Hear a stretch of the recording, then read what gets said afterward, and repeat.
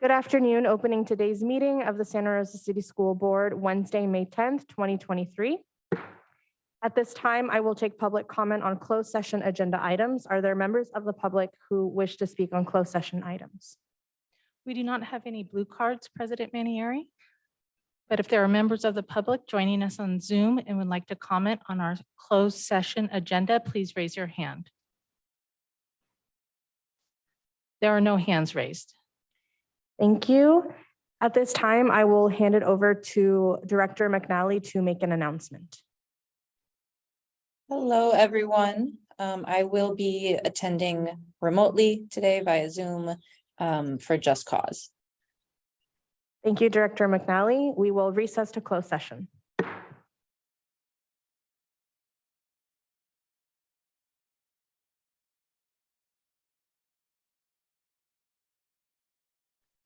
Good evening.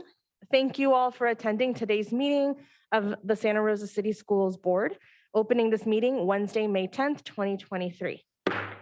We will start our meeting with the Pledge of Allegiance. Please rise. And before we move on to our land acknowledgement this evening, we do have a public comment.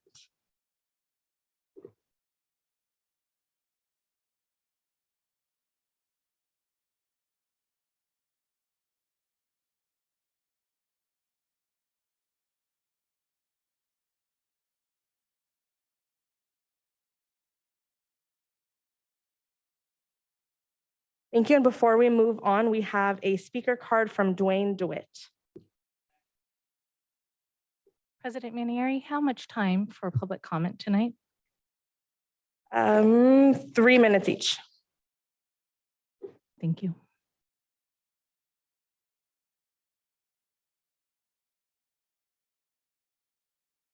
Acknowledgements.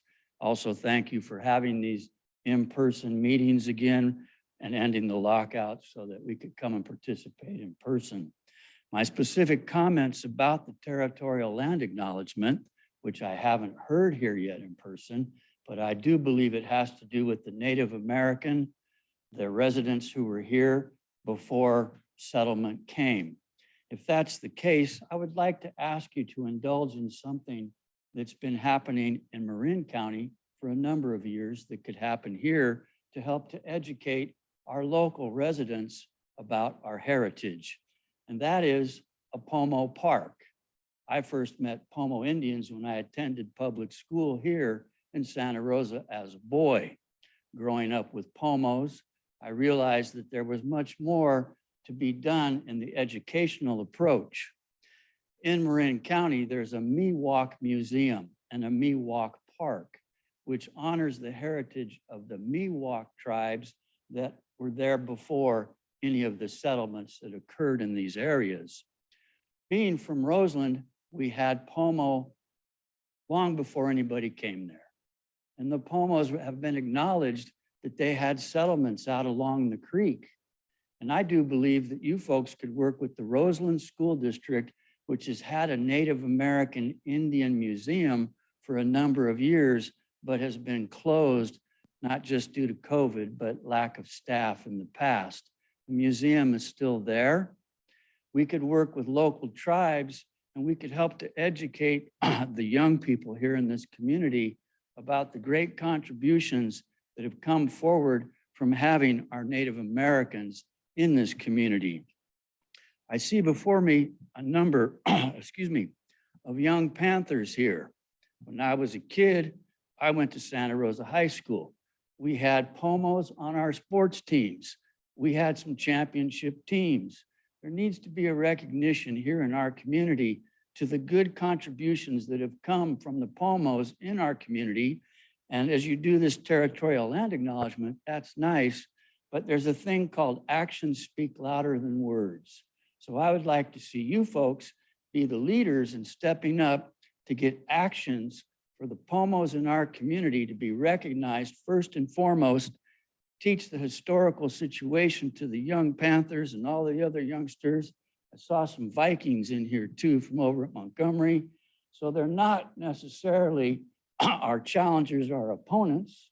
They're all good kids trying to learn to go forward. Thank you for your time today. I appreciate it. I'll be back for public comment. Thank you, Mr. DeWitt. At this time, please join me in standing for our territorial land acknowledgement, and leading us is Eric Lofty. Such an honor.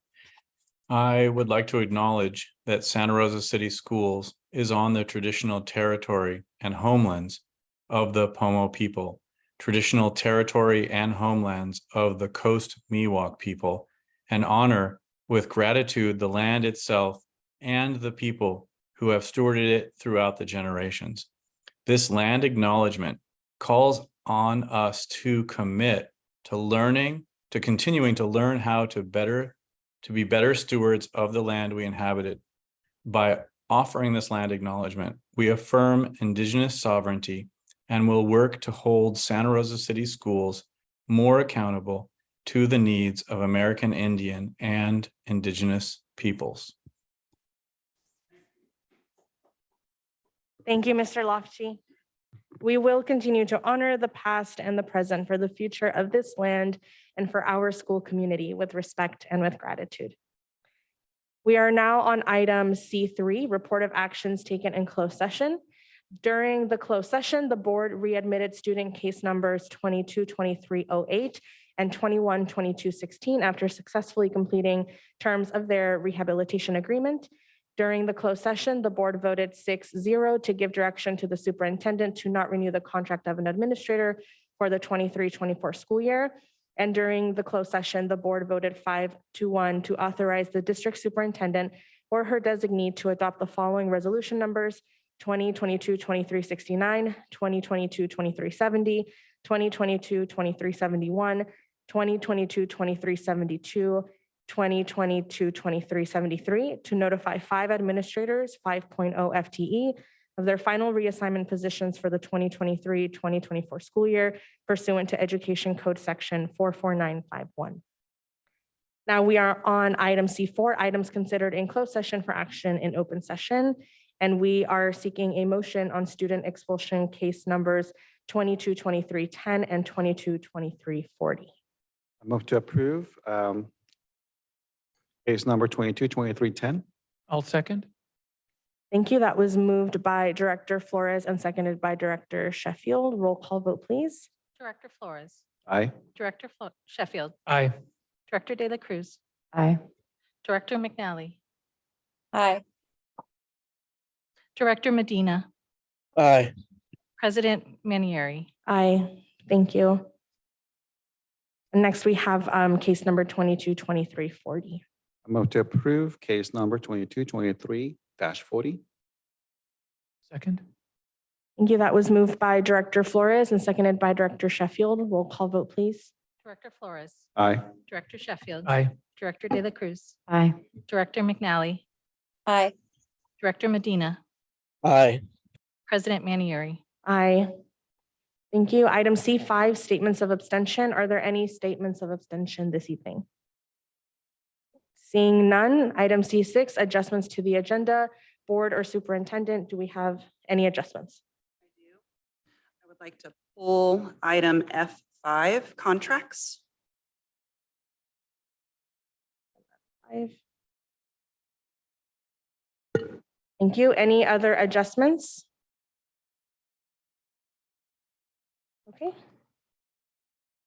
That brings us to item C7, special presentations for Student of the Month and certificated and classified employees of the month. These presentations this evening will honor our students for their academics, their character, and other praiseworthy accomplishments. We will also be honoring our certificated and classified employees for their outstanding dedication and service. And joining us for these presentations, we have Principal Williams from Steel Lane Elementary School and Principal Smith from Ridgeway High School. And we will start with Steel Lane Elementary School.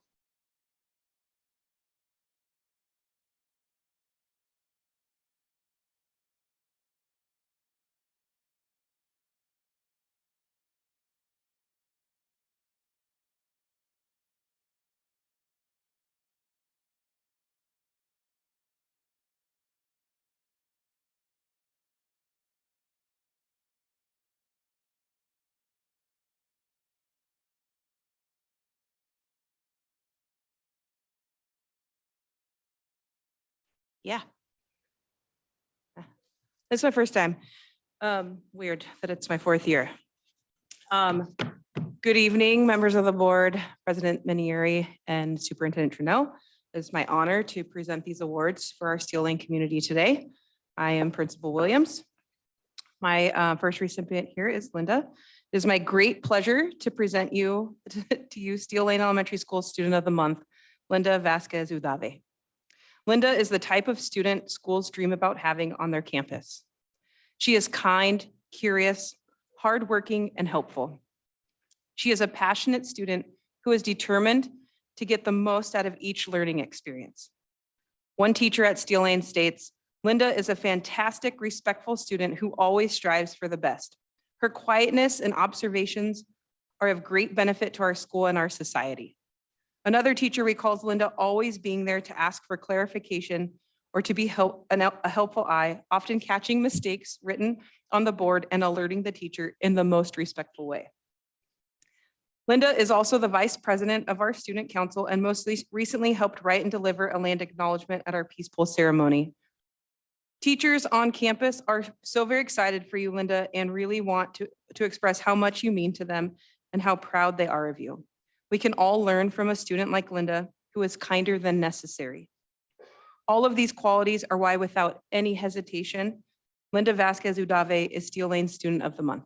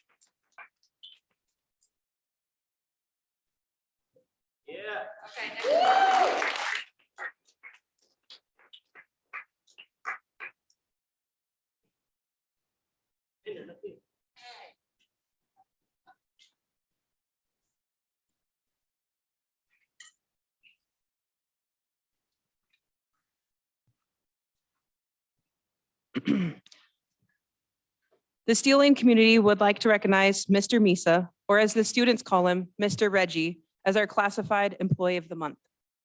Mr. Reggie is an integral team member on the Steel Lane campus. His energy and dedication to serving our school is immeasurable. He builds strong relationships with our students and creates a comfortable environment for them to reach out when they need help or to know he will be right there to celebrate their successes. Reggie is an adaptable staff member that anticipates and supports our school in many situations, above and beyond his lead new duty position. One colleague states, you can always rely on Reggie to come to save the day. Another colleague states, Reggie is a fantastic kid wrangler. Reggie brings the fun consistently. His sense of humor is contagious and has been a shining light during my principalship at Steel Lane. He is passionate and understanding about what it means to be part of the Steel Lane community. I am forever grateful to have Reggie on our team. He is a special person and our students and staff are lucky to have him living the Steel Lane life with us each day. Thank you, Mr. Reggie, for your dedication to our school community.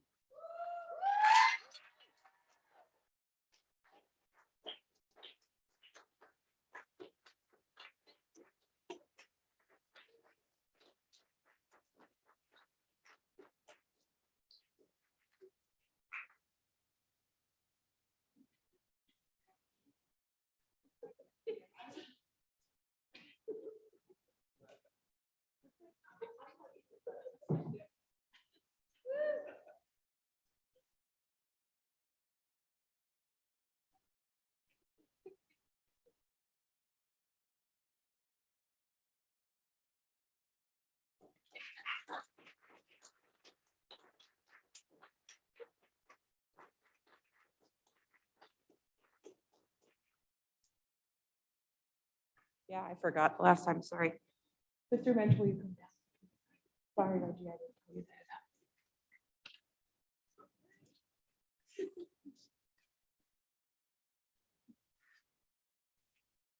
Good evening, sir. The Steel Lane Elementary community is extremely grateful to honor our amazing fifth grade educator, Matt Mensch, for Certificated Staff Member of the Month for Santa Rosa City Schools. Mr. Mensch is a kind soul that builds strong relationships with the students in his classroom. His relationship building has been instrumental this year in fifth grade. His efforts do not end with his students, but also extend to his families, keeping the communication window open and often for our families to feel informed and valued. A colleague states, Matt has created amazingly in-depth units in his classroom that keep the students engaged, motivated, interested, and curious, which all leads to deep, meaningful teaching and learning. Mr. Mensch spends countless hours creating meaningful lessons for his students to explore, implementing district initiatives with best practices at the forefront of his delivery. In one colleague's words, he is crafting instead of planning because he is an artist who designs learning experiences that are meaningful for his kids. Mr. Mensch is constantly adapting and adjusting how he supports his class community and the individual learners in his classroom community. I am so proud to say that Mr. Mensch is on Team Steel Lane. Thank you for your passion and dedication to our school, Matt.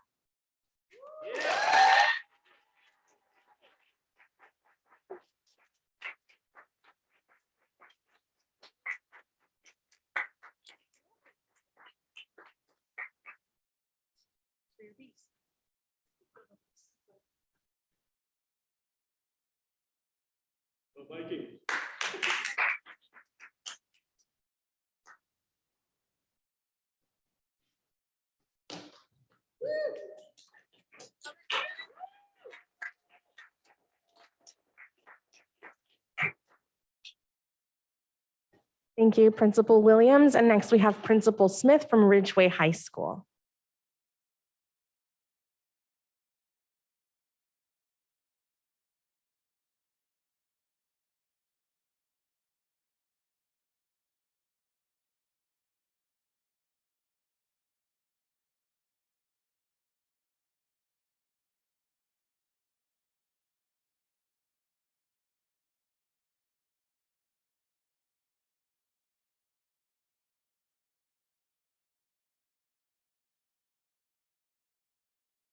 Good evening, everyone.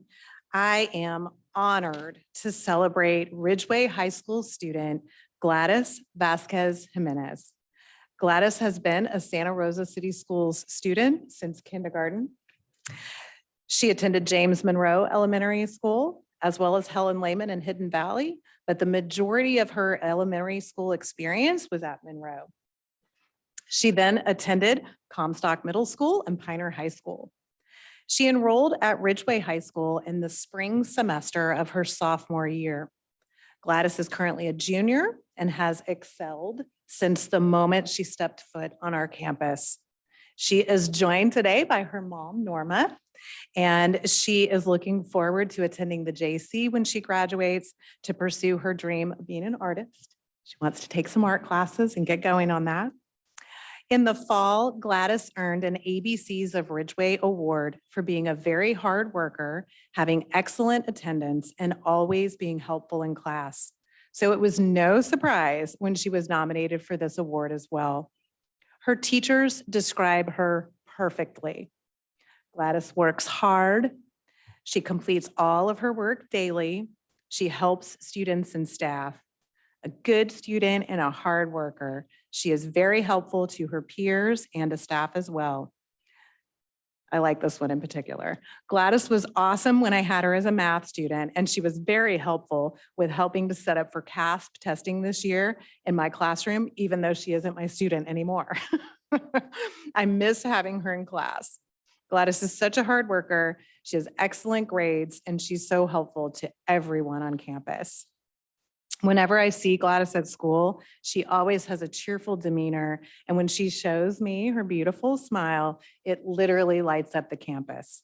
Congratulations, Gladys. You are truly deserving of this award, and I am proud to honor you tonight on behalf of the Ridgeway High School staff.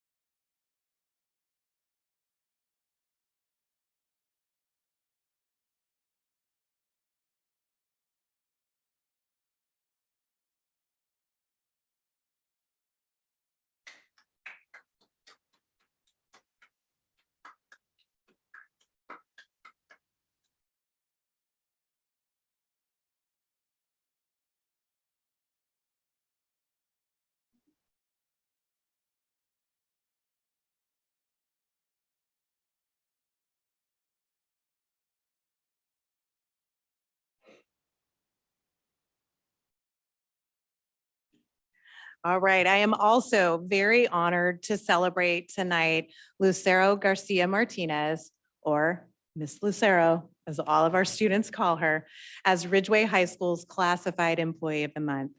Lucero has been the administrative assistant for Ridgeway High School since 2019. Prior to that, she was the senior secretary for special services. Lucero is one of our own too. She graduated from Montgomery High School in 2004. Go Vikings. Lucero has a beautiful young family with her husband Javier Romero. Mila is 5 and Mateo is a year old. Lucero is like the heartbeat of Ridgeway. She ensures that every day runs smoothly and she takes care of everyone's needs. She embodies the ABCs of Ridgeway. She is, as one of her colleagues wrote, simply the best. The Ridgeway staff described Lucero vividly and accurately. She is all of the words that I'm going to read and more. She is attentive, diligent, and kind to all. She goes out of her way for both students and teachers. She has a good sense of humor and emulates Ridgeway. Lucero is always so helpful, cheerful, and kind. We love seeing her smiling face every morning because she is the face of Ridgeway. She is professional, organized, and provides excellent customer service to everyone who walks in the door. As the main focal point and the hub center, Lucero goes out of her way to provide assistance to all staff members and students. Her bilingual skills are extremely helpful with all of our parents as well. Lucero is a complete professional and she can be counted on when needed. She always has a smiling face and is an awesome worker. Lucero is always ready and willing to help everyone with a smile and a laugh, and even a dog treat for the pups on the daily. She makes the end of the year picnic fabulous and coordinates the weekly Redwood Food Bank distribution with ease. What would we do without her? In summary, I echo the last comment from our colleagues. What would I do without Lucero? I am so lucky to have landed at Ridgeway with Lucero, and I am honored to recognize her amazing contributions to our school community.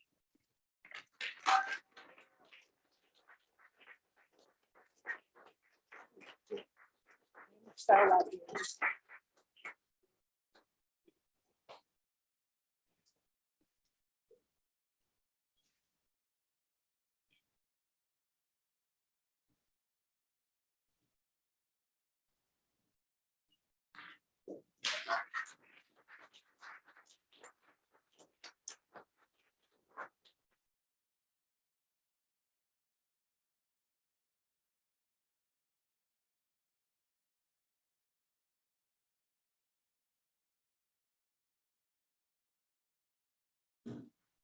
All right, last but definitely not least, I am incredibly honored to celebrate Kathy Vianello as Ridgeway High School's Certificated Employee of the Month. Kathy has been a part of the Ridgeway High School staff since 1989.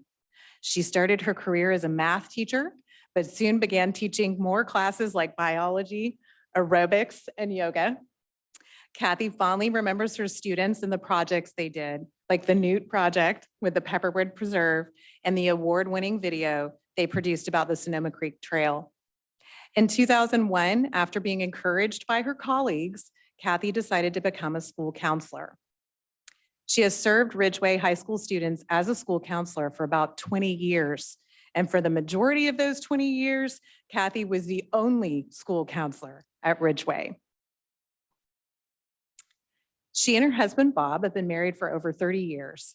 They have 2 children in their family, Tosh, who's 24, and Andrea, who's 44. Below are the beautiful words that Kathy's colleagues used when describing her. Wonderful counselor, so helpful to students. Kathy Vianello has been a dedicated staff member at Ridgeway for over 30 years. She started as a bio teacher, then became a counselor and a JC coordinator. For most of the time here, she was all we had. She worked hard to make sure that students were always informed of their options regarding their academic credits, work credits, and program options after graduation, such as career apprenticeships, like with North Bay Construction. In the time that I've known her, she has always been respectful, responsible, and kind no matter what the circumstance. I nominate Kathy Vianello for her 35 years of dedication and all the support she's given to students at Ridgeway over the years. Kathy is an advocate for students the best she can be. I see this as a way to call out the service she has given us because she has been in service to Ridgeway for such a long time. Her heart and dedication have been everlasting for more than 30 years here at Ridgeway, and it's the least we can do to honor her in her last year. In summary, I absolutely agree that Kathy deserves this recognition, and I am delighted to have the opportunity to get to know her and work with her. I'm truly honored to recognize her amazing contributions to our school community.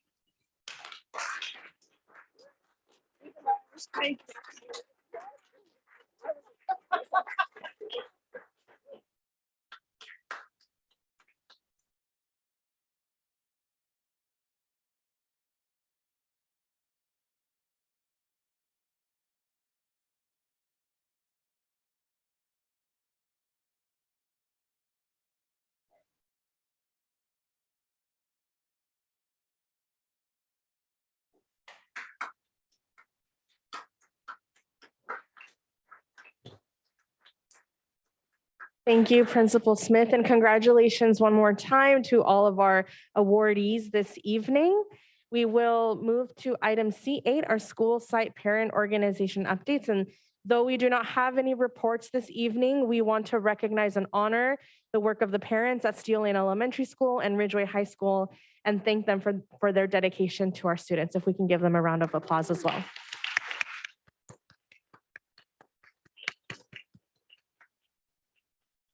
And before we move on to item C9, our public comment on non-agenda items, we will take a 2-minute break for those who want to continue celebrating and taking pictures, and we will resume in 2 minutes.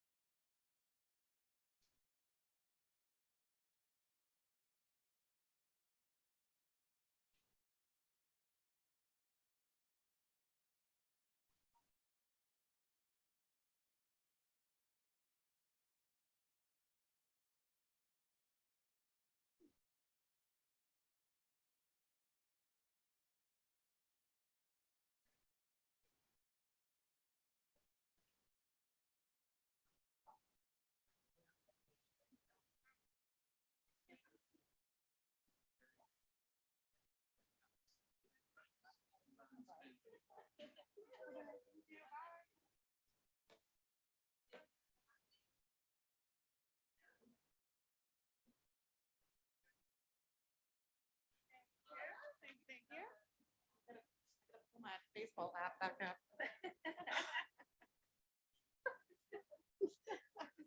Yeah, it's coming.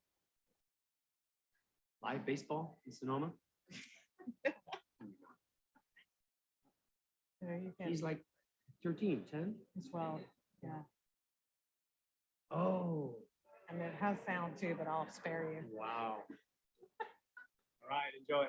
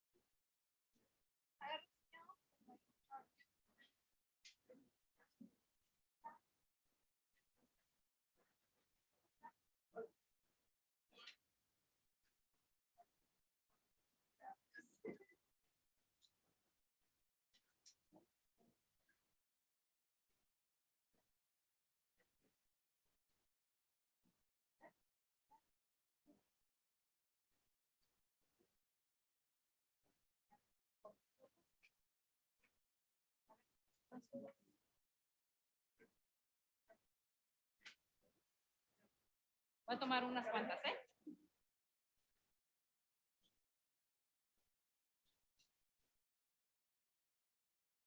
Hay que movernos para allá.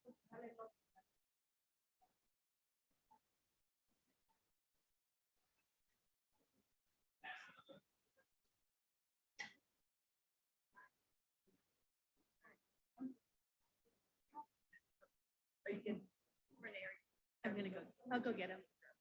I'll go get him. They're kind of sitting together. And just them. Yeah. Yeah. Yeah.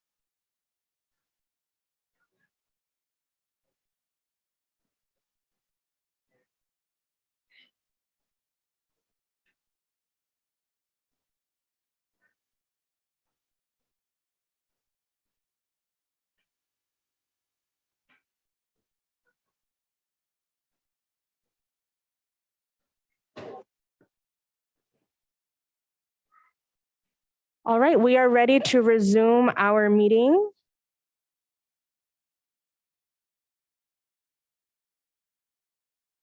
So we are on item C9, public comment on non-agenda items, and we will start with our blue speaker cards and then move on to our remote attendees.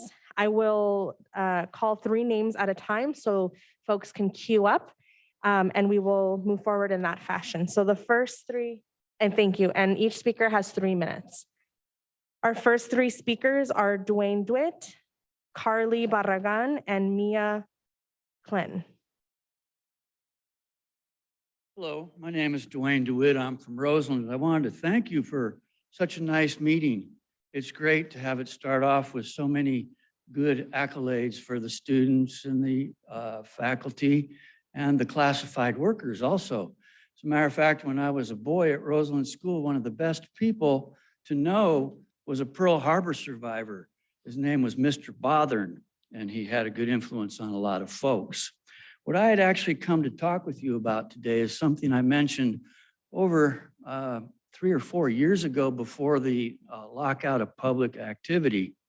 And it was about what back in the day was called tracks or tracking of students, in which students were basically kind of focused and steered over to one area or the other, being academic, those folks that might go on to college, and then vocational, those folks that would go off to a different approach. Being from Roseland, many of us were tracked. We were basically looked at like we would be the working class and others would go for onward into what they call higher education.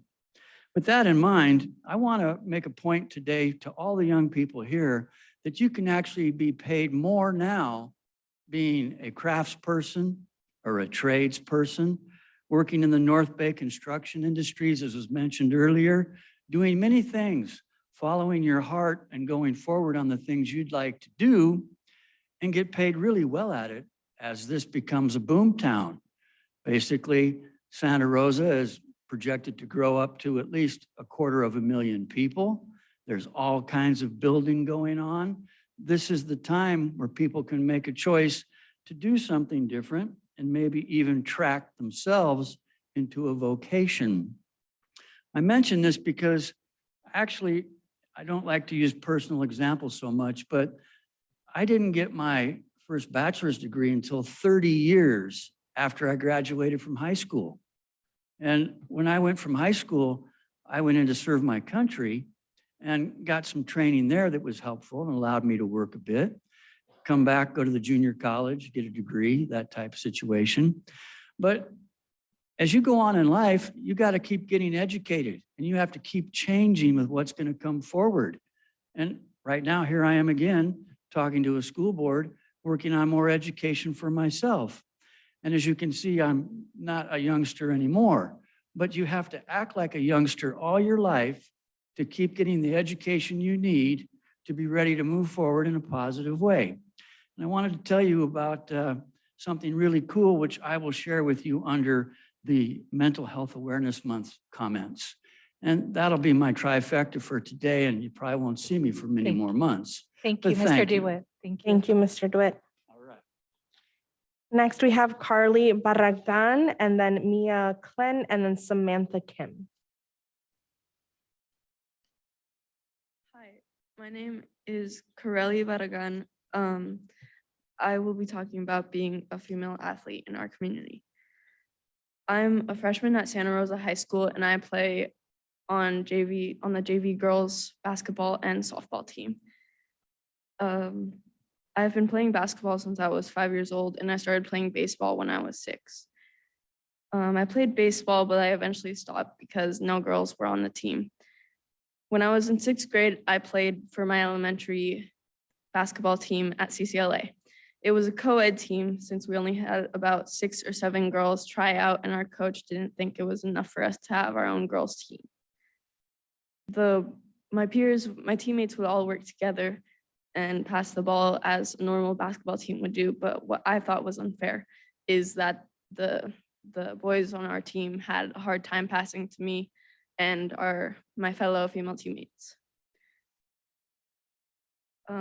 As a female athlete, I have faced criticism in parts of my life about playing a boys' sport and how girls shouldn't play basketball or baseball. I used to be embarrassed about playing sports, but I'm not anymore. As a young woman, I've heard many things on what girls can and can't do. My basketball team at my school has the boys' old freshman team uniforms, and we use our school's old gym unless the boys varsity or JV or freshman team aren't there. And our softball field, the bullpens are uneven and the field isn't well kept. Our baseball team, however, their field is well kept and they have batting cages and mannequins for batting and for the bullpen. Our school doesn't give much attention to women's sports, and my peers and I feel that it is unfair. We want for our sports to be cared for and to have attention for our sports. It just seems unfair that the male teams get more attention and they're more kept. We just want equality for our teams. That's all. Thank you.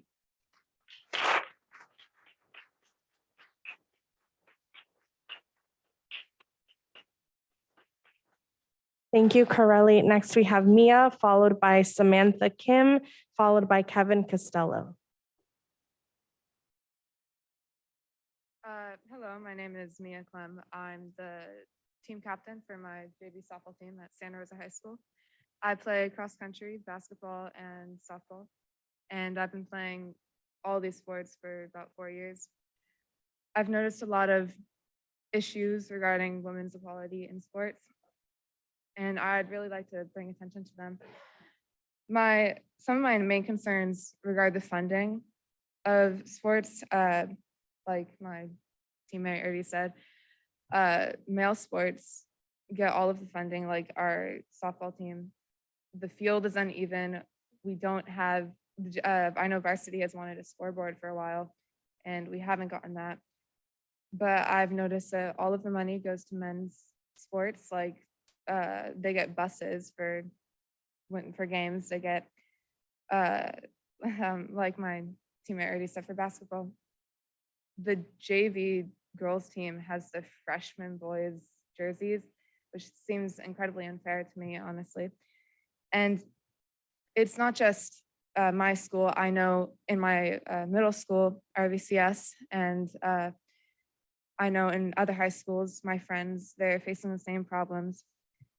Women make up 40% of all sports people, but we only get 4% of coverage in the media. We don't get enough recognition. We don't get the same opportunities that men are having. The fact is that many arguments can go past this one point, but just the equality of women and men for sports is not fair. We need funding to be equal. That if you don't specify when you're making a donation to sports teams at high schools, it usually ends up going to men's. I play cross country and it's a co-ed team. And for cross country, we have so much more stuff than girls basketball and girls JV. On cross country, I get new uniforms. I get a field that's actually playable in. And even still in cross country, even though it is co-ed, I've noticed a lot of favoritism in men. Like there's more men races, there's more attention to them. They don't recognize women as athletes.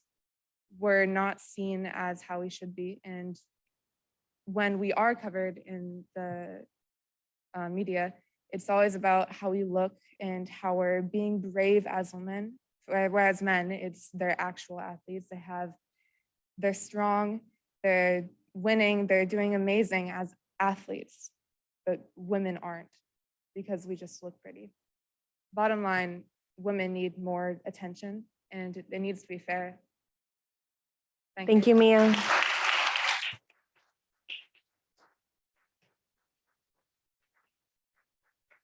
The next speaker is Samantha Kim, followed by Kevin Costello, followed by Dylan Payton. Good evening. My name is Samantha Kim. During my time in this district, I haven't agreed with every leadership decision, but I can usually see things from a perspective different than my own. However, this year there have been many decisions that I have not agreed with because they not only go against our site and district mottos, but because they are causing our staff, students, and their families to have high levels of anxiety and not feeling safe nor listened to. The district's motto is every student, every possibility, no matter what. And while I agree with this statement and I admire the passion used to come up with this is not reflective of my site nor our district right now.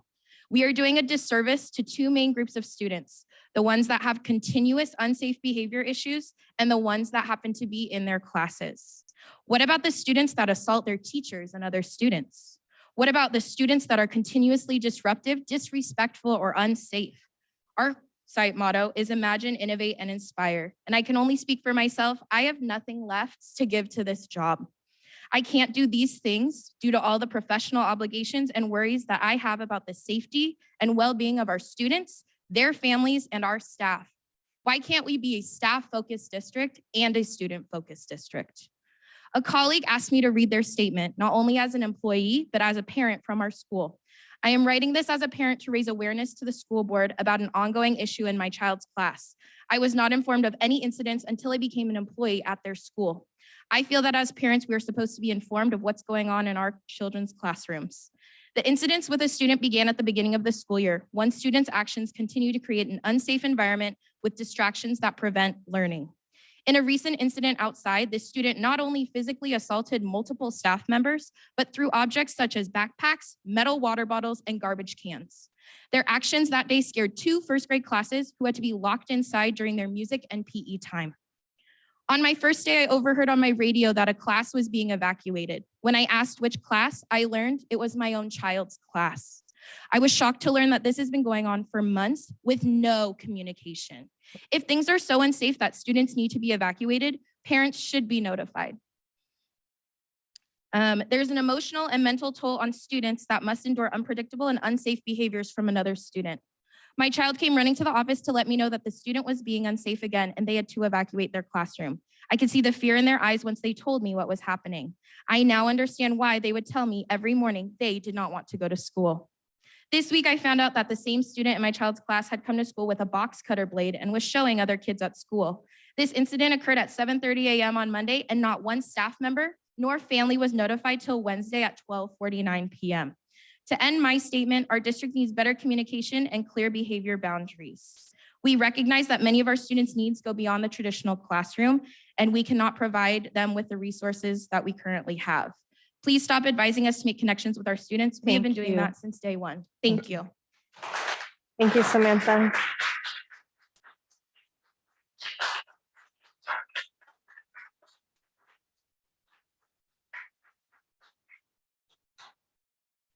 Next is Kevin Costello, followed by Dylan Payton, followed by Eric Faith.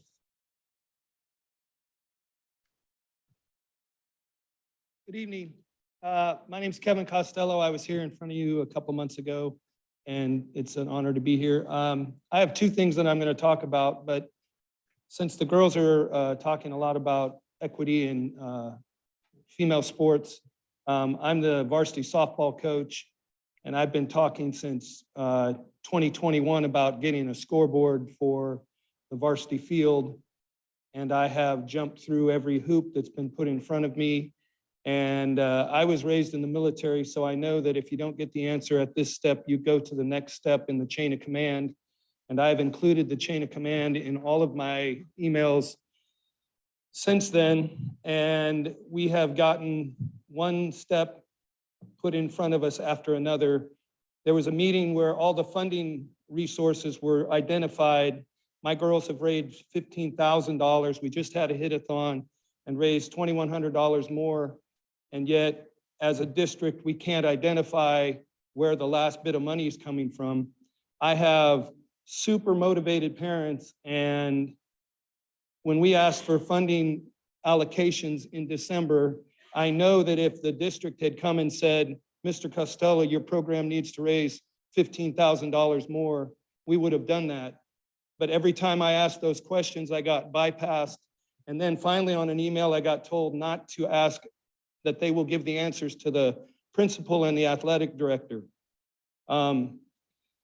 With those pieces of information, the motivation of the parents went down the tubes, and the $2,100 we raised on a hit-a-thon was great, but we as a district need to do better for these young ladies that play softball for Santa Rosa High School. That's all I'm going to say about that, because there's more to come.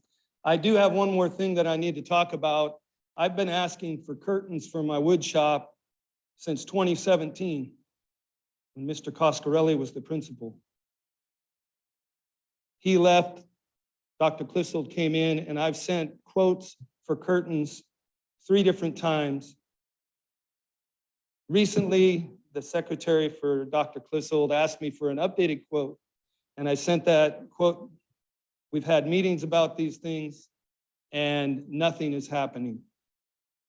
We have been focused, hypersensitive lately about safety of students.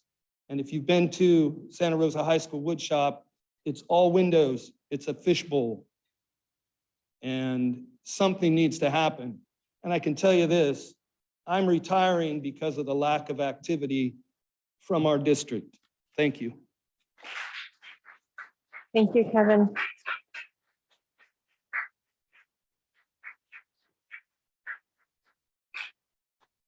Next is Dylan Payton, followed by Eric Faith, followed by Rosalinda Brady. Hello, I'm Dylan Payton. I'm a freshman at Santa Rosa High School. I'm here to talk about the unfairness in girls' sport. I've been playing sports since I was 6. I started with softball and have since then played soccer, basketball, cross country, volleyball, flag football, basically anything. Since I was little, I have heard many comments about playing softball, that it's an easier basketball or baseball, sorry, and that it's easy. It's just made for girls because it's so much easier because girls can't play sports. Girls tend to not have, boys tend to be seen as more important because they play better or they care more about the sports. But girls care just as much, maybe more, because girls have to try harder to play because we don't have the advantage that boys do. We don't have the money that boys get. When a donation is made to the high school for sports and there's no specification, it automatically goes to a boys' sports. It goes to football, basketball, baseball, any boys sports. It goes varsity, JV, freshman, and then finally, after the boys sports, it goes to girls. We deserve just as much as the boys do. It is unfair and sexist. They have no reason to get more money, to get more, for people to care more. At the school, most people go to the football games, to basketball games, to baseball games, all the boys' sports, because it is announced, everyone talks about it. There are posters for it. There are reminders on Instagram and everywhere. Girls' sports, if you go there, there's only parents and sometimes people, but they are only invited because they are not announced, they are not made public really, because no one cares because it's a girls' sport. At the school, I run varsity cross country, I play JV basketball, and I play both JV and varsity softball. During school, I have heard comments that during PE, when girls go up to participate in kickball currently, which I'm doing it as a unit, when the girls go up to kick the ball, all the boys say, go up, move in, they can't play. When the boys go up, they say back up, even though some of the boys have never played a sport. It's unfair that boys get more money, get more public. We should get as much as them. Thank you. Thank you, Dylan.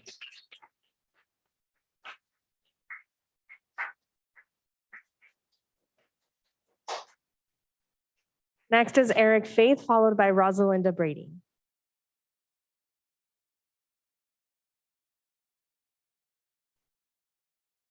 Hello, I'm Eric.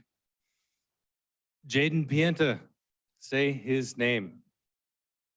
Tonight, we can honor his legacy by restoring a little bit of democracy and gain some parental representation on this board. Representation not along social or economic or racial lines, but representation as parents, as the thing that unites us all as a species, which is our basic instinct to protect our children. The board's been criticized as ignoring the constituents and depriving us of this basic necessity of a functioning democracy. Parents have lost faith in this board and in this process. Parents don't trust this board. We feel betrayed. The majority of the board doesn't have children in the district. When you have children in the district, you talk to them about what their experiences are at school every day. You talk to their friends, you know what's happening on the campus, you talk to their teachers, their counselors, their administrators, their coaches. When you have your children in the district, you have your finger on the pulse of what's happening in the school. This board does not. I mean, Omar's calling in from Dubai. What happened to stay local? Anyway, imagine if you were in a homeowners association, right? And that whole HOA allowed people that didn't live in your neighborhood to make decisions about what color you're gonna paint your house. That's crazy, right? Well, it's not all negative. Tonight, the board has a great opportunity to take a big step toward restoring our faith and regaining our trust. We have two candidates, both very good people, smart, capable, compassionate people. Both of them are great, but we only get to pick one. We have to choose one. I think to gain the best parental representation on the board, we should pick someone who has been very active and engaged in Santa Rosa City Schools for years. Someone who's been showing up at these board meetings, researching all the items on the agenda, and letting us parents know what's going on, keeping us involved.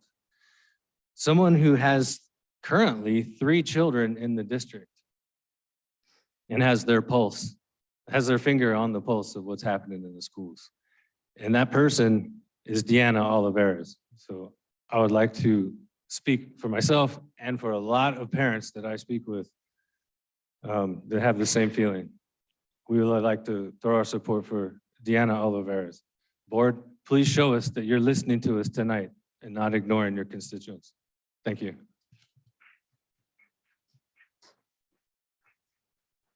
The next speaker is Rosalinda Brady. Before we move on for any other blue cards that come our way or folks who will speak online, we are taking public comment on non-agenda items only. If your comment is in relation to an agenda item, please fill out a blue card so that we can have that ready for that agenda item. Thank you.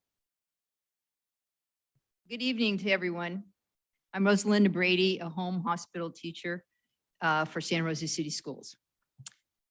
Slater Middle School sent an email to Slater families last week, and it said, "It has been rumored that there were 7 fights at Slater today, and that is not true. There were separate incidents that involved students fighting during brunch and lunch breaks. Staff responded to these incidents and law enforcement was notified." I was really upset and saddened by this note. Rather than joining in the finger pointing over who is to blame, and of course it's not me, I decided to take a step back and think about how do we turn this bad behavior around. I know that there have been many suggestions made, increased restorative justice personnel and more mental health people, as well as increased consequences for discipline, etc. The district administrators, teachers, and staff are all working very hard to control this situation. But it seems to require more than they can do by themselves. Maybe in the next 3.5 weeks of school, we parents and citizens and students can join together. Let's condemn bullying, fighting, disrespecting one another. Let's make signs all over the schools, especially in the ones that have the most trouble. Let's have extra people in the bathrooms so that everyone is safe and the place is clean and sanitary without graffiti. And an adult is present, reassuring students that they have a safe place to go. How about a petition at each school asking that parents and students sign stating that no bullying or disrespecting is allowed, no fighting, no aggressive revenge is allowed? Let's post it. Just stop it now. Parent-teacher organizations can work each of their respective schools, put up posters, and more posters. How about some adults and students together meeting in front of the schools, before and after school, with signs of support for kindness, generosity, peacefulness? Maybe we all can emphasize good behavior and in doing so make others think twice before hurting people physically or on social media. Thank you.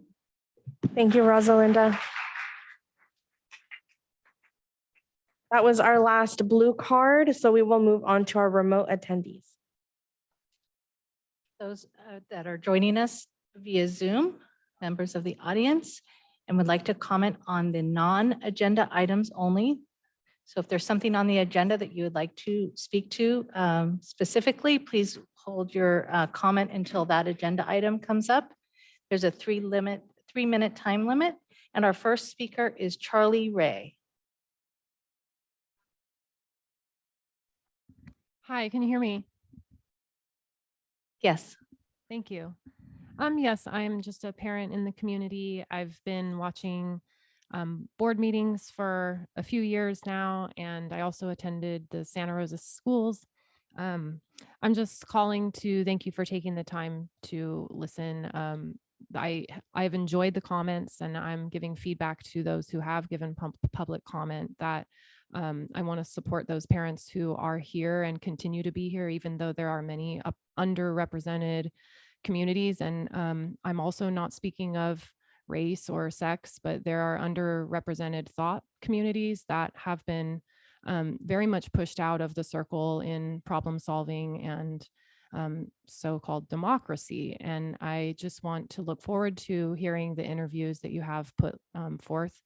And I have heard that there are communities that help the parents to kind of gather together, and I encourage them to look out for those in their area so that we can continue to work together. Thank you. And again, with Eric Faith, thank you for your comments. I appreciated that very much. And for the girls that are standing up for their sports, you all have a good night. Thank you. Our next speaker is Scotty Santina. Hello. First of all, I want to recognize my colleagues and the amazing students at Monroe for having our first International Day post-COVID. It was so great seeing students' eyes light up as they got a chance to travel the world and be exposed to new cultures and food. And I just want to give a shout out to all of our staff and our students and parents who made that happen. I'm glad that and now on to business. I'm glad that we are bringing our some of our red bag preparedness to OSHA or above standards. Some of our current policies are teaching students that the squeaky wheel gets the grease. When we are trying to solve problems without real age-appropriate consequences, we are teaching kids it's okay to damage school property, curse at teachers, hurt one another. These things are all suspendable in California Ed Code. Why do we continue having policies that punish 19 students?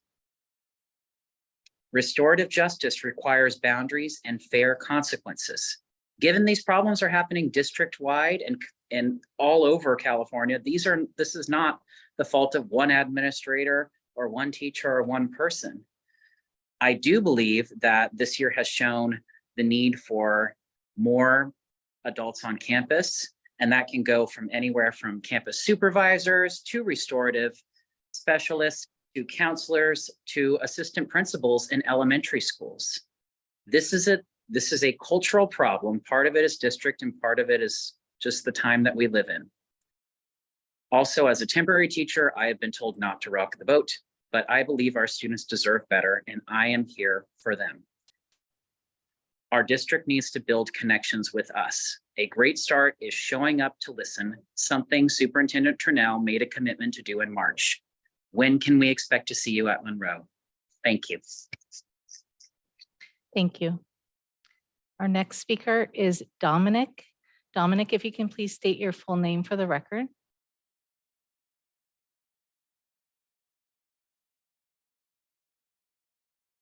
Hi, can you hear me?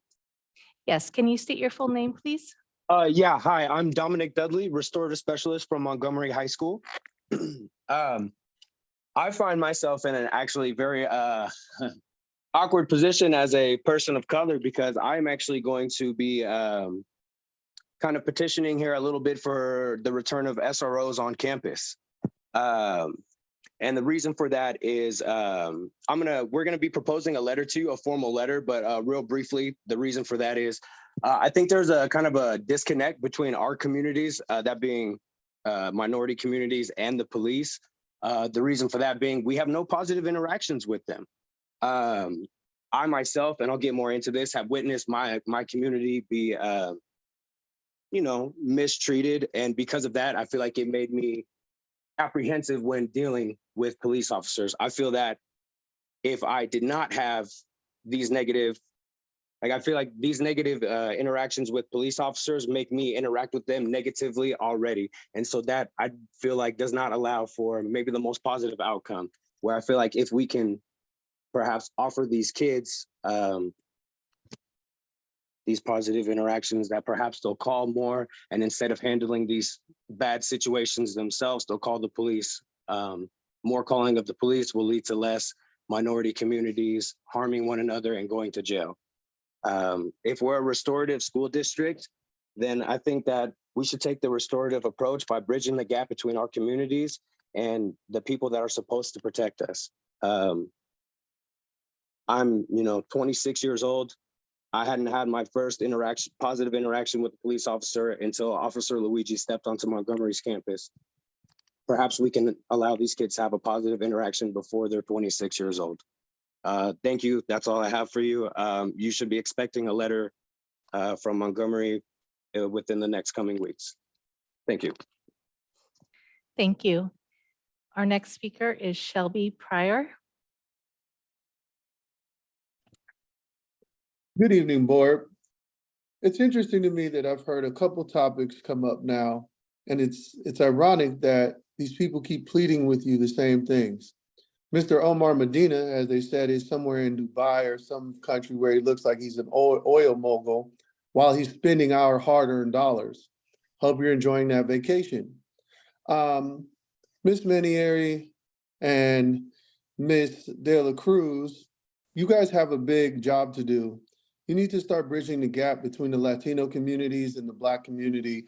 What little bit exists there. Mr. Sheffield, you do too. I feel like there's a responsibility here that's being completely neglected. We continue to talk about equality between men and women. I'd like to discuss the fact that men in the Ukraine were made to stay while women and children got to leave the country and flee. This is the difference between men and women. The thing is that we don't get the luxury of avoiding conflicts with the rest of the world while you guys get to sit down and play house. This is the reality of the difference between our communities. Men play a key role in helping go ahead and establish security and safety. We want to continue to express that we may have differences, but it does not allow for individuals to keep putting these divisive things in the way. I hear that the young ladies are not being represented the way that they should be, and this is at the fault of the leadership that's currently in place. You understand that these women are mistreated and aren't receiving the same kind of benefits, but guess what? You're doing nothing about it. You clap your hands, you smile, and you keep giving us this BS. That's the first thing that I'd like to address. The safety at your school should be the #1 priority, and I would really appreciate if you're going to talk about me, any of you in public, that you go ahead and watch who you speak to me about, because all this information gets back to me. And guess what? The great part about this is I must be renting space in your guys' head because you don't rent any in mine. I'm glad that you are starting to realize that I'm not going anywhere and I'm gonna keep applying pressure because that's all you people seem to understand. I am not going to back down because I'm worried about how you feel. If you cannot figure this out, don't worry. I'm here for the long run. You have made it very apparent where your allegiance lie, and your Democratic or Republican backgrounds don't mean anything to me. Continue to oppress us, and we will continue to push back. I will be at the front, not in the back like a coward pushing paperwork. Thank you. Thank you. Our next speaker is Adina Flores.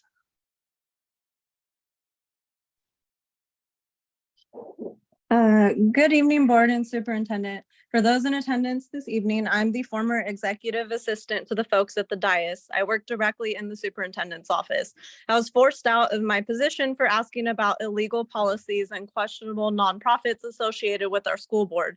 Being that I am a protected whistleblower per California state law, I'd like to know why the district completely disregarded California Labor Code 1102.5. I attempted to exhaust all resources by disclosing legitimate illegalities to staff, government agencies, law enforcement, etc. Yet not a single individual in the entire county of Sonoma was willing to have a conversation with me. I'm saddened to hear how our female athletes are being treated. I was a triple varsity sports athlete during my high school years myself. Our board is completely focused on the political agendas they are paid to push as the token brown people in our community. The board decisions being made have nothing to do with the best interests of our students. I'd like to read you the letter that I sent to the board and superintendent regarding Superintendent Trunell's contract renewal while the district had me under investigation for half a year using your tax dollars. After deeply diving into biblical scripture over the past weeks, I realized I need to come to you all directly if I have an issue to address. I'd like to take a moment to acknowledge Superintendent Trunell as an exceptional leader for the community. I thank Superintendent Trunell for the tremendous job she does for the district. I'd gladly sacrifice my job to shed light on the political bias driving education. I've seen this astounding woman work 12 hours a day with a smile on her face, long after everyone else has left for the day. She truly cares about everyone around her, and this is one of the rarest qualities to find. She sees all of us as equals and brings peace and light to those who are fortunate enough to meet her. As I expressed to you in our initial introduction with Dr. Kitamura, I stated I truly desire to bring equity and equality to this district. For those of you who don't know, my name means gentle in Hebrew. As an empath, I've been open about my life, inspiring others to willingly open their hearts to me. I cannot sit idly by as I see people in need, families, friendships being destroyed, and politics overtaking education. Greed has no place in influencing governance. I encourage all to reflect on the oath they took to protect the Constitution. I greatly appreciate the passion and knowledge this board brings to the district. We can accomplish great things when we listen to one another and work together. Because Superintendent Trunnell completely threw me under the bus to save her own job, I'm not too certain where the district mindset stands regarding stakeholder concerns. As a follower of Christ, I'm not angry, but I do ask individuals to be mindful of their choices. I'm now a journalist for the California Globe. I've been doing a forensic audit of the county's finances for the past 2 years. Please don't hesitate to reach out to me. I'm on Instagram, civil_rights707. I'd be delighted to truly help the staff and students. I sacrificed my own job to do so. Thank you. Thank you. Our next speaker is Lisa Brown. Hi, my name is Lisa Brown, and I've known both candidates through the school activities over the years, and I'm proud to say that I believe Deanna Oliveras cares the most about school safety, and I would like to see a woman to replace the seat being vacated by one. Thank you. Thank you, Ms. Brown. Our next speaker is Jess. And as a reminder, if you're speaking about a candidate that's coming up later on our agenda, this is non-agenda items only. Jess, if you can please state your full name for the record. Hi, my name is Jessica Shealy. Go ahead. Okay, I am here today to speak on behalf of the entire Sonoma County. So over the last couple of years, we have had political turmoil. Everybody's aware of that. But that's not something that our children should feel. Our children should live in an environment where they're able to grow, where they're able to learn, where they're able to trust and learn equality from the faces around them. Currently, our children are made to feel less than or less important than. They're pivoted against each other, and it's causing the violence that you're seeing in the schools today. There's a great need for more involvement in parents and listening to parents. You guys are not unaware of the board meetings that have gone on over the last several years. Parents are your ally. They're here to support you, but they need to be able to count on your support for them. What we do in this county right now, and what many people have gone to homeschooling and to other alternative schoolings, is we are pushing politics where we need to have the originals, the reading, writing, math, arithmetic. Instead, we focus on feelings, and we focus on more separation. We focus on gender separation. We focus on color separation. And by that, I mean, is we point them out to the point where people feel differently, and it's having the opposite effect than causing equality. A lot of the violence in the schools today are because of these political agendas, because people's individual agendas and goals are to focus on pushing this as political gain. Our children are suffering, and they need better guidance. They need better support from the adults around them, and they should learn equality and the fact that they should learn that everybody they see, no matter what they look like, cares about them. I would like to also briefly speak on the fact that over the Sonoma County's board meetings last several years, there's been some guidance. There's been a voice, a mind, and an assistant to help. And that person is Deanna Oliveras. She has cared more about the people of this community, and she has children in here. She's worked in the different schools. She has had children in our district. She's been on many board meetings, and she has a heart for our children in our schools. And she has a way to be a participant to all and help further what everybody needs. Thank you. Thank you. Our next speaker on a non-agenda item is Karen Wagner. Good evening, everyone. Can you hear me? A little bit low, if you could turn up your volume. Okay, I'll try that. Is that better? Yes, go ahead. Thank you. Okay, so girls, Santa Rosa High sports. Oh my gosh, you guys brought tears to my eyes. As a mom and who also had a daughter who was in sports all the way from like 10 and under all the way up to, varsity. I understand where you're coming from. I also have a son who did baseball. So my husband did coaching for both boys and girls. My girl started out with baseball. She had a baseball boy swing. We had to correct that in the girls softball fast pitch. So my heart really goes out to you guys, but don't lose faith. Just keep on going. One thing I do want to say is that sports help people become confident young people and leaders. Okay, so young ladies, you will become leaders, and we have to remember that when we keep kids involved in sports, they're not out there running amok. Okay, and one of the reasons I became a school employee is so that I could have dinner ready. I could take them to the practices. I could be there for the games. So anyways, Kevin Costello, you're an amazing person. And I've been in your room. And yes, you're all windows. You're like a fish pond. And after being in there with students and just being able to, just see all this, I could see where that would be a huge issue. But I think that we're going to have a huge loss. And congratulations on your retirement. But I also feel that we're going to have a huge loss of a skill, which is wood shop. Okay.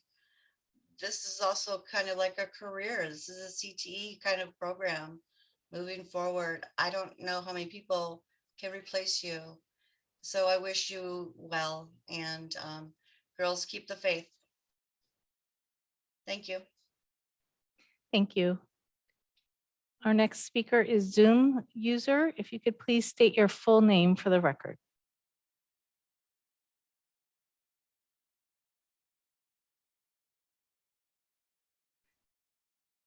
Someone by the name of Zoom user, you're next. If you can state your full name.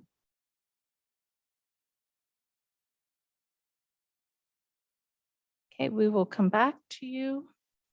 Our next speaker is Gerald. Gerald, if you can please state your full name for the record. Gerald Stahl. This is a non-agenda item, but I'm hoping that the board at some point can make it a rule or a regulation that the board members that actually sit on the board have kids, or we require them to have kids in our district. I don't think any board member sitting up there that doesn't have a kid in the district really has a vested interest. That's all I have to say. Thank you. Our next speaker is Sasha Rose. Hello, can you hear me? Yes. Hi, I am here to speak in support of Deanna Olivares.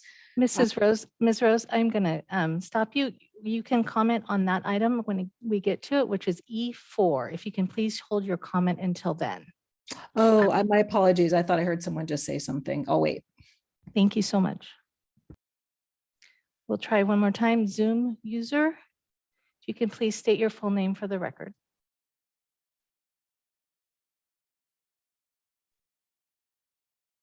Hi, I apologize. My son must have changed the settings. This is Sheila Walker. Thank you. Go ahead. Thank you. President Manieri, Board, Superintendent, and Community. At least a year and a half ago, I had drafted a letter on behalf of the Student Teacher Parent Council at Rincon Valley Middle School. That letter was signed by all of our members, including staff, teachers, and the parents. We had asked at that time, a year and a half ago plus, that our campus needed additional supervision, and we wanted the board to revisit SROs on campuses. Not one person from the board replied to that email letter. Nor has the board in over 2, I guess 3 years, put SROs or safety as an agenda item. Yet we read in the paper that there is now a lawsuit coming from Rincon Valley Middle School. That's the school my son attended last year. He was an 8th grader. And as I have mentioned on a couple of calls, I feel like I could say more now since he's no longer a student in your schools, because I had to pull him out. He was going to school in an unsafe situation. He was bullied all year by multiple people. We moved his schedule 2 times, his locker 3 times, and we reported everything to the principal and the vice principal.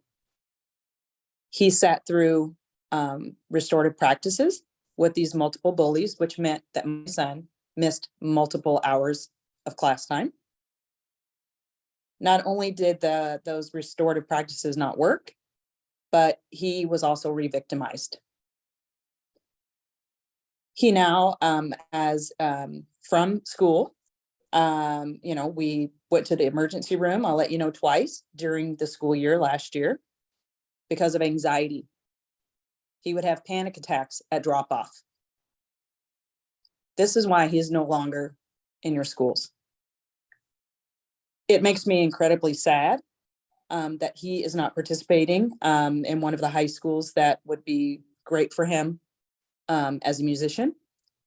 But we had to make a decision based on his mental health. And I know you have a resolution coming up, but we had never anticipated or planned to have our child not be in public schools, K through 12, but we had to do something.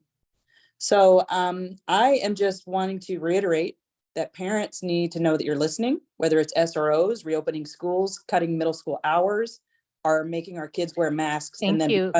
Thank you, Ms. Walker. You're welcome. Thank you. Looks like we have one more hand, President Manieri. Oh, 2. Our next speaker is Andrea.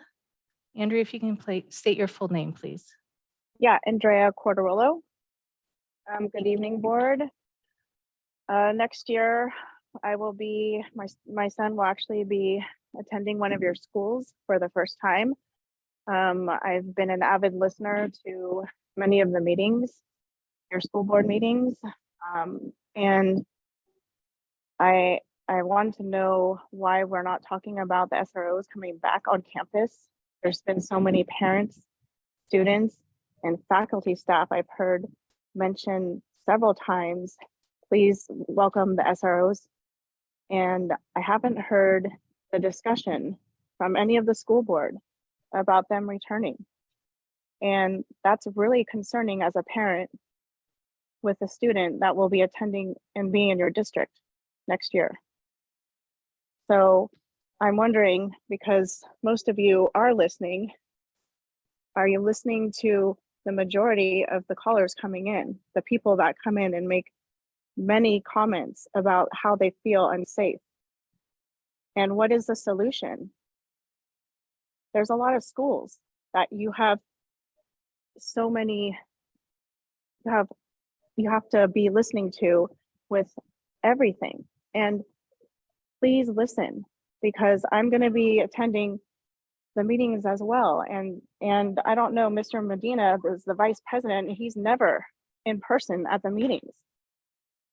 Is that something we can change?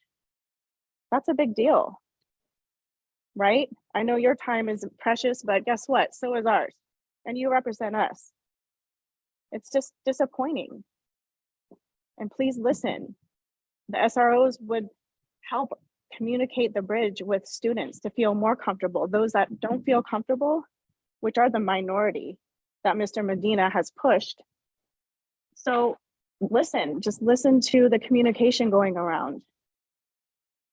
I mean, the safety is number one, then that should be on the table as well. Thank you for your time. Thank you. Our next speaker on non-agenda is Lynette Casey. Good evening, board. You can hear me? Yes. Yes, thank you. A couple of things. First off, I want to congratulate my sister-in-law, Kathy Vianello. I don't know if you know, but I'm Lynette Vianello Casey. She's worked really hard for our district. She's, goodness, hours and hours and hours that woman has put into her job and our students for 30 years, more than 30 years, since we were teenagers. And Mr. Costello, congratulations to you. He is in the same venue. He works so hard for our students, and he is in a fishbowl. I've been back there. Not only is he in a fishbowl, but he's in the North 40 on the campus. And, you know, that's a place that we want to keep safe, obviously. But I wanted to, I heard Dominic, the restorative from Montgomery, and I wanted to take a moment and hope that you guys read the letter. I have no idea. That's the first I've heard of it was tonight. But he makes such an important point. You know, I've worked at schools for many, many years, Santa Rosa City Schools with SROs. They have made differences in our students' lives for the positive.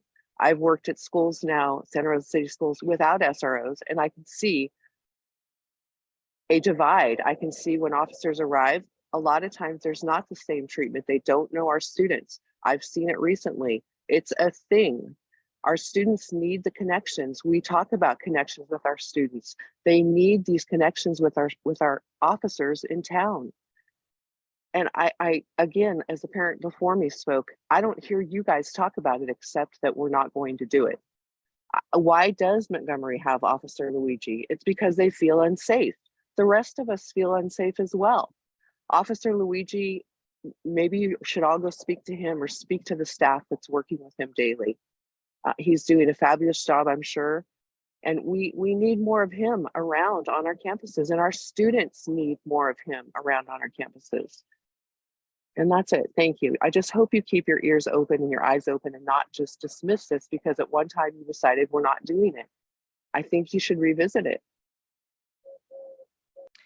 Thank you, Lynette. President Manieri, there are no other hands raised. Thank you. And I have one more blue card.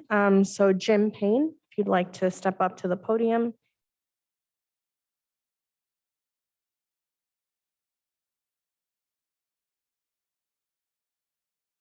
I'm Jim Payne, and I'm here with all those little giggling teenage girls over there that want to have their sports treated just like the boys' sports.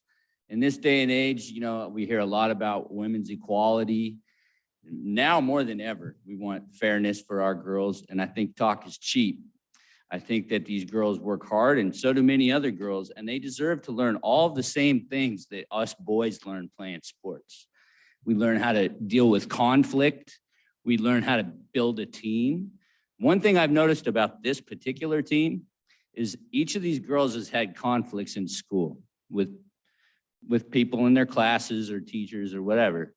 And there are people you can go talk to that are adults. Adults do understand some things, but their peers understand better. And when you play on a team, you have somebody to go to, and it's very important. You can learn a lot, and it'll take you a long way in life. So I think it's pretty pathetic that they would have to show up to a place like this and talk about this at all. I mean, this should be unsaid. I mean, girls are just as good as boys at everything, right? Right? Talk is cheap. Put your money where your mouth is. I don't know why we got to fight for a scoreboard. I don't know why the girls' JV softball field was like a weed mess until me and the coach went out there and cleaned it up and fought just to get some dirt brought in to put on the field so the girls didn't twist their ankle playing ball. It's ridiculous. And I hear it from many of the other parents from other schools with other teams. And I can tell you, my family's been in this town since 1932. My granddaddy went to Santa Rosa High School. My daddy went to Santa Rosa High School. I went to Santa Rosa High School. My little girl goes to Santa Rosa High School, and she's got 4 little sisters coming in behind her. So I'm gonna be here longer than you. I was here before you, and I'll be here after you're gone. And I wanna see a scoreboard. I wanna see a clean field.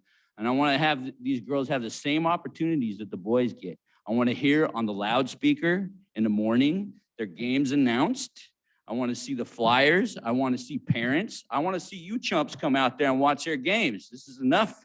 I never see the principal at the game ever. I don't even know if the principal knows there is a JV softball team. It's ridiculous. And I mean, it's really ridiculous. And I think I'm really proud of you girls for coming out here and supporting your coach, who's supporting you, whose dad is supporting you too. We all got your back. And you guys better have our back too, because you ain't gonna hear the end of it, you understand? Sports are important. Sports are another outlet. How many families in this country have we seen changed by sports? You have an opportunity in this world. Sometimes you're not good at math. Sometimes you're not good at English. Sometimes you're not good at school. But if you could play ball, you might become a millionaire. They should have those same opportunities. Thank you.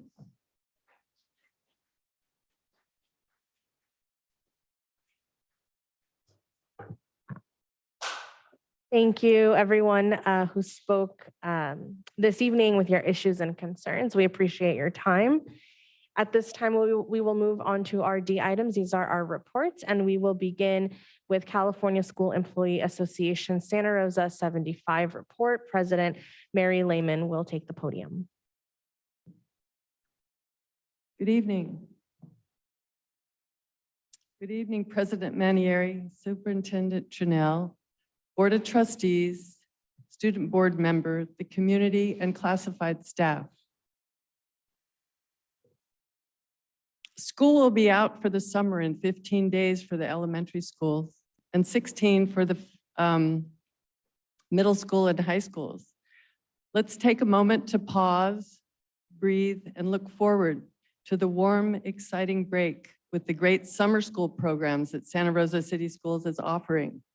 Students, it's time to sign up. Congratulations to the students and teachers of the month. At Steel Lane and Ridgeway, in particular, are classified Reggie and Lucero. Let's not forget that it's Teacher Appreciation Week.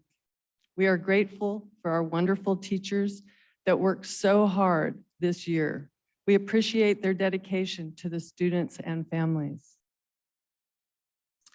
We also want to thank the team at Montgomery High, the student body, the teachers, staff, everyone for rallying together in a positive way to finish the school year.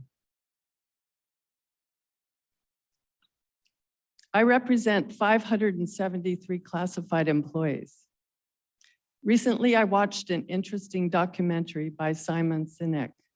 It was about two companies, crosstown competitors. At the first company, the classified employees were disenchanted, felt marginalized and undervalued. And the second company, one of the employees actually said that he loved his job. It got me thinking, how many of our classified employees would say, I love my job? My second thought was, why don't we? Some of our classified employees are struggling to stay above the poverty line. Many have two jobs. Yet despite these economic challenges, some of our positions have become careers for many. They had children that went to our schools or have children or grandchildren that do now. Most of our classified are dedicated members and have worked 6 or more years. Our retention and dedication has enabled the district to function despite site administrative turnover every 2 to 3 years, teacher burnout, teacher shortages, and the district's inability to attract and retain employees. Classified employees keep our schools functioning day in and day out. As we end this school year and start thinking about the 23-24 school year, our motto should be, how do we get our classified employees to love their jobs again? We must work together to help classified employees' voices be heard. We need to work together to help everyone in our school district to feel valued and appreciated. Give us the opportunity to help bring about a positive change in the school environment that is needed at this time when we are struggling with overwhelming campus safety issues, absenteeism, and declining test scores. Remember those two companies I mentioned at the beginning? Guess which company was more successful? The one where the employees said they loved their jobs. So my challenge for us for next year, can our motto be, I love my job? Thank you.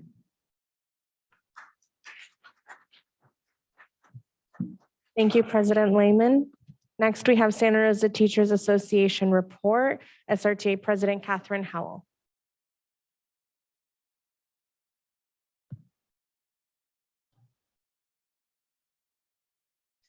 Good evening, President Manieri, Superintendent Trinnell, members of the board, members of the public. I'm Catherine Howell, the Santa Rosa Teachers Association president, representing about 850 teachers in Santa Rosa City Schools.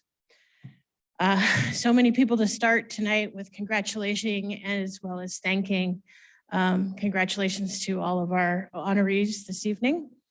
And a very warm thank you to all the teachers in our district from me, because I'm pretty sure every single one of them is working harder than I am this year.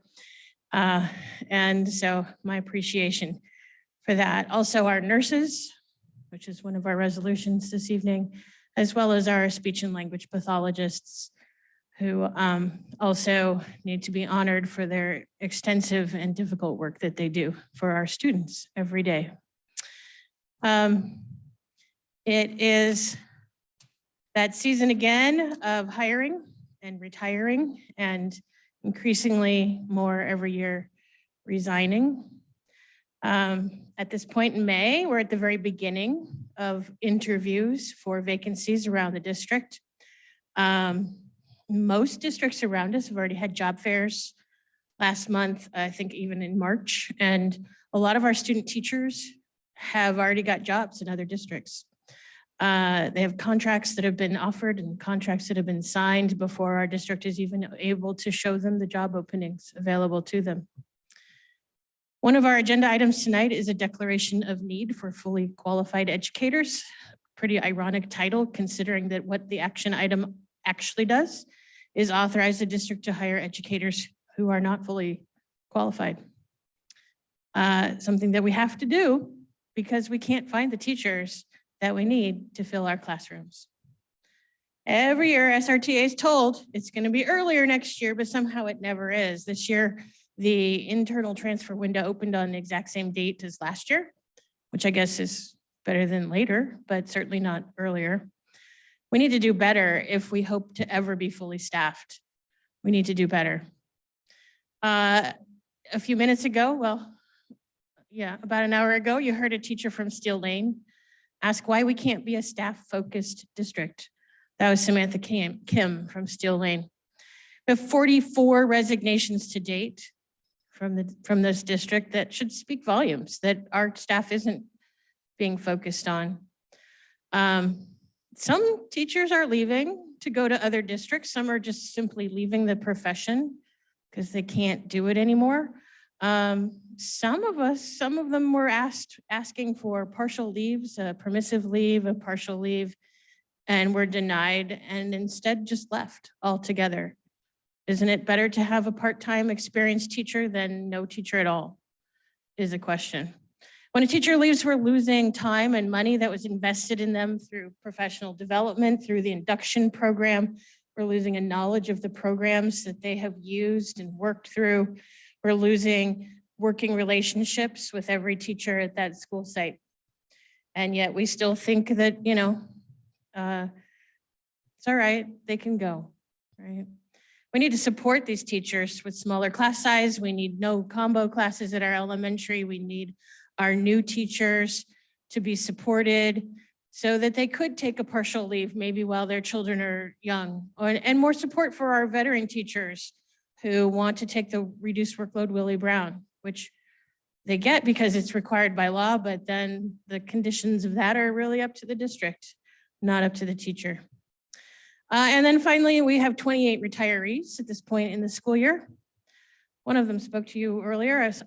Unfortunately, he already left, Kevin Costello, Santa Rosa High School, who said right here, right now, just this evening, that he's retiring due to lack of response from the district to his, well, curtains. I mean, I'm sure it's more than that, but really, we're losing a teacher with years of experience and obviously a talented coach to, just frustration. And also, this isn't the first time he brought his entire team to this board and asked for a better athletic field. The reasons behind retirees, everybody's got one of their own, but I do want to point out to the board how difficult this process seems to be.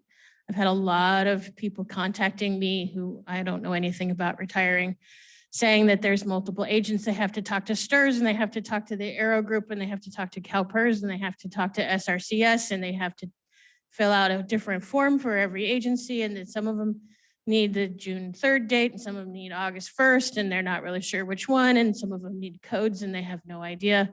And they get random forms from HR that they don't know what to do with. And there's no real guidance for retirees. So I think a process for that would be super, super helpful. Obviously, we'd like to keep them around a little bit longer because we do have people that are saying, oh, I could have worked another year or maybe 2. Really would have been best for me with STRS to work 3 more years, but I just don't feel supported and I can't do it anymore. So all of these things together, I guess the point is, for years, we've wanted Santa Rosa City Schools to be a destination district. We're not succeeding at that. Student teachers go find a job somewhere else. The ones that we have managed to attract, we aren't retaining. And we need to, do better or else we're going to be chronically understaffed for years to come because there's not new teachers. There just aren't out there. And the ones that aren't coming here. Thank you.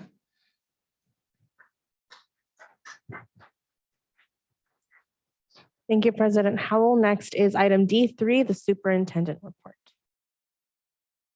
Thank you, President Manieri, members of the board, those who are with us in person and online. Today marks day 167 for elementary and day 166 for secondary schools. We are celebrating a lot of different groups this week, so just sharing appreciation, and I'm doing that each week. Shout out to our nurses since today is School Nurses Day. I'd like to provide an update tonight on the Safety Advisory Roundtable group work. We've held 5 meetings. Our work started by considering priorities under each of the pillars of the strategic plan: safety and security, mental health and counseling, communication and transparency, and facilities. We have continued to review feedback data. At this last meeting, we reviewed feedback that was provided by DLAC at the March 8th board meeting, and also feedback from school and district administrators around the 4 pillars. I'm going to share my screen now and share a draft with you of the beginnings of the formation of strategic goals and recommendations. This is very drafty. This is our first draft. So just to be clear, there could be adjustments to this, but this is the group's initial thinking.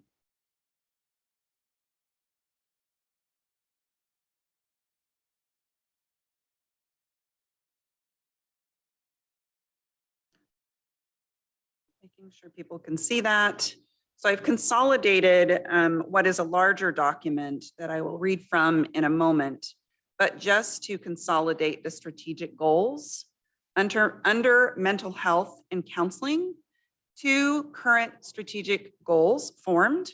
1, improved application, comfort, effectiveness of restorative practices in order to encourage teachers to trust these practices. 2, improved school culture with prioritized initiatives for increased social emotional wellness, staff training and professional development, positive connections and community and proactivity. Under safety and security, 1, more trained adults on campus, knowledgeable in response to safety and students' needs and security on campus, free up the administration to do more of their admin duties. 2, strengthen restorative practices and developing a wellness center model, making the current restorative program more efficient and proactive, and are practiced district-wide at sites and district office. 3, provide comprehensive and consistent training to all staff, including substitutes, on crisis management, disaster response, de-escalation techniques, medical emergencies, behavior emergencies, ARIES documentation, communication strategies, restorative questioning, building positive and proactive relationships, academic engagement, effective collaboration and teamwork strategies, mental health, and social emotional first aid. 4, comprehensive review and update to all site safety plans, review the site and district behavioral expectations and response to discipline.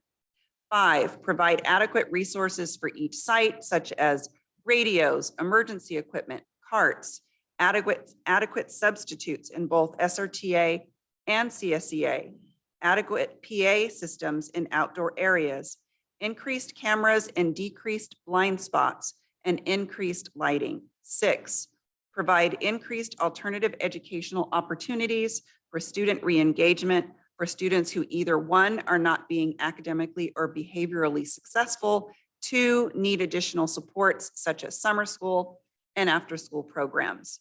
Under facilities, right now there is 1 formulated strategic goal: facilities that provide safe and secure environments to best support teaching and learning. And those were tied to 2 of our board strategic priorities. And then communication and transparency.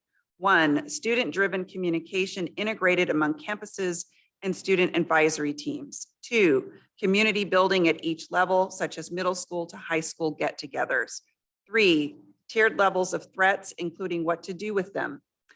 4, student square, pushing text messages when doing drills. 5, cohesive, unified, collective crisis response. And 6, what happens afterward when events happen or occur. I'm now going to share some additional details that go along with these. I'm not going to share the document because it is truly rough and is a rough draft, but I would like to share some of the content from it.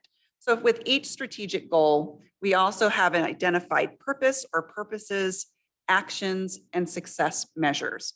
What I'd like to do tonight, the public will see a more polished copy of this, but I would like to share some of the actions that the committee is responding to for each of these strategic goals.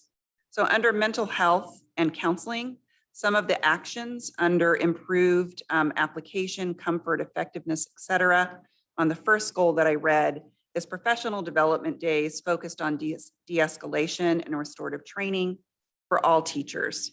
Student involvement in the hall and classroom and having friendly adults. Further alternative education, student education on de-escalation and restorative practices. More training and qualifications to hire restorative specialists. Reinforce the restorative job description and train teachers. Looping of students in programs. 9 additional restorative specialists distributed amongst school sites. Train campus supervisors in restorative practices. Have a wellness hub. Re-implement safe school ambassadors. Have a survey to increase teachers' willingness to enter into restorative practices. A rebranding of restoratives with a community engagement lens. 1 restorative per grade level in high school. Restorative assemblies or campaigns. Replace detention with meditation. Increase restoratives to at least 1 at each school site, and there's a ratio. Integration with campus supervisors and student aides. Restorative campaign and assemblies. Mindfulness and social emotional learning. Wayfinder at our high schools, which is one of our social emotional learning programs. Toolbox at elementary schools, which is a social emotional learning program for elementary. Reimplementation of safe school ambassadors. Reduce counselor ratios to students. De-escalation and restorative professional development trainings. Under safety and security, some of the action recommendations are equity of baseline services by campus, not enrollment. Additional staffing also built on enrollment. Attention to restoratives, student advisors, campus supervisors, counselors, and administration. Explore the SRO program and the recommendations from the previous committee. And I will just caveat that in our previous program, our SROs, we only had 5, and they were only assigned to our high schools. We did not have SROs at our middle schools or our elementary schools. We only had 5. Additional solutions, create more administrative positions, particularly in secondary campuses. Create ways to cover classes, possibly Zoom with a new design job and classified staff to cover the physical class. Additional incentives to attract substitutes financially, training and support. Create a policy that district staff is the first line of covering open classes on sites at least 1 day per week to relieve site admin. Create an admin position solely for the purpose of handling special education's special ed IEPs, 504s, to free up time for other admin, like an East Coast model. And having roving subs provided to free up administrators from subbing when we have no subs, district admin to sub rather than site admin, and create site TOSA positions who can also sub if needed. Restorative responses with discipline, not instead of. Increase all restorative specialists to 11 months. Increase and implement ongoing training for all restorative specialists as well as all staff members. Accountability circles. Increase tier 1 training for all staff. Implement student-led circles. Lead restorative specialists to lead tier 3 interventions and having wellness centers. Negotiate with labor partners negotiate with labor partners and outside agencies for expert training in all above areas. Having PROACT, as well as verbal judo, nonviolent physical confrontation intervention, like Ryan Dowd and also Ryan Dowd workshops. ARIES training, mental health first aid, tier 1 restorative practices, academic re-engagement options. There are site needs such as evaluate, update, and modernize clear expectations of on-campus behaviors with a clear process of what happens if students misbehave. This should incorporate both disciplinary action and restorative practice. These students put in place need to be clearly communicated to all. These structures, put in place, students was above the line. These structures put in place need to be clearly communicated to all students, staff, and families. Evaluate, update, and modernize safety plans that take into account evacuation plans and disaster response. Communication systems in place that are intended to keep staff and families informed. More extensive training for staff and students. Education around the different bells and messages. Include communication practice during drills. Send out emergency messages to students and parents and practice at drills. Student education on how to be successful at school. How to transition from elementary to secondary.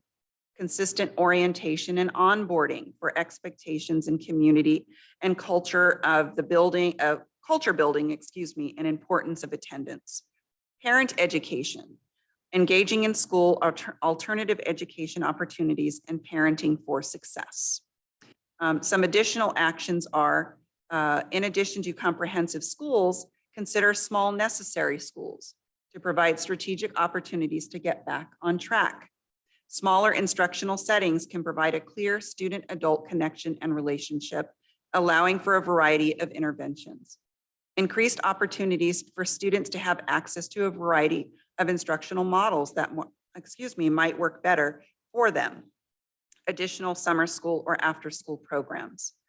Under facilities, risk assessment for facilities, such as a facilities master planning via lens of safety and security.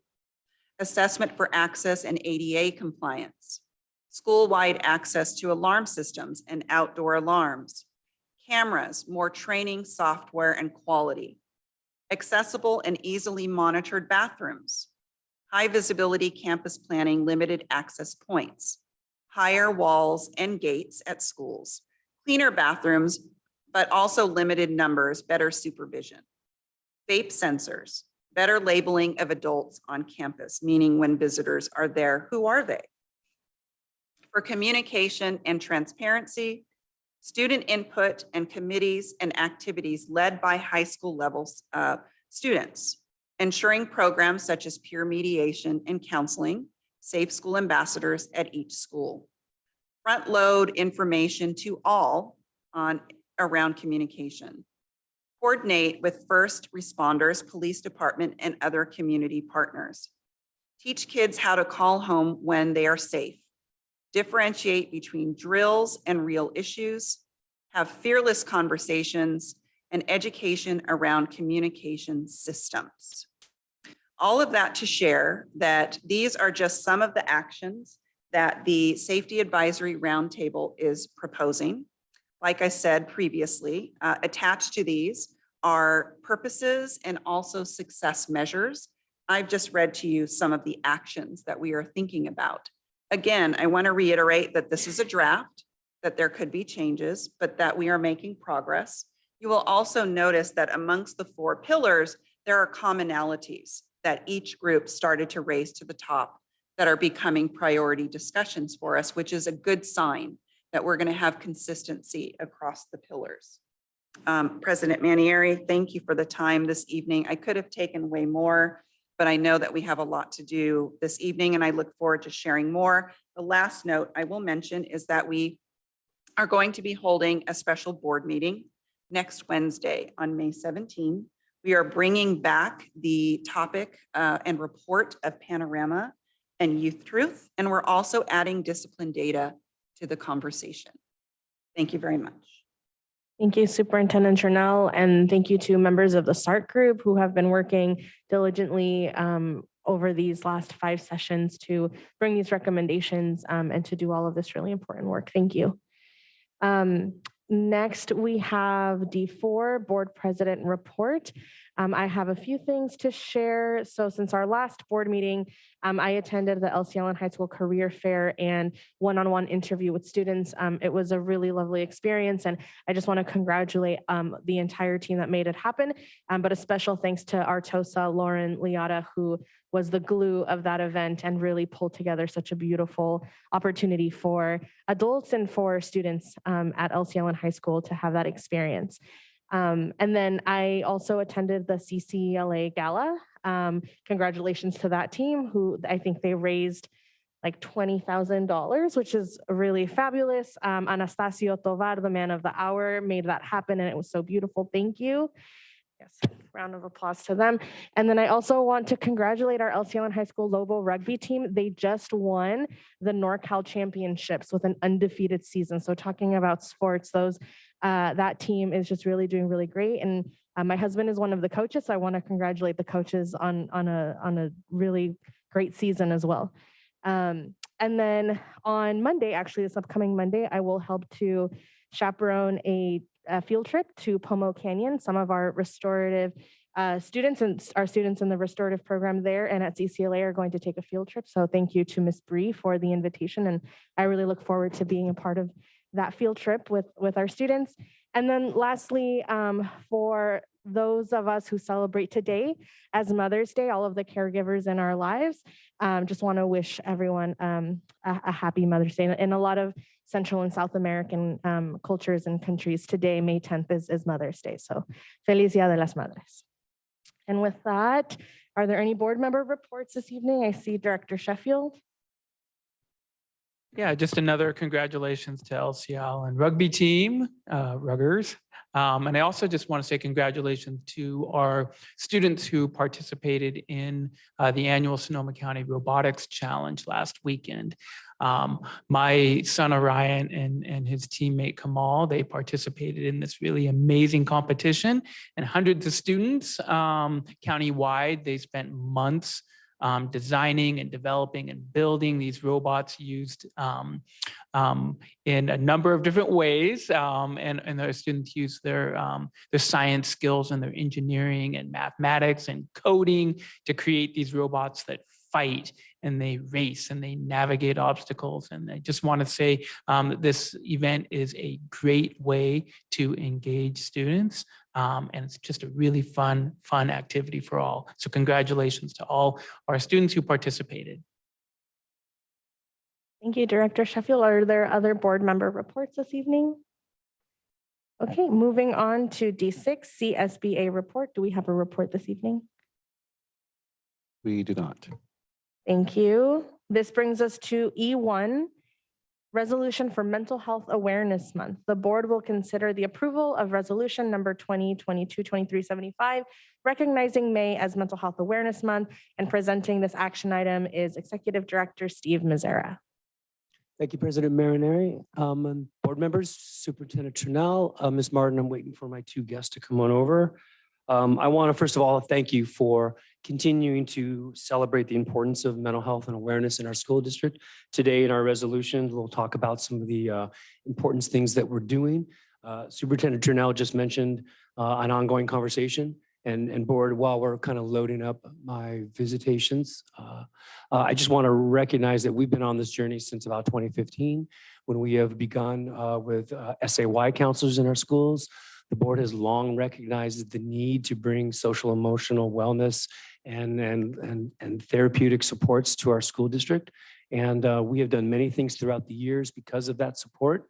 When we had our tub fires and we came back from them, we had structure, we had support. When we came back from the pandemic, we had structure, supports, we had counselors and connections. And so I want to just take today's moment to have board member you hear from briefly a couple of the people that are doing our mental health daily in our school systems.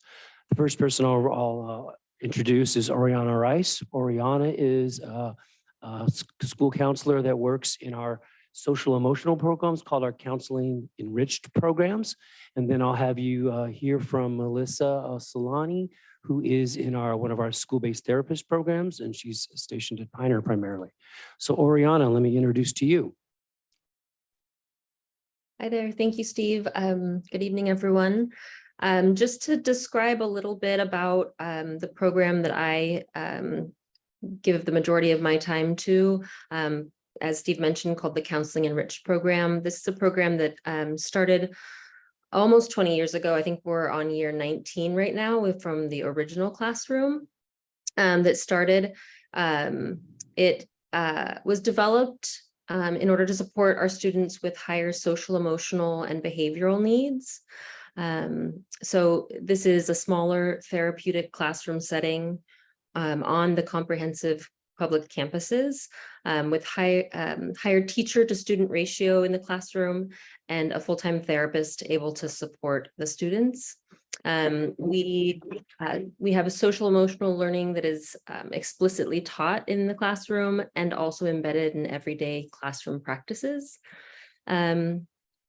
Just since beginning with the Counseling Enriched program, I have watched students come in that were practically not functioning in the schools and in their home life or in the community, and watching them change and grow and able to graduate with a diploma. This is deeply satisfying to see that kind of a change happen in a student. And really our teachers, our paraprofessionals, and our therapists create this environment. And I'm so grateful to have them. We started with one classroom, like I said, 19 years ago. The original was on Santa Rosa High School campus, and now we have 6. And just last week, I actually had one of our students suggest that we should have one on every high school campus, which would be fantastic, I think. Thank you. Thank you very much, Oriana, and Ms. Martin, if you could try to bring Salini back on. I thank you, Oriana, for mentioning the SEP classroom at Santa Rosa High School. Santa Rosa High School is losing a fantastic teacher, Miss Elaine Stone. So just here's a quick thank you to Miss Stone for much of that work at Santa Rosa High School in our SEP program. Melissa, I'll cue to you if everything's okay over there. Yeah, thank you. Is my microphone working okay? A little bit of a technical difficulty. Okay, thank you so much for inviting me tonight. School-based therapist.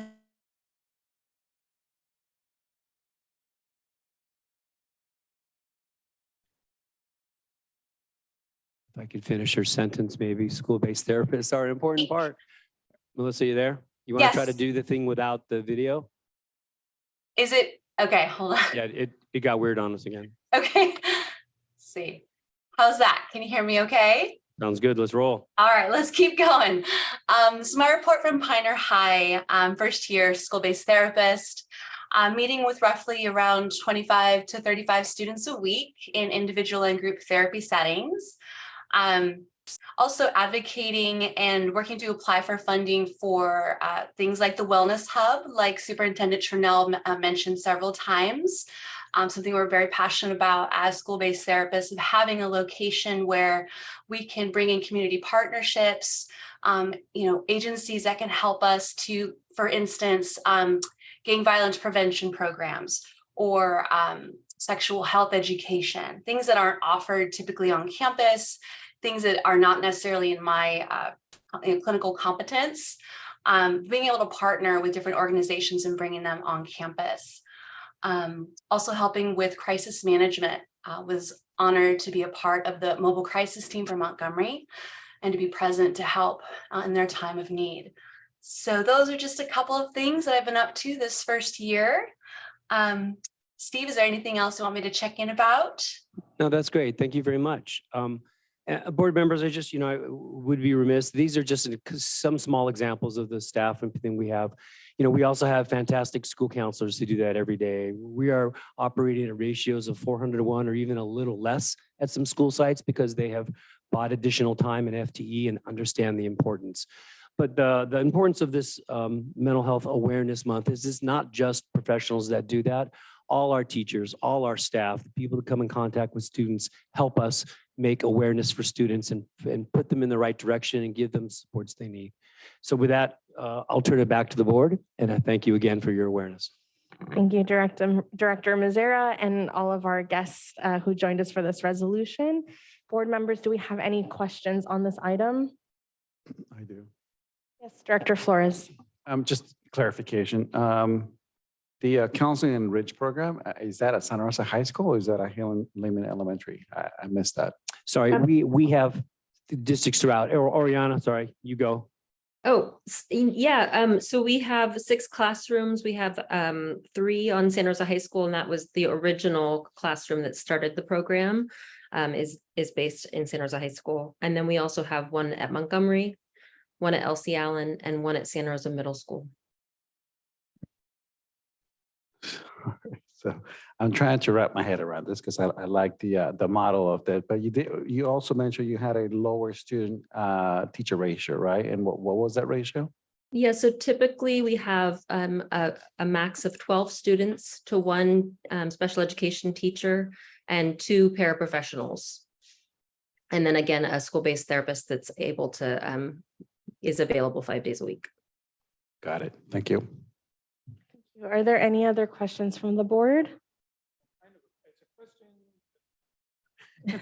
Go ahead. I don't know if it should be part of today. Anyway, I'm just gonna thank you so much, you guys, for presenting this resolution. Just want to bring up that it's around the start of the last school year that the American Academy of Pediatrics declared that children's mental health is a national emergency. We know this, we've felt this, we've experienced this. And I haven't talked to a parent all school year who hasn't said that their child is struggling. And that our kids need more supports. And I know I brought this up at previous meetings, that the pediatricians recommend that parents and supervising adults, anything that can be done at schools where we can regularly take time to really listen to kids' concerns, and that we constantly check in on how kids are doing, and we seek suggestions from them on how to create welcoming and safe, comfortable school environments. And I guess knowing that this is a societal issue and that it's only so much that our school district can do, that we have the resources to do, although a lot of people expect us to be able to solve all of the problems, we can't solve them all. But I'm wondering, as we're going into the summer months, and as we begin ramping up for the start of the next school year, already thinking there, I'm wondering about, maybe little things that we can do to increase communication with families. I'm thinking like over the summer, you know, the way that we communicate with our families anyways, if the district communicates little things, reminders on, you know, check for warning signs. How's your kid doing today? You know, I have this app on my work computer that reminds me to take a little moment and breathe, you know, little things like that, you know, and also maybe links to resources that we can have and we can provide. And maybe with our summer programs as well, that we can kind of incorporate it's like a regular check-in. I just, you know, summer offers a lot of opportunity and time for parents and students to catch their breath, you know, and maybe refocus and enjoy life for a little while. But it's also, you know, maybe an opportunity for us to really kind of check ourselves. I'm just putting that out there. I don't know. But I jotted these notes down as I was thinking about today in this agenda item. Just a real quick, we do offer summer services. We attach counselors and SBT to our summer ESY programs, and they're available. We've also, for the last couple of years, since we did the Wellness Center after the fire, we've always had summer times available and connection. And some of our school-based therapists like Melissa or others will work year round and work with students and families that need it. That being said, we should always communicate better. That's what I'm We getting need at. to It's do maybe for sure. something to over the summer. Yeah. Just, I mean, it's great services. I'm so glad that we did that. And I know we did implement a lot of this after the fires, but you know, our district in particular, we've just had crisis after crisis, and the impact that it's having on our kids is amazing. We all know it's just yeah, devastating. So. Yeah. Other questions from the board? Director Flores. It's more like a statement. Superintendent Trinnell, you mentioned that one of the pillars of the SART program, we heard that we want to reduce the school counselor to student ratio, right?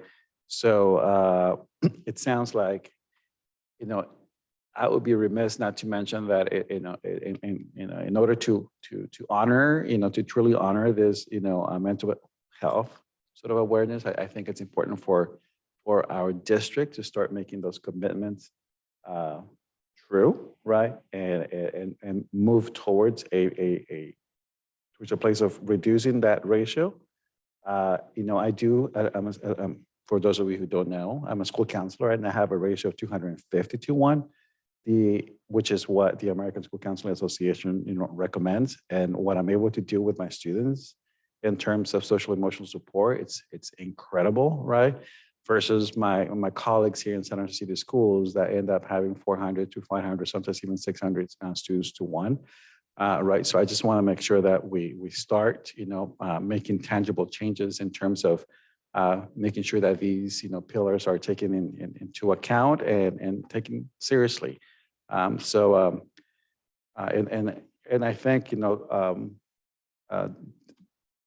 Director De La Cruz has mentioned this more than once, that, you know, what else are we doing in terms of, you know, tangible sort of results, or what else are we bringing when we have these sort of resolutions in place, right? You know, we want to make sure that we have tangible plans to make sure that they're meaningful. So I just want to reiterate that, because I think the board here feels very strongly on that. And I don't want to speak for anybody here, but I've heard this over and over again whenever we get these sort of resolutions here on our dais. Thank you, Director Flores. At this time, we will move on to public comment, and I have one blue card from Mr. Duane DeWitt. Hello, my name is Duane DeWitt. I'm a critical care respiratory therapist who has spent decades helping people to catch their breath. And I want to dovetail on what Mr. Sheffield has spoken about here, especially when he said anything to be done to help. I hope you folks understand that one of the best things you can do for youngsters is to introduce them to some peaceful places. Have you ever heard of the park prescription? basically something over in Scandinavia where the medical doctors there can actually prescribe to people and have it covered by healthcare, that you go outside, that you go to the park, that you get a chance to walk in nature and have that be a way to help you with mental health and stress. Now, the Japanese have been doing it for centuries, calling them forest walks. Canada went so far as to integrate it into their healthcare system now, so that anyone that's having stressful situations can get the opportunity to perhaps be outdoors. I know that one of the things that happens is in the summer, a lot of local organizations take youngsters out to see nature. And there's an organization called Land Paths that takes people out to the coast, takes them to Mark West Springs area, things like that. Now, over in Roseland, where I'm from, we've actually been able to save a bunch of acreage of nature next to the creek. It's really rare. And I know it's a different school district, but I believe that you folks could be working with your youngsters wherever they're at and give them the opportunity to go out into nature. Especially this summer, you could work together with the Roseland School District. It's right across the street from the Roseland Creek Elementary School that was put in. And it's really nice. One of the things that actually earned a graduate student at UC Berkeley in the Department of City and Regional Planning, earned her master's degree, was a report called Creekscaping for Kids. And it used Strawberry School, and it pointed out how at the lower level, K through 6 on up, you could be having children learn about nature in a positive way, help them with their mental health, have them get a respite from the strains that go on. And essentially what you've been doing since 2015, working with the SAY counselors, is having a reactive situation where the kids are already having some issues. You could be proactive. You could be the folks now that bring this forward and say, hey, you know what? Let's give some of our kids some nature. Let's let them have a place to feel like being a kid again. When I was young, you could be a free range kid. You could run around and just have fun, and you weren't stressed like they are now. Let's give them a chance. Thank you. Thank you, Mr. DeWitt. We will now move to our remote attendees. There's members of the public joining us on Zoom and would like to comment on item E1. Please raise your hand. President Manieri, oh, I apologize. For our first speaker is Jess. If you can state your full name for the record, please.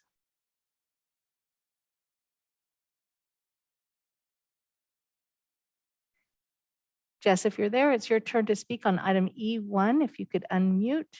I'm sorry, is this the item agenda for the candidates tonight? No, not quite yet. We'll Okay, get to thank that you. shortly. Thank you. Thank you. Do you know what time? In a little bit, a few Thank you. minutes. President Manieri, there are no other hands. Thank you. Well, this comes back to the board for any further questions, discussion, or a motion.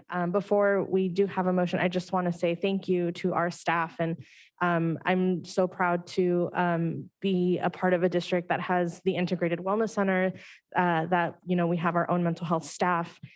We have an amazing county office with therapists who are doing really great work to bring training to our teachers, to our educators. So there's a lot of work that's being done, but there's definitely more work to do. So I'm very grateful that your team is on this path, Steve.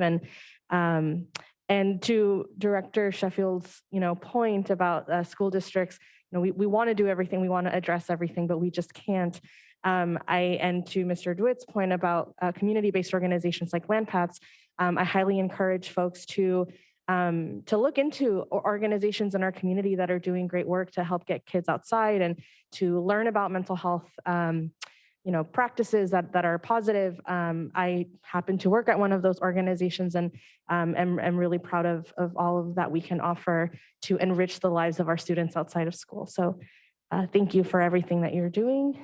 With that, do we have a motion on the table? We don't have a motion on the table. We need a motion on the table. I'll move for the approval of a resolution for Mental Health Awareness Month. Second. Thank you. That was moved by Director Sheffield and seconded by Director Flores. Roll call vote, please. Director Bowie. Aye. Director Sheffield. Aye.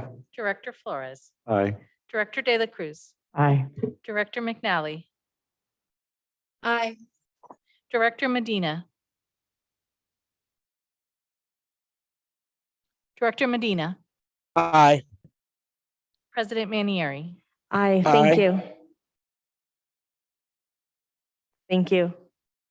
Thank you, President Marion. Thank you, Melissa. Thank you, Oriana. And tell your son, Oriana, thank you for sharing mom tonight.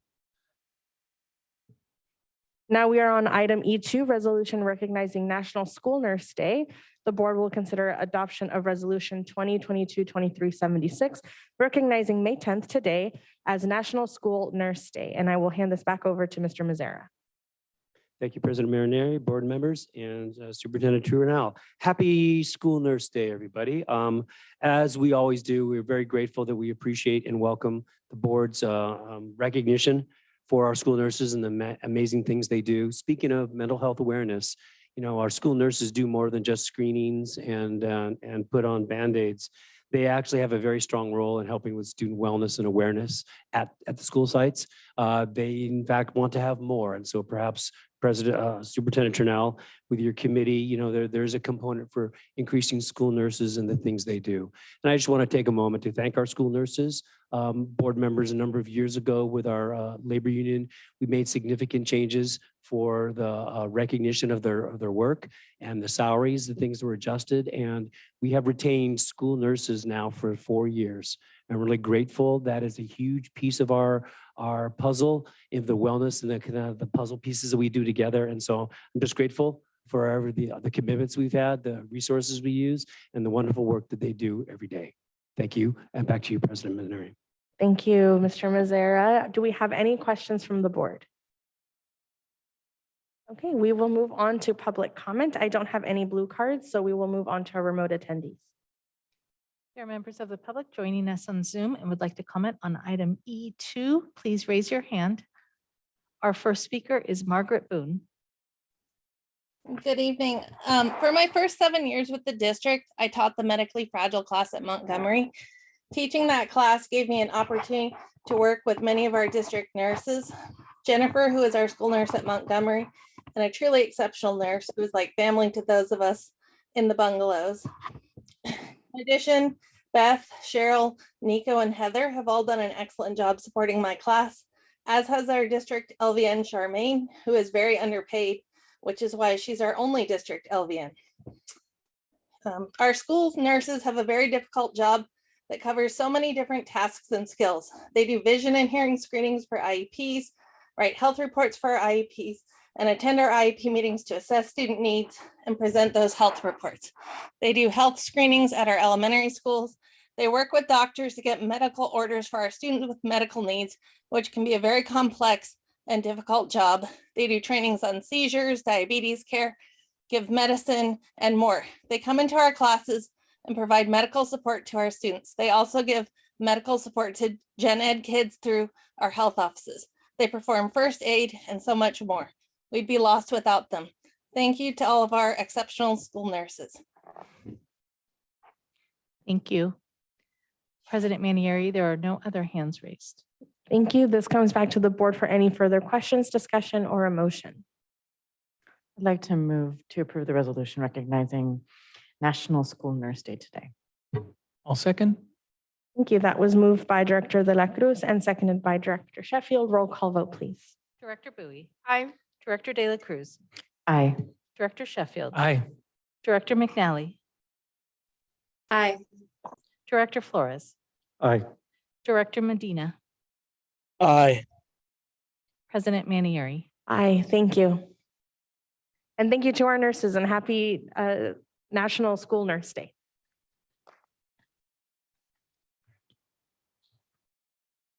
Next item is resolution celebrating Child Nutrition Services Professionals Week, May 1st through the 5th, 2023. The board will consider approval of resolution 2022-2377, recognizing May 1st through, oh, this says May 31st. As I have my dates wrong, but this is a resolution to celebrate and recognize our child nutrition services professionals. Oh, so I have this wrong. Okay.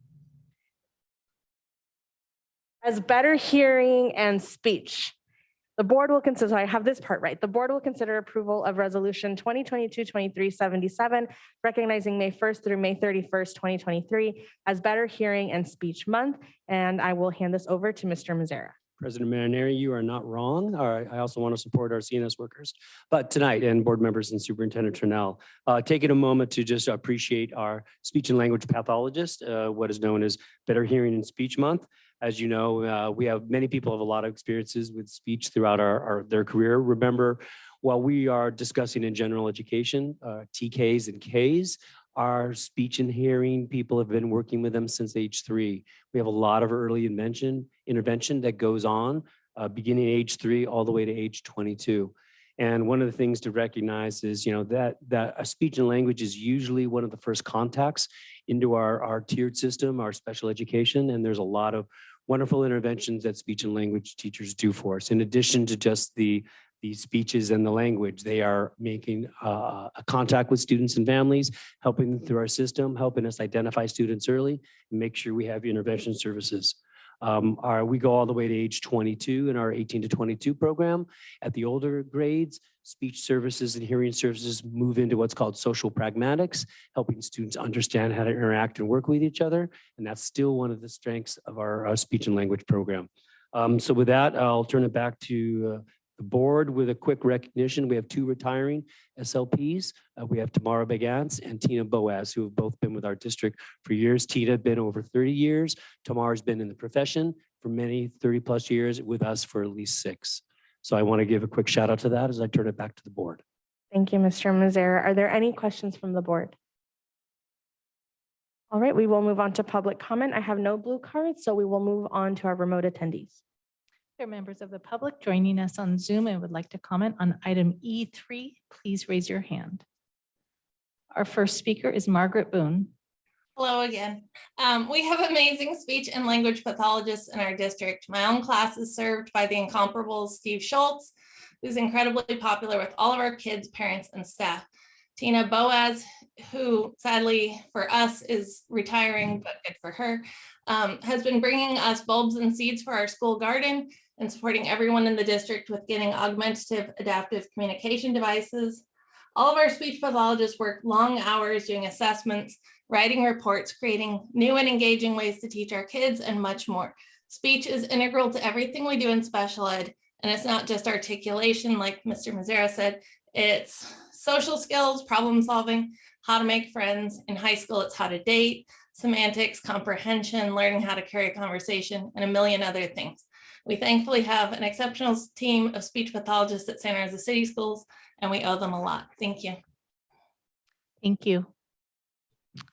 President Manieri, there are no other hands raised. Thank you. This comes back to the board for any further questions, discussion, or a motion.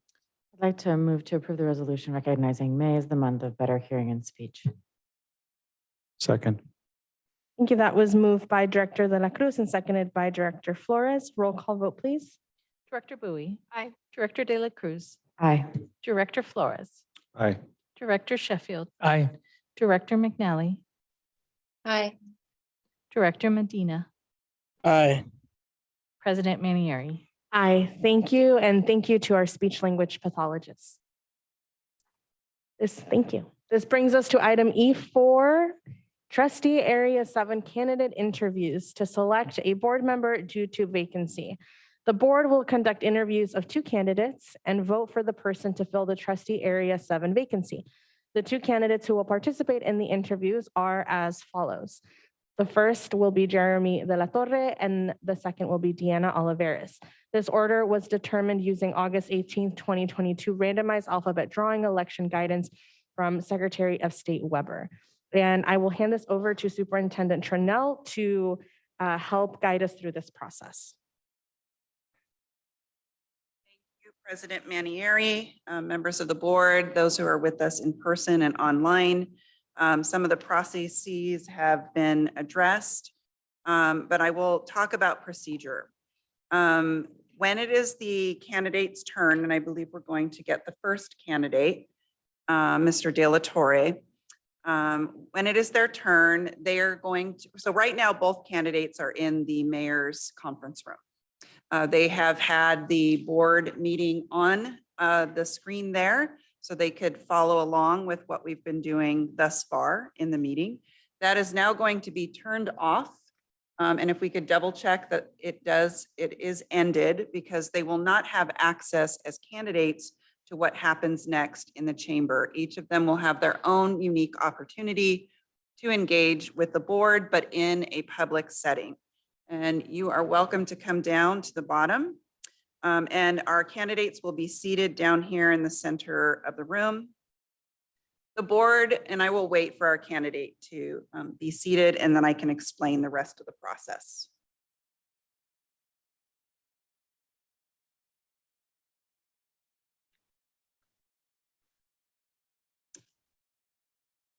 hello. Welcome. Thank you so much for joining us this evening. Thank you very much. Tonight, you are here interviewing for the position of the open vacancy seat for trustee area 7. I would like to welcome you, Jeremy De La Torre. And it's De La Torre, yes? De La Torre, correct. Okay, De La Torre, thank you. There are a series of questions that the board is going to ask you tonight. There are 8. You have a copy of those in front of you so that you can follow along with what the board asked. There's also water there and snacks if you should need it. So once you have completed your interview, you are actually going to return to the conference room where you just came. And please do not discuss the questions or interview process with any other person that is in the room. After the last candidate has been interviewed, both candidates will come out and return to the chambers and will be seated in the audience. The public comment will then begin. Members of the public who have asked to speak will address the board. After public comment, the board will begin their discussion regarding the candidates. And yes, that will be in front of the candidates as they sit in the audience. Upon completion of their discussion, a board member may make a motion to select one of the candidates to serve on the board for trustee area 7. Another board member may second the motion, and a roll call vote will be taken. A majority vote will approve the candidate, which is 4 of the 6. If there is a majority vote, the board president will announce the new board member for trustee area 7. Immediately following this, the newly appointed trustee will take their seat here on the dais, and the oath of office will be administered by the board president. To be clear, the term of office is for the remainder of this position, which goes through December of 2024. Should you or the next candidate who's interviewing want to continue, you will have to run for the position again. Okay. With that, I'm going to hand it over to President Manieri, and good luck. Thank you. Thank you. Welcome, Jeremy. So we have a total of 8 questions for you this evening. I will ask the first question, and then we will go clockwise in this direction with the following questions. And we are asking that each question be somewhere between 3 to 5 minutes, definitely no more than 5 minutes. We will have Superintendent Turnell let us know when we've hit about 15 minutes so that we know where we are in the process. So the first question for you this evening is, why are you interested in serving as a board member for Santa Rosa City Schools? Thank you. Thank you for the time, and thank you for the opportunity.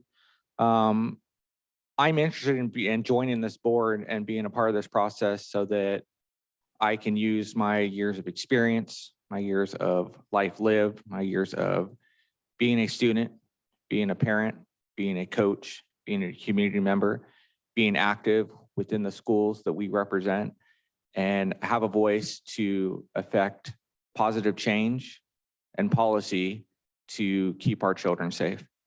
The educational system and public school system should be a place where is it a right for these children and teachers and staff to go to school and feel safe for their education.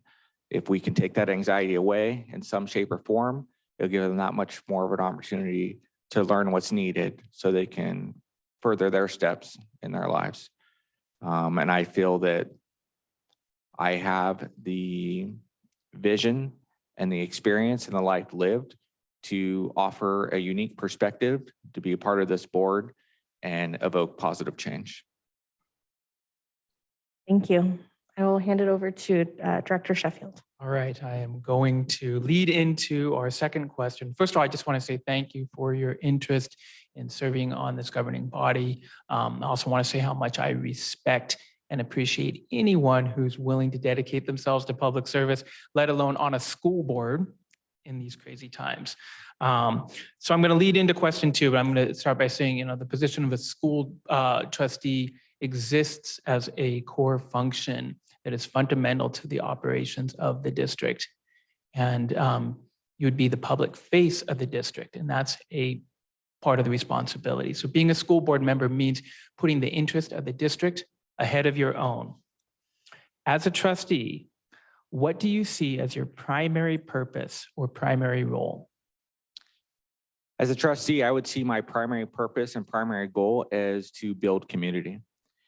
I am a product of the Santa Rosa City school system. I started my educational career in kindergarten, and I finished my senior year at Pioneer High School. Now, with your 13 years of school, I went to 14 different schools, and it was no fault of my own. My parents were not in the military. I bounced around a lot. Santa Rosa City School District was home to 4 of those schools that I went to, where I started and where I ended.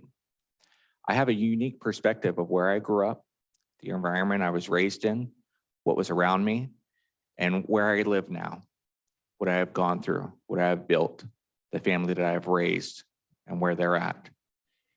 The time and commitment that I've put into bettering a life for myself, my children, and the community around them. I'm very aware that if the opportunities that I work so hard to provide for my children are not provided for others, then my efforts might not hit the mark.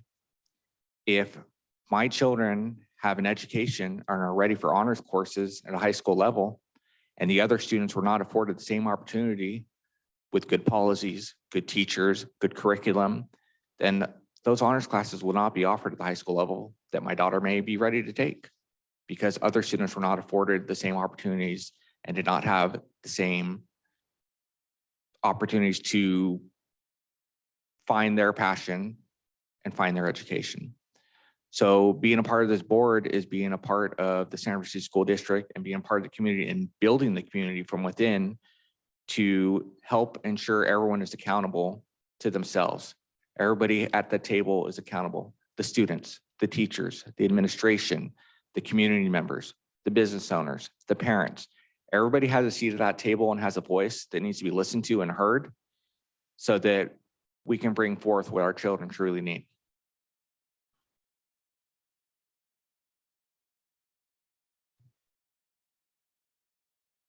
Hi, good evening, Jeremy. I'm Alegria de la Cruz, and I'm happy to ask you the next question. And again, just want to raise my voice and thanks for your application and for your time and your interest in serving in this capacity.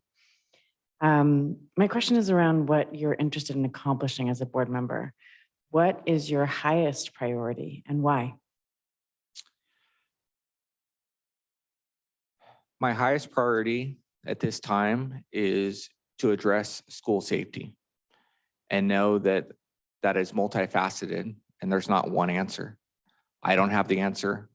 No one person that sits on that board tonight has the answer. But if we work collectively as a team and a community, we can find the solutions necessary to allow our children to truly feel safe on those campuses. I'm not just doing this for my children. I'm not just doing this for their friends. I'm doing this for the students that are currently in our school and the students that will follow them.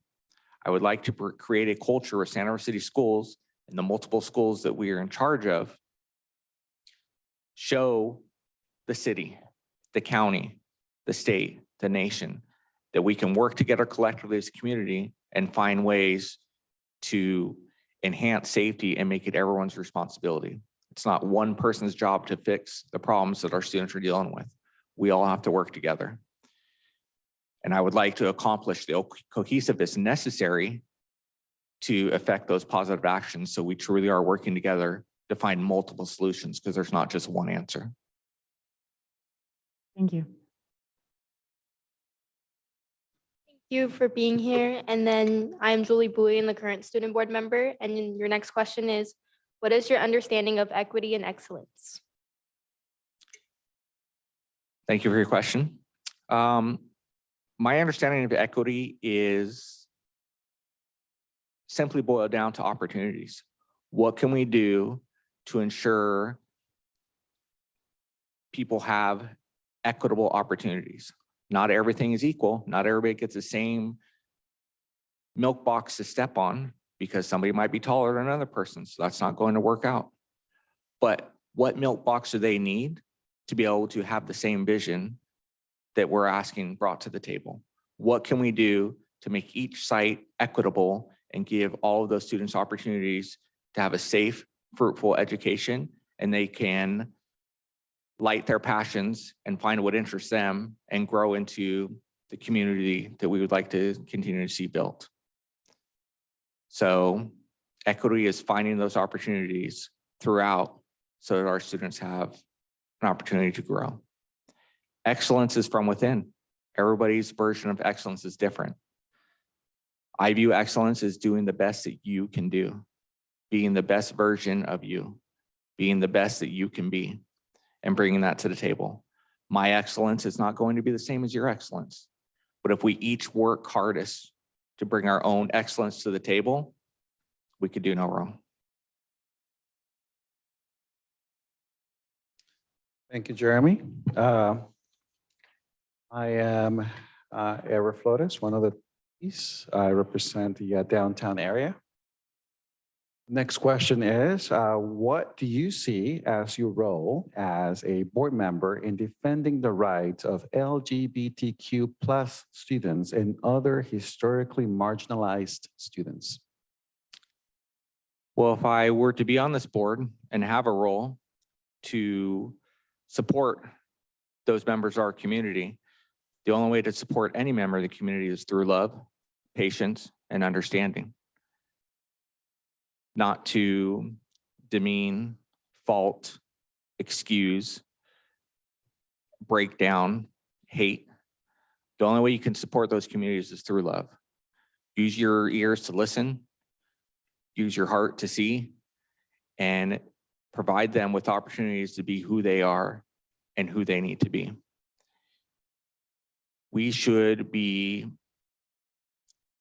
providing opportunities where children feel safe, they feel heard, they feel respected, and that is not determined based on how they identify or which side of the tracks they come from.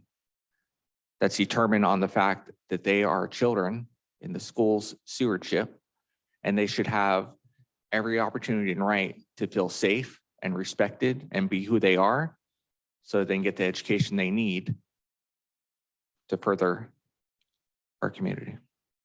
Thank you. Thank you. The next question. Could you support a board decision you didn't vote in favor of? How would you handle that?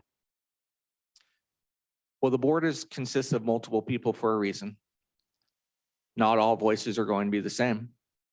That's the point of having a board and multiple people. If it only mattered on one voice, the superintendent would sit up there and we could only listen to her voice and that would be fine. You need different voices, different perspectives, different ideas, and different goals.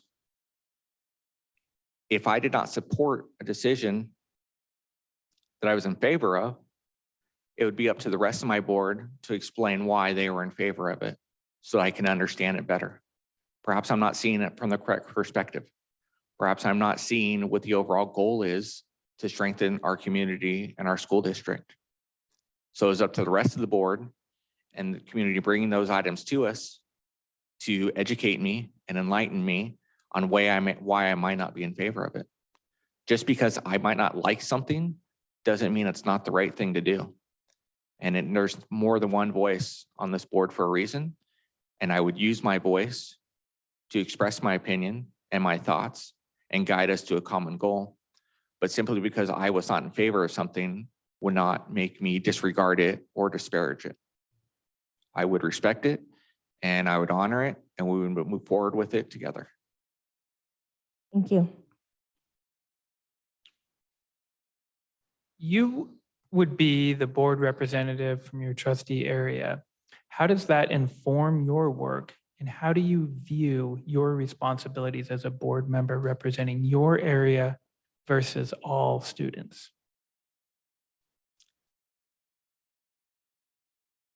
So my area is a piece of that puzzle. It's a piece of the pie, piece of the pizza. I cannot solely represent my area without truly representing the entire school district. If I don't have a true understanding of needs and wants throughout the school district, I cannot simply voice the concerns of my area alone, because my area is not in this situation alone. So I cannot hyper focus on my area alone. My area is a part of that solution. It's a part of that pie, and I can bring our concerns to the table. But more importantly, I can bring what advantages we may have to assist all areas. What is our area better at that other areas lack in? Where can we support each other? Where can we lift each other up? Where can we offer advice and ideas throughout so that all the areas can support each other?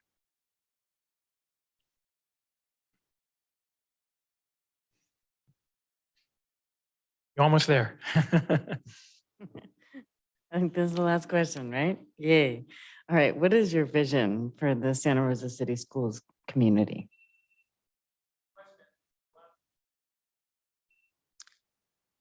My vision for the Santa Rosa City Schools community is growth. We are in a situation where it really feels like there's nowhere to go but up. We have lost lives. We've lost time. We've lost resources. We're losing valuable teachers day by day. Our children are losing opportunities. What this school district needs is cohesiveness. What the school district needs is community. Every district needs to support the other. We need to come together as a whole and be accountable for what we're bringing to the table. Our children need structure. They need boundaries. They need opportunities to feel safe. And each and every individual has a piece to that puzzle. So my vision is simply to speak to each other, understand each other, look into areas we may lack so that we can grow ourselves, and use those strengths to grow as a community and make what's in front of us better and stronger and be examples for others that look to us. This is a very large school district. There are a lot of school districts looking to see how things are done and how things can be done. It is extremely challenging to manage so many different sites at so many different levels. You can look at other sites and see what their success is, and they might be a one high school town, a one high school district. That's a lot different than a 5 high school district. How do we model what we say? How do we model what we want? How do we pull that together and show that we are listening, that it does matter, that people are not using their 3-minute speeches and it's falling on deaf ears, that we take note, we listen, we understand. And if the growth truly comes, nothing will stop the school district.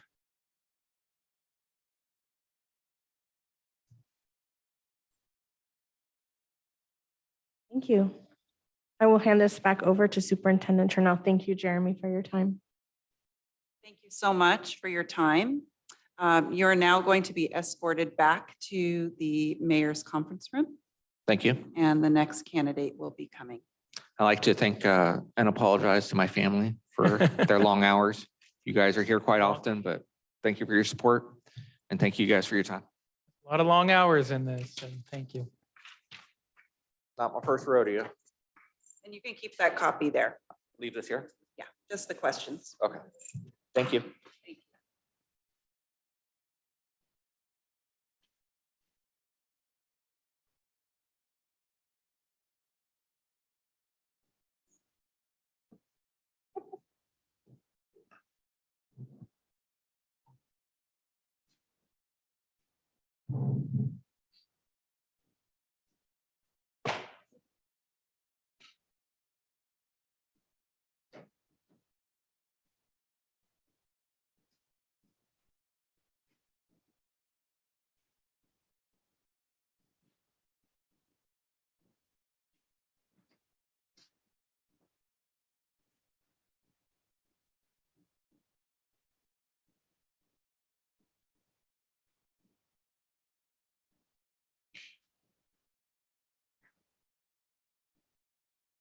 Traumatized.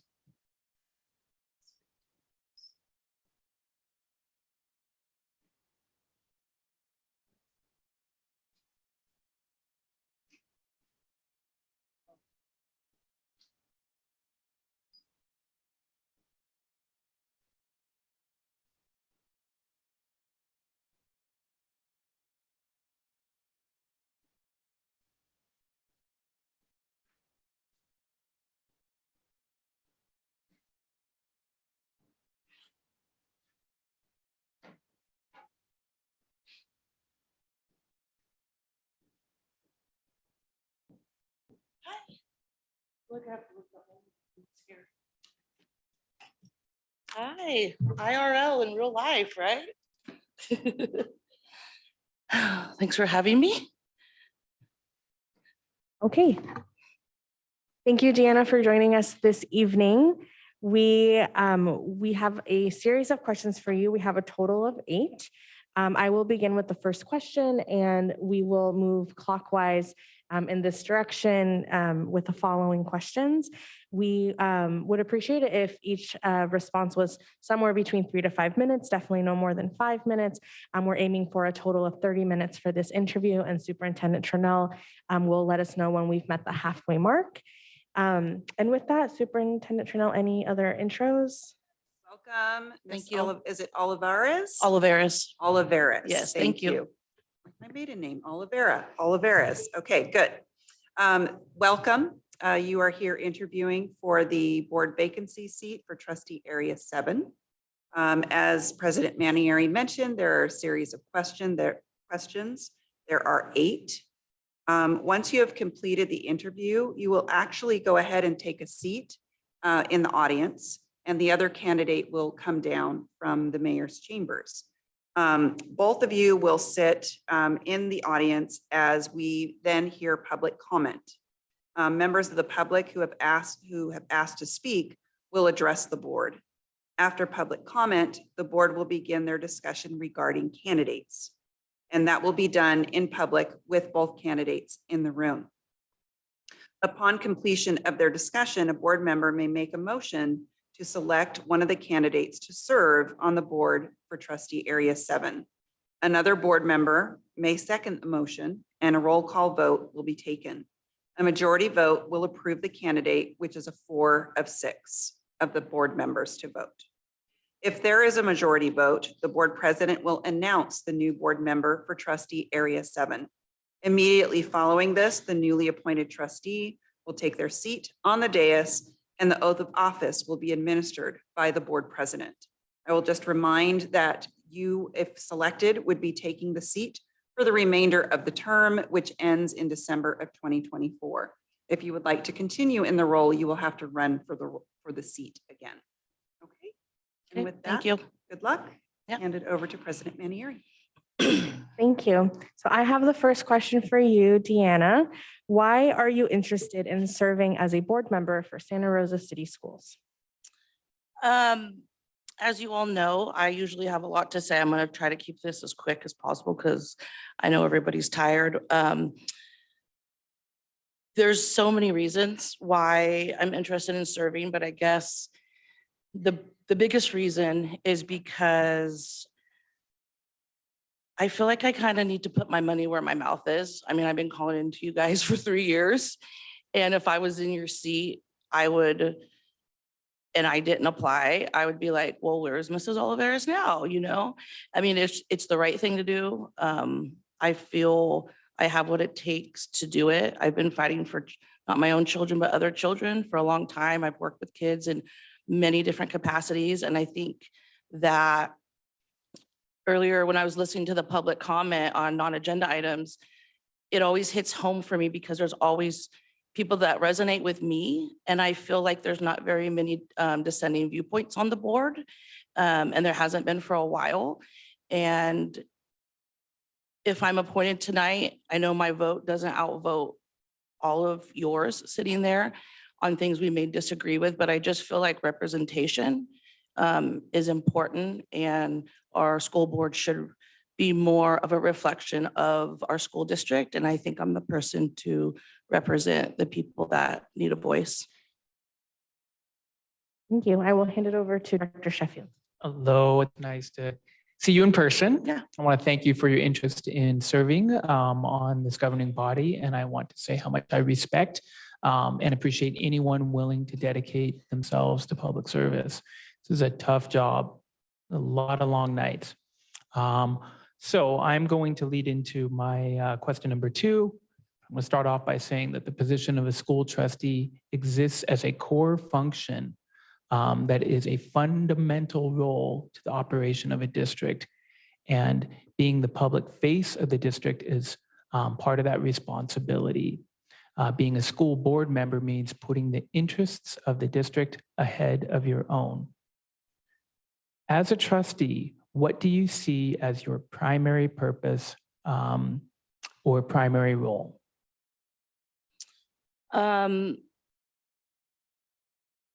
To be a dedicated public servant, to represent the teachers, the classified staff, the community members, the families, the students,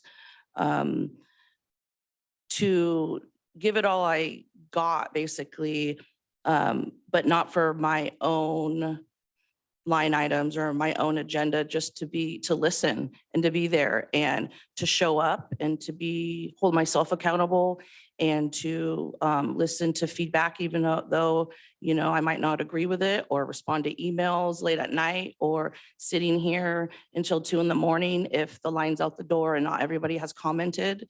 And I don't really honestly know how to answer this question, but I feel like I'm a dedicated, passionate person. And once I get into that role, I think that the community and the administrators, teachers, families, students, I really think that they will come to me because I'm a pretty personable person and a lot of people confide in me and can talk to me easily. And I just feel like kind of like they'll tell me what they need from me and tell me what to do. And that's my job to do it to the best of my ability. I'm Ms. Olivares. I'm Alegría de la Cruz. I represent Area 3. Thank you for your application and for your interest in serving on this board. My question is around what you are interested in accomplishing as a board member. What is your highest priority and why? I thought this might be a question, and I kind of struggled with it because right off the bat, I want to say school safety. But my main priority is, it's kind of an umbrella term in my head, but it's relationships. I think that relationships can mend a lot of the problems or the discrepancy the school district's having. I think it's our job as a school board to build and continue to have strong relationships with the admin, with the teachers union, and with the community, whether it be City of Santa Rosa or even the police department. I think no work can really be done unless there is a strong relationship and all these counterparts. I mean, we don't have to agree on everything, right? But we do have to find common ground. And I think the negotiations would go a lot easier if we had really strong, you know, trustful, transparent relationships. I think parents would be less frustrated and angry if we just went above and beyond and built relationships. I'm not saying that the board currently isn't doing that, but it's obviously not enough, whatever's currently happening, because there's just so much outcry. So I think building relationships, and that is, I think, a strong skill of mine, because I like to talk to people and I like to listen and I have compassion and empathy. So yeah. Thank you. And my name is Julie Bowie, and I'm the current student board member. And then your next question is, what is your understanding of equity and excellence?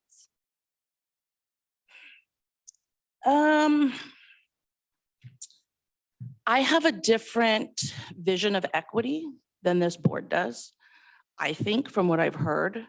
To me, that's a loaded, equity to me, honestly, is a loaded word, because almost anybody I talk to, their version of equity is different. So I think getting to the basis is, you know, to one person, equity is something different than another, or one group, equity is different. Generally speaking, equity to me means equal access, not equal outcome. I personally feel like relationships play a huge role in equity. I've done a lot of research on relationships, and when those relationships are there, the kids that are underserved and the minorities, or the kids that, you know, speak different languages, if that relationship isn't there with the teacher and the kid, or the counselor and the parent, they still go underserved. So I don't necessarily look at equity as color of people's skin. I tend to look at equity. There's a book I just read by Bruce Perry called What Happened to You instead of What's Wrong with You, right? So a kid has an outburst in a classroom or something, and they're like, man, what's wrong with that kid? But really it's like, what happened to that kid? And unless we have these strong relationships, the kid's not going to tell you what has happened to him. The parents aren't going to feel comfortable telling you what happened to him or her, you know? So I think that trauma is a huge factor in equity for our students. And so I don't look at equity like through a racial lens or through a cultural lens. Sometimes I look at equity as we have all these amazing children, and, you know, what can we do for them so they can all get what they need at the end of the day and live a successful, amazing life? And I don't really know the answer to what we can do. That's what I hope to help get to when I'm on the board. Can I ask a follow-up to that question? So if you are seeing different definitions of the same word, what is your process to share definitions of a word that everybody's using but meaning different things? Like, how would you go about reaching a shared definition to serve in a group governance capacity? I could barely hear you, sorry. So how would you go about creating a shared understanding of a word in a governance body so that everybody means the same thing when they're saying the word? Well, I honestly don't use that word very much. I mean, in my daily life, I mean, I know what I see, the mission, the statement. I don't know if it's like the equity and something statement that's say on the, I just read it. It's not the master plan. It's like, it's on the website. You guys just write equity and something, you know, and I mean, I'm reading that. So I know what the school board decided. I mean, that's what you guys decided. And so I would have to read that, and I would have to ask you all questions. And if I, as a board member, disagree, then I disagree, but it is how it is. I mean, if, you know what I mean? Like if I disagree with the board on what your definition of equity, I mean, we could look it up in the dictionary and we all know the definition, right? But when you start working, living, and talking to people, the definition seems to, of a lot of things, not just equity, seems to broaden.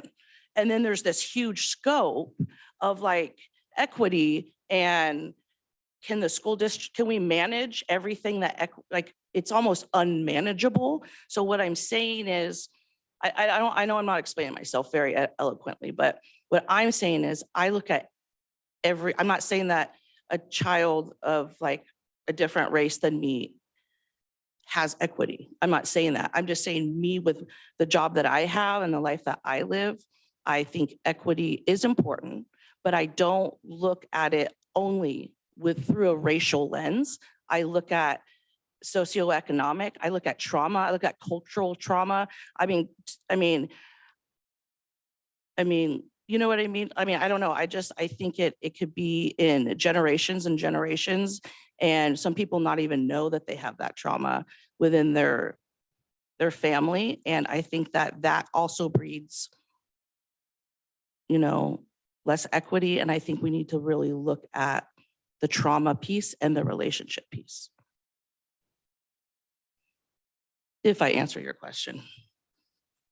You're halfway, you're coming in.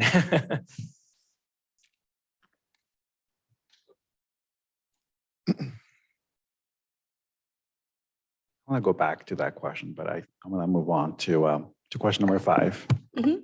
Um, so I'm Maura Flores. I'm the trustee for Area 1. I represent the downtown area, the JC area.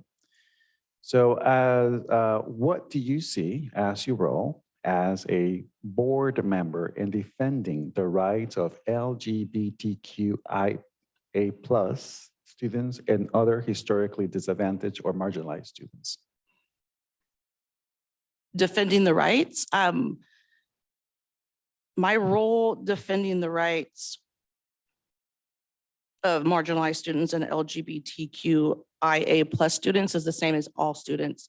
To me, there's no wiggle room for hate crimes. There's no excuse. It can't happen. It shouldn't happen. Bullying should not happen, no matter if it's a white kid, a black kid, a straight kid, a trans kid. It doesn't matter. Like there's no, in my opinion, kids are kids. It's our duty to keep these kids safe. Safe emotionally, physically, mentally. That should be number one priority. It kind of saddens me that the question's even here because it shouldn't matter. All kids should be, we are here to protect the children. And that's our job, and that's teachers' jobs, and that's civil service, and that's, the school district's job. And every student, regardless, I know I'm a very opinionated, but every student has the right to a public education and to show up and not be harassed or bothered, no matter what. Thank you. Okay, question number 6. Could you support a board decision you did not vote in favor of? How would you handle that kind of situation?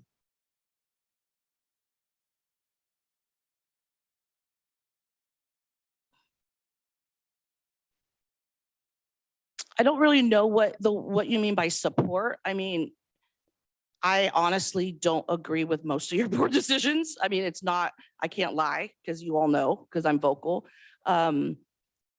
If it doesn't go my way, it doesn't go my way. I'm not going to not vote the way I feel morally or apt to vote.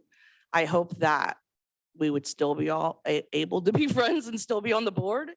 And I don't know what that means, support. I'm not going to honestly, there's nothing I could do if the board didn't go my way. I'm not going to step down. I'm not going to cause a fit. It is what it is. You just got to try harder, work a different angle, talk to more people, talk to you guys, and try to get you to see my points of view. I'm not going to, if you guys pass something as a board member, I'm not going to go against it if it's a resolution that you guys passed. That wouldn't be very mature. Is that what you're asking me? Yeah. Okay. Thank you. Okay.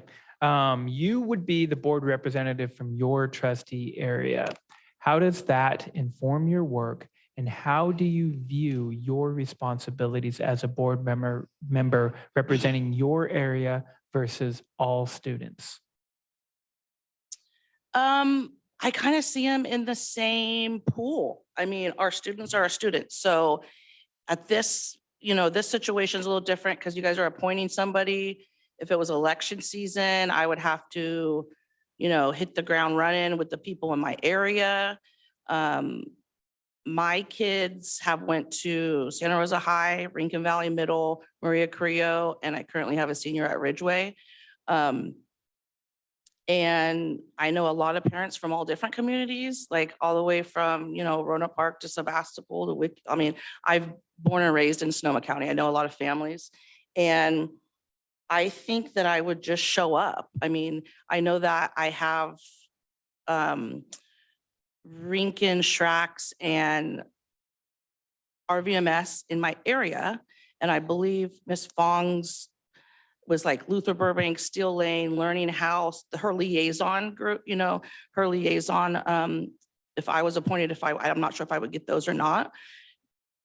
Yeah, but my plan is to make connections and go to different schools that aren't by my house, but then also do go to the schools in my trustee area and go to ELAC meetings and go to parent club meetings and go to events. And I mean, I know it's a grand vision, but I have visions of holding, as a board member, holding forums or town halls so that people can get their voice out and not just in 2 minutes every other Wednesday night, late at night. So that's what I plan on doing. I mean, I would just treat everybody the same. And especially with our schools, a lot of kids that go to like Maria Creo may live in a different area, or kids that go to Santa Rosa High live in Windsor. I mean, you really have to go to all the schools and get to know all the families because, and I think that's what's so great is we have the ability to, to drive a few minutes and go to a school that fits your student better than your own school there in your district. All right, well, thank you for your response. What is your vision for the Santa Rosa City Schools community? I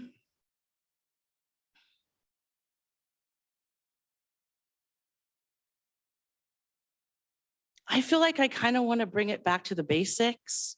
And by that, I mean, I feel like before COVID, I felt like things were like on track, right? Like A through G, I know ethnic study, we had all these ideas and things planned and it just it didn't go the way we wanted. And I feel like we have a lot of catch up to do. And then it kind of like gives me anxiety to think like of all the extra stuff we're throwing at the kids and families and teachers. And then that compiled with like trauma of wildfires and stress and mental health and school safety, like I feel like sometimes setting the bar too high too fast does our school district a disservice. And I feel like we need to, we can't really play catch up. And, I'm not saying like the school district's indebted to the community or the families, but we just have so much to do that I feel like getting back to the basics and feeling like a community again and bridging gaps and building relationships and kind of revisiting what teachers need, revisiting what community members need, revisiting what do families need, because what they all need and what we all need now is different than before COVID. And I feel like I don't want to reinvent the wheel and I don't want to start from scratch, but I feel like instead of just like piling on all this stuff, we really we should scale it back and just like get to the basics of like why Santa Rosa City Schools is so great and diverse. And I just feel like we're kind of broken and I kind of want to try to help fix it. And I'm not sure why. That's my vision. And I just feel like if you do all that, then everything else will come, like the academics and the teachers will be more easily retained and we can get the programs in that all of our different diverse student population need.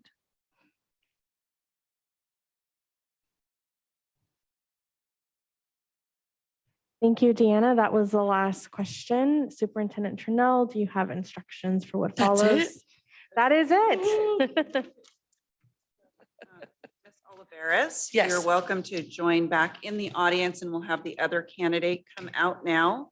And Ms. Cavan can come out as well, who has been sitting with the candidates. And as soon as our other candidate comes out, we will start with public comment.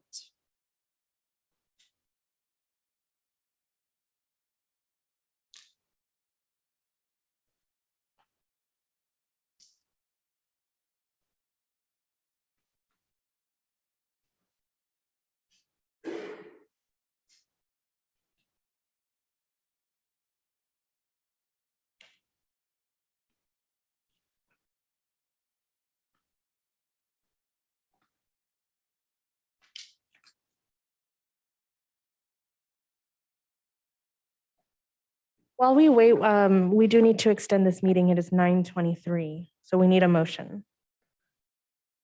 I move to extend the meeting till 11 o'clock. Second. That was moved by Director Flores and seconded by Director Medina. All those in favor say aye. Aye. Aye. Aye. Any oppositions? Any abstentions?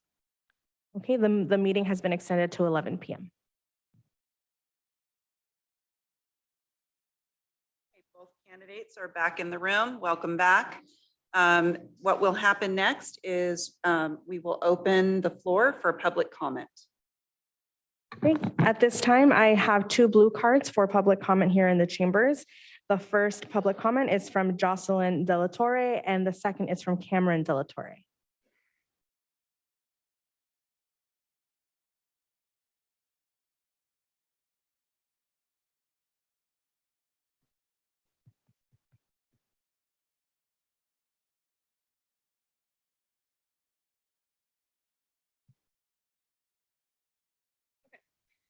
I just want to voice my support for the board candidate, Jeremy De La Torre. My name is Jocelyn De La Torre. I am his oldest.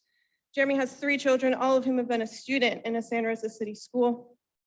His 3 children are currently a teacher, a college student, and a high school student. His whole family is very familiar with this room due to how active he has been as a parent fighting for student voice and athlete safety, such as advocating for a safe track and field at Maria Cruz High School. Jeremy has always fought for student and parent voices in the last 20 years. He is experienced and prepared to serve this board as an active parent and small business owner of a small school community. His biggest strength is his presence and communication. He will be there for you whether you ask him or not to. He has a gift with words and is always sharing it for the good of his community. If you need someone to champion behind you, he should be your first choice. Jeremy will continue fighting as a parent for the safety and the well-being of our students, but with his passion, he could have an even stronger reach for the children of our entire district. Thank you. Thank you, Jocelyn. Next is Cameron.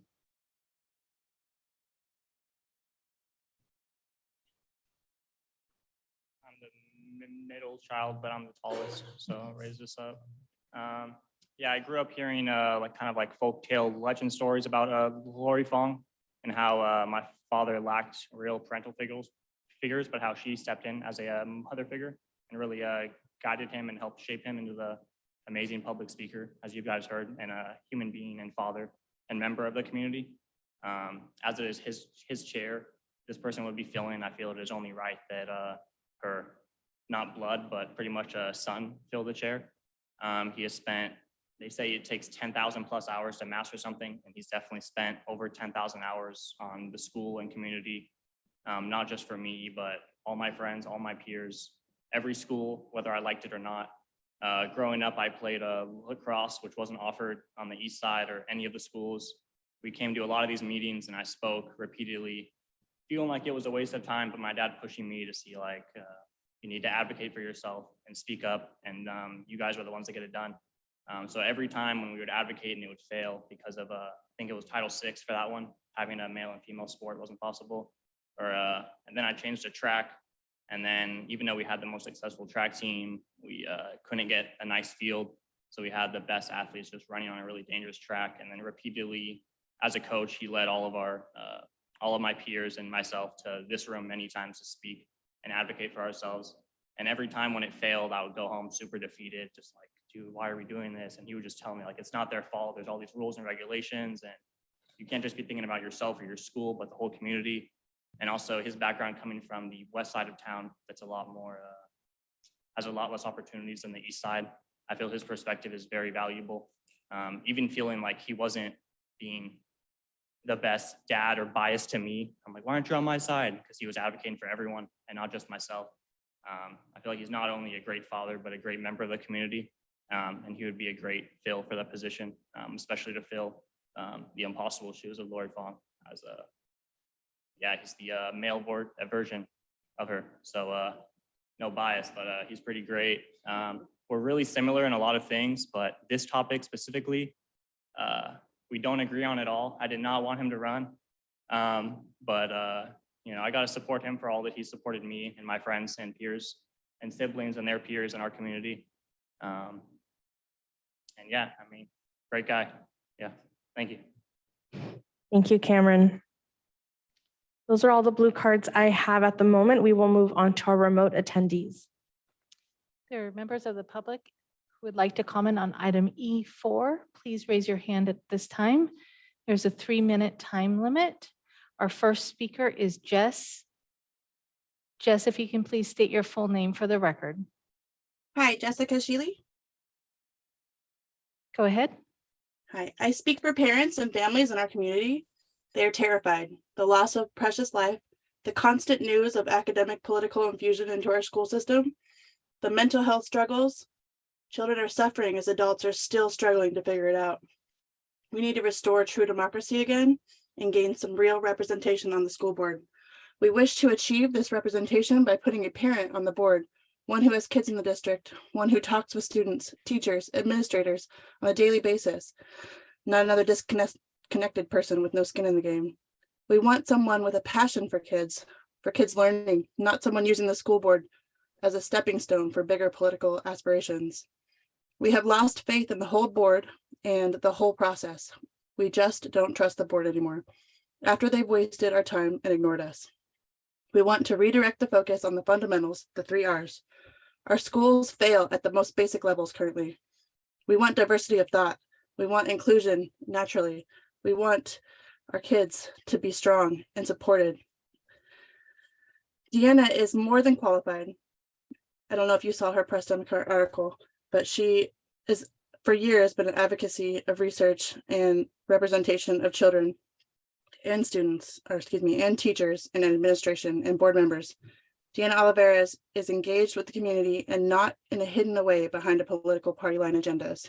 Her passion for children and the community and her experience of working in the public school system, she has always been the supportive voice for children, for teachers, for administrators, and for board members. I believe she would add massive value to your board. And I believe that she would come with good support and open minds to now hear your board ideas where they currently are closed.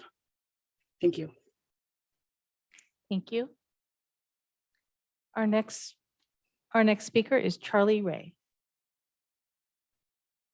Hi, members of the board. Can you hear me? Yes. Thank you. I appreciate you hearing our comments tonight. And personally, I would love to call in for support for Deanna Oliveras as my representative for Trustee Area 7 and district-wide. I further would also recommend her to be placed as soon as possible on the committee that is for the liaison committee with the city. I'm not sure what it's called. I apologize, but I think that she would be great for that too. I want to give a few reasons why I would call in support for Deanna. I have personally worked with her and professionally very closely in the capacity of nonprofit volunteer work. She has proven herself as such a remarkable person, not only in the work that she's willing to do, but in the depth of her relationships, which is why I think that she has brought that out and highlighted in her answers. I've seen that she's able to hear arguments from various perspectives, some that are seemingly different and some that she actually is able to bridge a bond between and see the similarities. And it's very impressive how she's also been able to speak out when she has a difference or a disagreement, and that she will confidently speak out of her own discernment and how she has been able to analyze something and isn't afraid to tell it like it is, which is what we really need. We don't need any more softball questions and answers. We really need to get to the heart of the matter of what's going on in our community. And what I've seen Deanna also do is have a willingness to accept that there are rational disagreements and that we need to have disagreements. We need to have arguments. We need to hear both sides if there are two sides or many more. She's been a part of this natural makeup in a community where she's been put in positions to make difficult and fast decisions. I've seen her successfully volunteer so much of her time and energy, and when she puts her mind to something, she will get it completely done and really turn the tide. I mean, she just shows me what humans are capable of on a really deep level. And finally, I just want to say that I feel she brings a diversity of thought to what is otherwise a homogeneous board. A lot of the time I've watched unanimous decisions go through without the type of arguments that we're asking for be taken. And that's not that's not in any disrespect to any of you. I know that you all probably feel very deeply for the decisions you've made and your perspectives I respect. However, there's a lot more out there to be considered, and I think that Deanna has heard that side and will continue to listen to bring a different perspective on what actually is going on in the communities in a wider level. So just hearing viewpoints from the community, obviously she takes input and she's willing to get into those connections and to bring and share and Thank deal you. with. Thank you very Thank you. much. Our next speaker is John. John, if you can please state your full name for the record.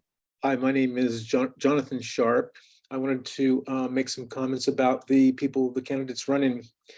First thing I'd like to say about both candidates is I think they bring a lot of heart to the community and heart to your board.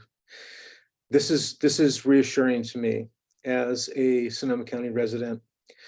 I would like to comment on Deanna. I too worked with Deanna for a short period of time and got to know her in an organization that worked for public good. What comes with Deanna as a board member, as a human being, is the understanding of people. She is one of the sharpest people I've ever met. She is so connected to the community. Her finger is on the pulse of children, of adults, of the politics in our community, of resources in our community, the number of schools, the number of people she knows, I believe that she would bring with her a form of political capital to your board. And I think that's really a great thing to have. You can't underestimate what that really is. She is a very loving mother. She is an amazing human being. And I can't state this enough. You've seen her for a period of years at your board meetings. She has gone over and above the call of duty as a human being for children in her life. And when I heard her stories and when I met her, I was very, very humbled in my life for what she's done for other people. I believe she's a wonderful candidate. I believe that I love her independence and her independent thought. I love her energy. I think she can really bring something dynamic to the board.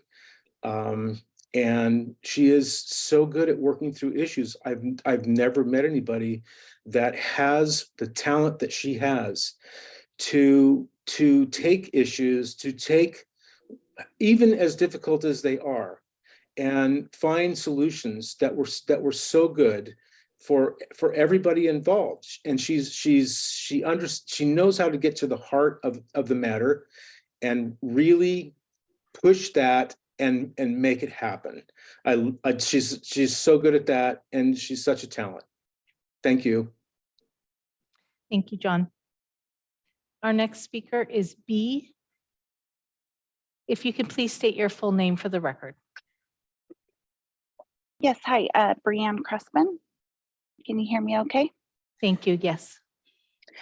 I am just want to talk about Jeremy. I've known Jeremy for a few years, and I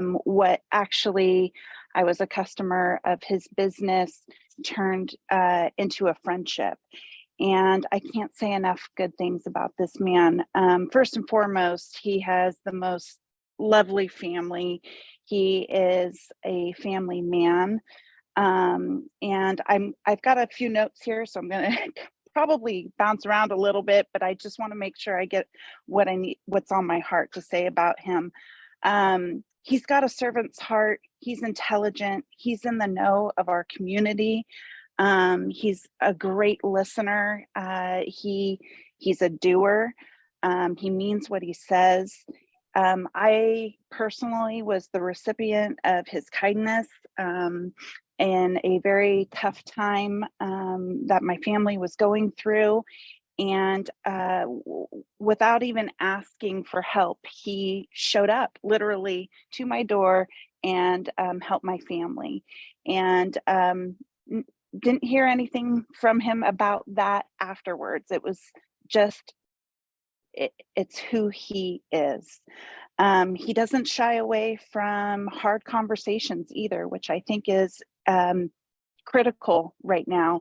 A few things that have been brought up at the meeting tonight. I've heard about sports, and I've heard SROs be brought up, and the security of our kids. I have two sons in the school, Santa Rosa City Schools. I have one who will be going into high school next year, and I'm afraid. And I believe he is someone that will do everything in his power to bridge the gap that is needed between SROs and the schools. I think there's more support to have SROs come back, but I know that he supports that, at least hopefully. I'm not speaking for him, but I believe he supports that, and because he wants our kids to be safe. And again, he doesn't shy away from hard conversations. He's you can hold him accountable, and let's see, I know I got 20 seconds left and I want to look at my notes here. But I've watched him even from a distance on just how he treats kids and his community, and he's an incredible person, and we would be so lucky to have him on this board. Thank you. Our next speaker is Adina Flores.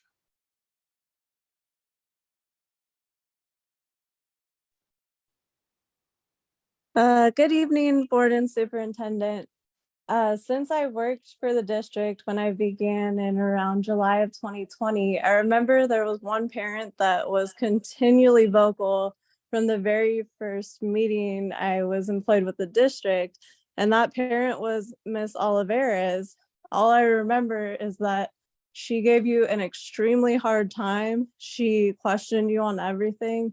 It appeared that she had a better understanding of the materials included in the board packet than the board, far beyond the average parent. It was a surprise to me because at church, I actually ended up seeing Miss Olivares, and I don't know how she's so involved in every activity under the sun, but she also represents so many other parents in the community.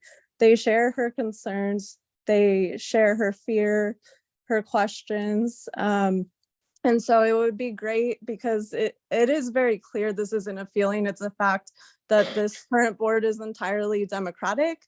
And I believe Ms. Olivares is a Republican, but politics shouldn't be brought into schools, but politics are entirely driving our whole education system. So that being said, it would be wonderful to have somebody with conservative views. And she does represent people such as myself with faith-based values, and as she does many other members of our community who are afraid to speak up. And aside from that, I am so frustrated at this point if she doesn't get this seat, because we need differing opinions and find a way to make it work amongst everybody. My fiance and myself, Mr. Pryor, are happy to protest at meetings moving forward if she doesn't get the seat. It's really not going to make me happy. Thank you. Thank you. Our next speaker is Sasha Rose. Hello, thanks for opening up this forum. I also want to speak in support of Deanna Olivares. I've been really impressed with her on multiple levels, which some others have also spoken to. But what I want to say tonight is that, you know, as a parent and a community member, there's been a lot of shutting out of different views and divergent views in these last few years. And it's really been damaging to our social agreement to listen and learn from each other. And Deanna is someone I see as always learning. She's always stretching herself. She's always in conversations. And I really hope that this board will be open to more diverse opinions and to really be in the positive outcome of having different opinions. That's what this country is based on, is that we can come together and we can differ and we can really represent all of the community. And I feel like there's a large segment of the community that's been not been represented. And Deanna is honest, she's courageous, she's a protector of children, she is organized, she has a heart of gold as far as I can tell. And really urge you to consider her and to open up this space where it feels like there's a certain amount of agreement between you all. And I think it could be really good for you to have someone else in the mix who is challenging you a little bit and stretching you a little bit to open to looking at things in different ways. This is how we grow. And I think that it's clear that there's some need for some growth and some expansion, and not to all be thinking the same thing at this time, because the children really need us to figure this out for them so that they can have a better path forward and really come to school and get what they need there, and to be able to be supported to focus on what they need to focus on, which is their education, and then to go out into the world and become the best person that they can be. So thank you for your time. Thank you. Our next speaker is Gerald. Gerald, if you can please state your full name. Gerald Stahl. Yeah, there's a lot of things I can say about Deanna Oliveras. Everything from she's a beautiful mother to a great community member. She's always involved with not only her kids, but other kids in the community, other parents in the community, always trying to figure out what can be done to help everybody. You guys know just as well as everybody else does, she's probably putting more time and hour than you guys have on that board. And that's without even getting paid for it. She's set her own personal life aside for a lot of this stuff on this board. She has never been compensated for it. She's doing it from the bottom of her heart. And a lot of people have said a lot of great things. I'm not sure if I can add a whole lot more to what they've said. I think you guys know that she's probably the best fit. It's up to you guys to do the right thing and pick Deanna. Thank you. Thank you. Our next speaker is Shelby Pryor. Good evening, board. I think it's great that finally there are two candidates that we could look at and we can go ahead and see the visible differences. I think it's interesting that I can see the smiles on the faces of individuals who rumored to have hand selected one of the candidates so that they would have another person to agree with them. Now, it's interesting to me that all you individuals who look very bleak when I speak are all in cahoots with one another. To have Ms. Oliveras in there as someone who's going to be a sound voice of reason when it comes to not agreeing with you on your vision of equity based off of a definition that you've provided, seems very interesting that you would even ask those questions. It's funny that you want to help defend the 1% of the population, i.e. the people who are confused about their sexuality, but you won't defend 2.1% of the population that lives in Sonoma County who's Black and been put last. We continue to sit here and watch Black people get put last. What do any of you know about equity? Me and Ms. Oliveras, we do not share the same views on many things. But you know what? I've had the pleasure of being able to speak with Ms. Oliveras. And not only have I been able to sit with her and speak with her about our differences, but be able to come to a civil understanding as to how we can go ahead and make these differences not so noticeable, and how we can go ahead and create a solution to work together with one another. Unlike your equity person who's in charge, Ms. De La Cruz, who doesn't know how to put two sentences together when speaking to somebody when they don't agree. Ms. Manieri, being Ms. De La Cruz's little puppet who follows her around, brown nosing doesn't help the situation for equity in this community either. I don't understand how we can have a man sitting here on the board in Dubai when Ms. Oliveras is here in front of you. This man literally doesn't do squat. He travels the world and buys mail order brides. anybody would be a better solution. Anyone would be a better solution than this gentleman. Anyone would be a better solution than Mr. Flores, who looks like he's trying to add to his resume. Anyone would be a better solution than this McNeely lady, who I never hear her say anything about anything that matters in any kind of weight whatsoever. Sorry, Ms. McNeely, welcome to the party. Everyone here needs to consider the fact that if we all agree, that's a falsehood of life. We're gonna disagree. You need to stop putting people at the table who are just gonna agree with you, because that isn't getting us anywhere except further into trouble. Thank you. Time is up. Our next speaker is Dr. Allard.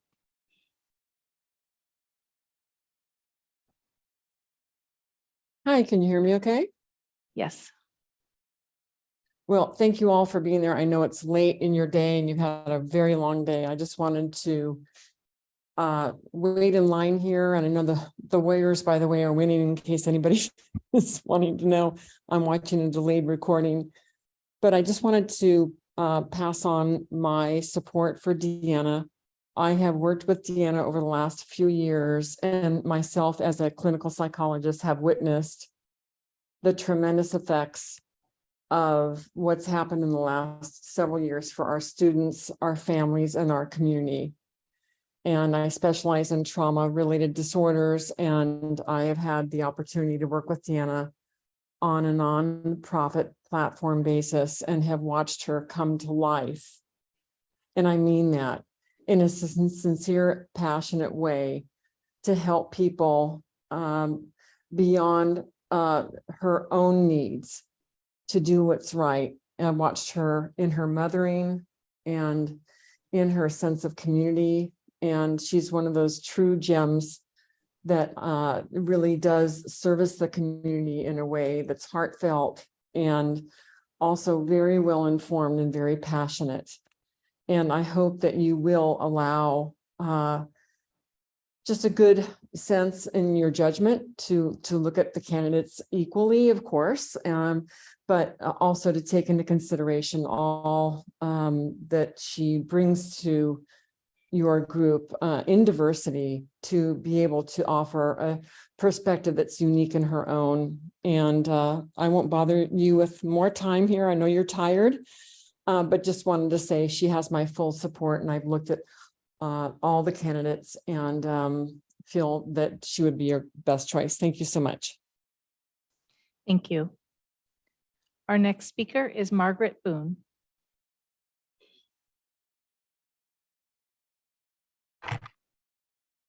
Good evening. I'd like to throw my support behind Jeremy. I first became aware of him when he spoke at the listening session and then at the board meetings that followed that. I've been working with him on the SARC committee and have been impressed with his thoughtfulness and the ideas that he's brought forth. We've had very deep conversations about the issues our district is facing. He has a genuine understanding of the issues and very viable solutions. He's a parent who really advocates for students and has experience dealing with the issues that are currently affecting our schools, as they have affected his own children. He has extensive experience working with students as a coach and a student advocate. He's a person who listens to different viewpoints and educates himself on the issues. He's passionate about making changes that will benefit our students. I think he'll bring a fresh perspective to the board and is the right choice. Thank you. Thank you. Our next speaker is Andrea. Andrea, if you can state your full name.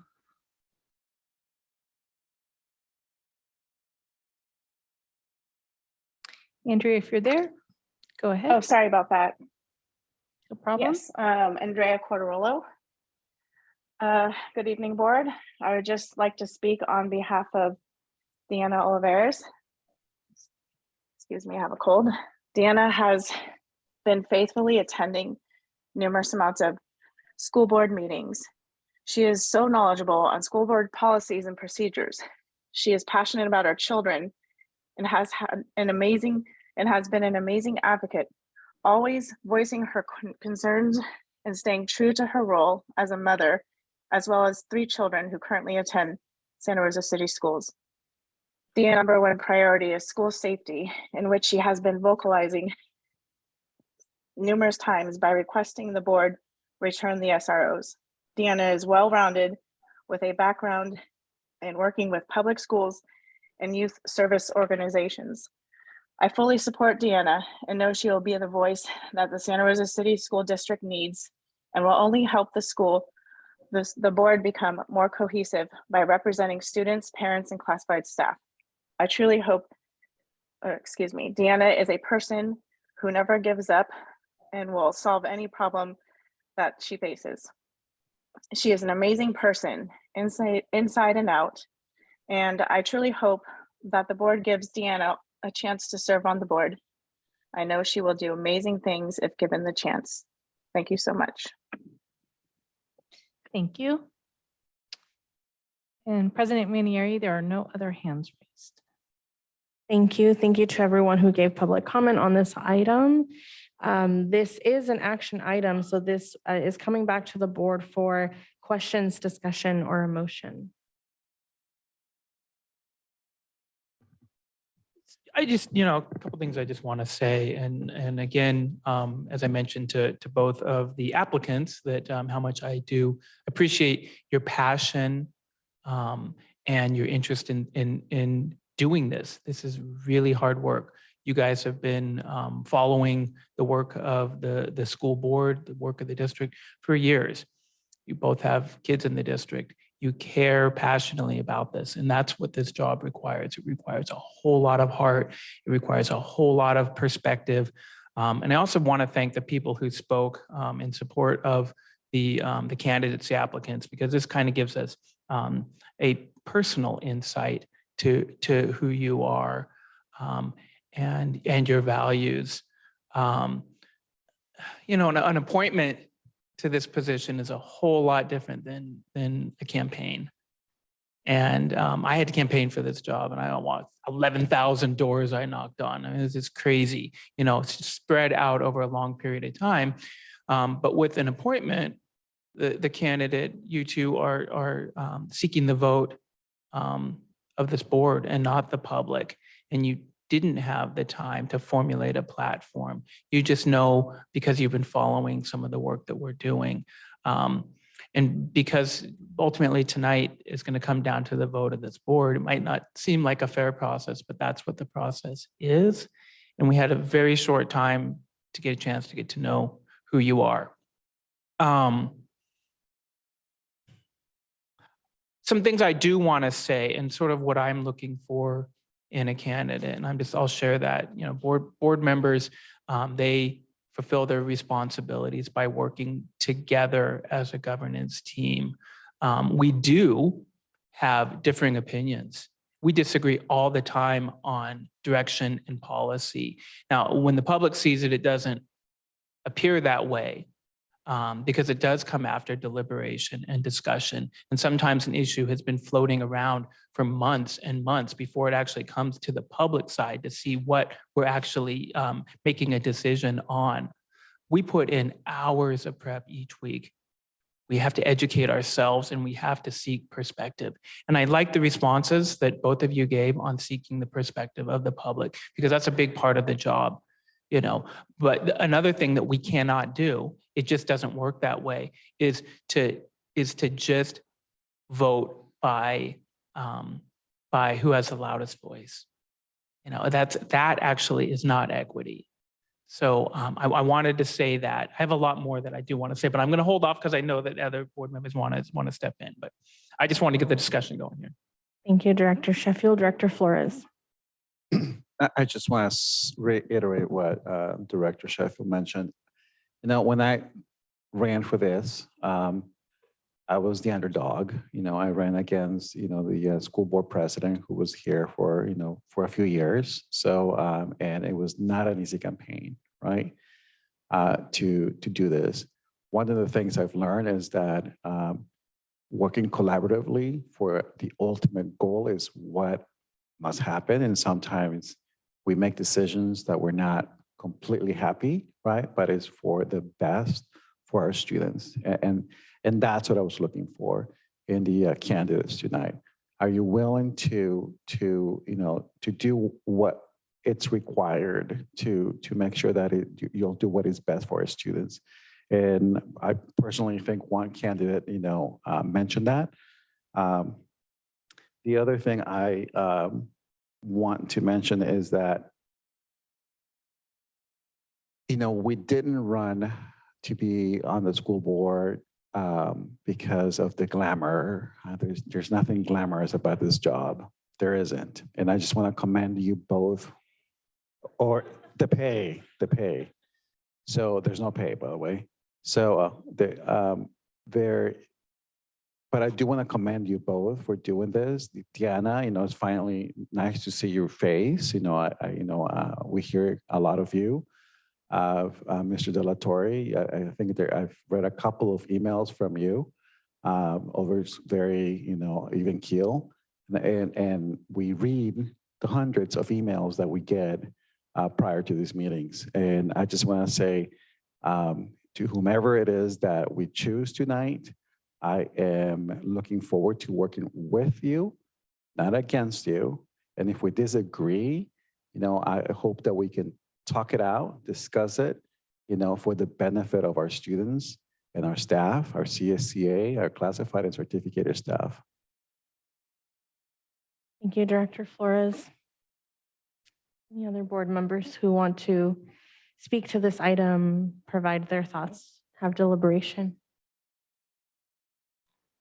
I'm just going to add, I received some advice, I think, when I first went through the same process to have the honor and the privilege of sitting in this seat was through an appointment. And I loved the reminder that what our job here is to govern together as a body. And that does require compromise and consistency and an ability for us to hear each other and to understand with some real sophistication the differences that we each bring to the decisions and to the ways that we come at challenges and problems. And it's one of the things that I appreciate is the ways in which we care for each other and really kind of uphold that idea that we are all human beings who are doing our absolute best when we come up here every night, that we are here in front of you. And that, nobody is doing this for the glory. That is for sure, because this is not very glorious work. It's difficult. It's grueling. It's heartbreaking. It's humbling. It's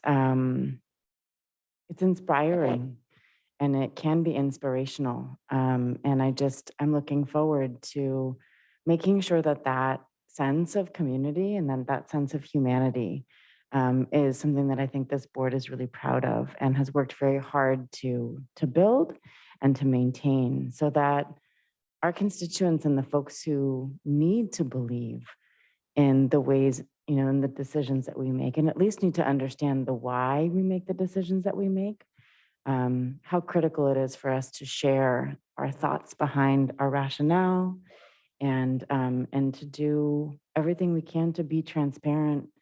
This is the place where we talk to each other, which is so weird. But, I think we try to do our absolute best to make sure that we are having those conversations in a way that is respectful and of each other and of the places that we, from which we come. So I'm looking forward to working with the candidate who's chosen tonight. And again, lifting my voice in gratitude for both of these candidates to put themselves out there in this way. It's a big deal, right? It's kind of weird, strangest job interview ever to do it in public. And so just really grateful for both of you putting yourselves out there tonight and looking forward to working with the person who we vote to choose tonight. Thank you. Thank you, Director De La Cruz. I will just add, I want to echo the comments of my colleagues and just also add that a lot of what we do, if not everything that we do, comes from a place of love for our community. And, I don't have kids in the district, I don't, but I'm hoping that one day I will. And what I, want to see on this board is representation, just as it has been mentioned before. And, our young people are our future. And I want to see more young leaders step into these kinds of positions and so for their perspectives to also be shared and to be valued. And so I very much resonated with the values of representation that were shared this evening. And just, want to really uplift that we do this for love because we don't do it for anything else. And so that's what I'm looking for in a candidate, I think, is someone who can bring that humanity, that love, and just, help us stay grounded in our values. And though we might not agree on decisions that we vote on, I think, this board, we understand what our values are. And that is really important.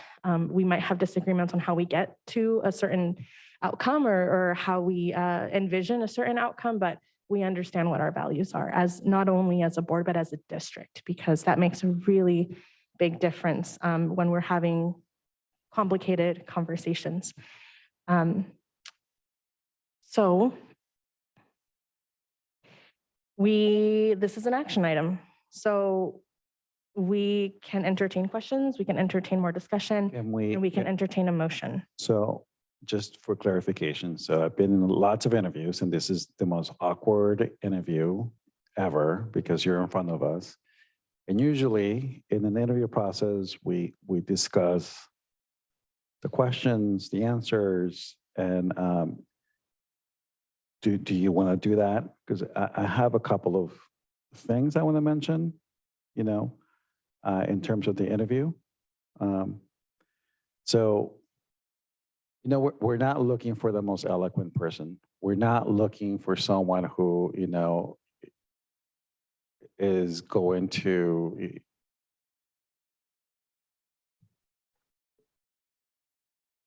represent a group or not a group. Where for me, I'm looking for someone that can synthesize the information that we're given, right?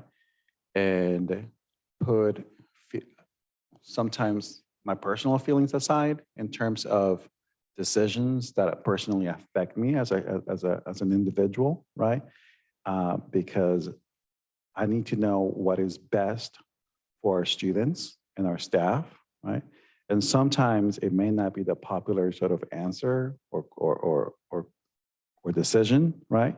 And sometimes I may vote against the rest of you, right? But also making sure that we do that respectfully. And I'm going to mention something else, no one here except for one person supported me during my campaign, right? And that is something that we need to make sure we move past once we're here, because we all have a commonality of making sure that we do what is best for our students and staff, right? And I'm looking for the person with that temperament that can work with us, even if we disagree. I am concerned that that we had Ms. Olivares. I'm concerned about Ms. Olivares, definition of equity, having equal access to everyone. Because that is not, to me, the definition of equity, right? Yes, the definition of equity may be different, but having equal access for everyone, it's contradictory of what equity is. And I just, so that was one. I do want to say that,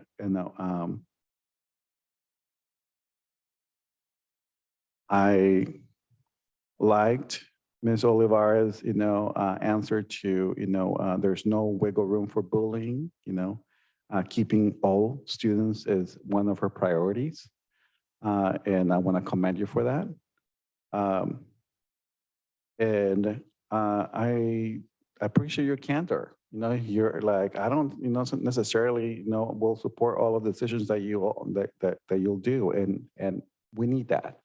We need, that dissenting sort of voice to see a different point of view. And I just wanted to say that. in terms of Mr. De La Torre, the fact that you're wanting to build community, in San Jose City Schools, your history of moving from place to place, right? You have the ability to relate with students who are probably migratory in nature, right? I mean, you came from a military family, not a military family? Oh, I missed that. Oh. Okay. Okay, thank you for clarifying that.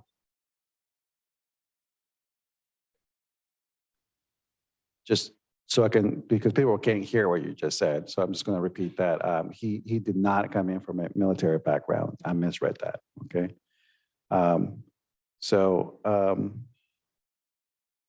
And well, that's all I have to say for now. Thank you, Director Flores. I see Director Medina's hand is up. I think, well, first, I did want to also thank both candidates for applying, for going through this process. I truly appreciate it. But I am kind of divided right now. I'm not quite sure which way I'm going to go yet. But I think that there's various points that have been brought up, the idea of representation and different voices. And I just kind of want to put it in the scope, in the sense that I'm trying to look at not only what's best for our students and for our schools, but in the context of how can we make our board better. And I think both candidates have a lot to offer. Both candidates bring a lot of passion for service. And I think it's right now, I know that for me, it's going to be a difficult decision in terms of my values. I feel like I could relate to one of the candidates in many ways. And so I just kind of wanted to share that. Thank you, Director Medina. Director Sheffield. Sure. I want to say for both candidates, I really, I was impressed with the way that you had responded to the question number 5 about defending the rights of our historically marginalized students. You both just hit it out of the park on there, at least came from the heart. And definitely just the way that you address these questions, love and patience and understanding, and kids are kids regardless. I really did like the way that both of you answered that. Deanna, your strength is definitely in relationships. You had an army of folks coming in and supporting in emails. Clearly, you're out there in the community. You are someone who people come to. It sounds like you're a problem solver. It's a great strength to have, good quality to have on the board. And Jeremy, you have a lot of perspective. You know the community. You grew up here, family here. You coach. You do wonderful things in the community, and you also have a team of supporters behind you. So I want to point those out. Those are again qualities that that show that you care. That show that you both have the skills, the skill set, and again, the passion that is needed for this tough position. So I just want to add that as well. I like to highlight the strengths of people. That's what I see. Thank you, Director Sheffield. I see Director McNally's hand up. Well, first, thank you to both of you for doing this interview process. I know this is a horribly awkward situation to be getting feedback in public like this, but I feel like I do need to touch on the equity issue and build off of what Director Flores was saying. I was concerned by Ms. Olivares's responses to the question about equity and about LGBT and other marginalized students. Of course, I absolutely agree with Ms. Olivares that there can't be any tolerance for bullying and that we should be protecting all students in situations like that. But I think we also need to be able to recognize that there are systemic issues and that not all students are at the same risk of bullying. And if we are waiting to that point of bullying, then we have failed to address the underlying systemic issues. And so I am just concerned in a board member, and anyone working in education. I think it's key that we have a strong understanding of equity, and like Director Sheffield said, supporting the loudest voice is not equity. We need to support those who don't have a voice. Yeah, those are my thoughts right now. Thank you, Director McNally. Director Flores, I'd like to make a motion. I will entertain your motion. I'd like to move candidate Jeremy De La Torre as trustee for Area 7. I second the motion. So we have a motion on the floor. This was made by Director Flores and seconded by Director De La Cruz. Before we move to a roll call vote, are there any last comments? Director Bowie. Thank you guys both for being here. You guys both had a lot of strengths, but in my opinion, I saw Miss Oliveras as the better candidate. I feel like she was there, transparent, and it's like she showed how there are going to be mistakes. You're not always going to know everything, but she's willing to learn. I feel like she's shown that from her consistency of just showing up to every board meeting. I can recall her at nearly every board meeting saying a comment, even if it's not like the non-agenda items, she's there. She's speaking on our other items that we're always speaking about. So I'm just here for her as well. Thank you, Director Bowie. Any last comments before we do a roll call vote? Okay, it is time for our roll call vote. Director Bowie, No. Director Flores, Yes. Director De La Cruz, Yes.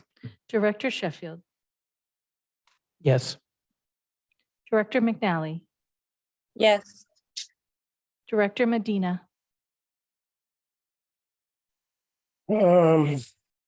Yes. President Manieri. Yes. Thank you. So at this time, we announce Jeremy De La Torre as the new trustee for Area 7. Congratulations.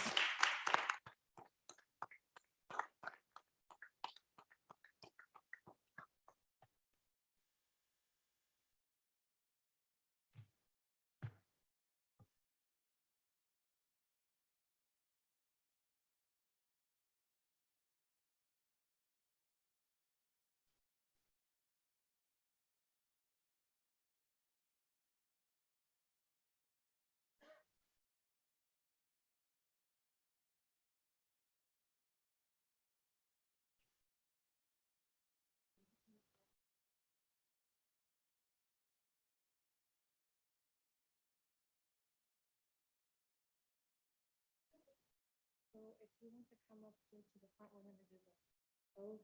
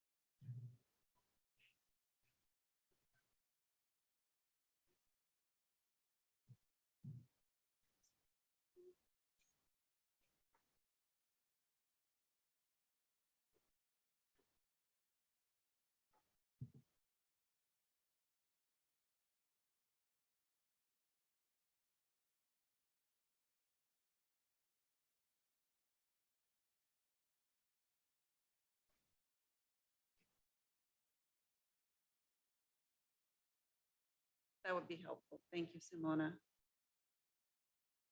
Okay, 2 minutes. 2 minutes, just kidding.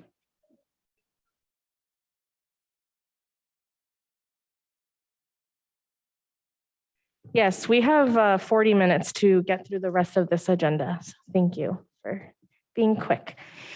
We are on item E5. This is a discussion item, update on facilities master plan. The board will receive information about the progress of the update to the facilities master plan.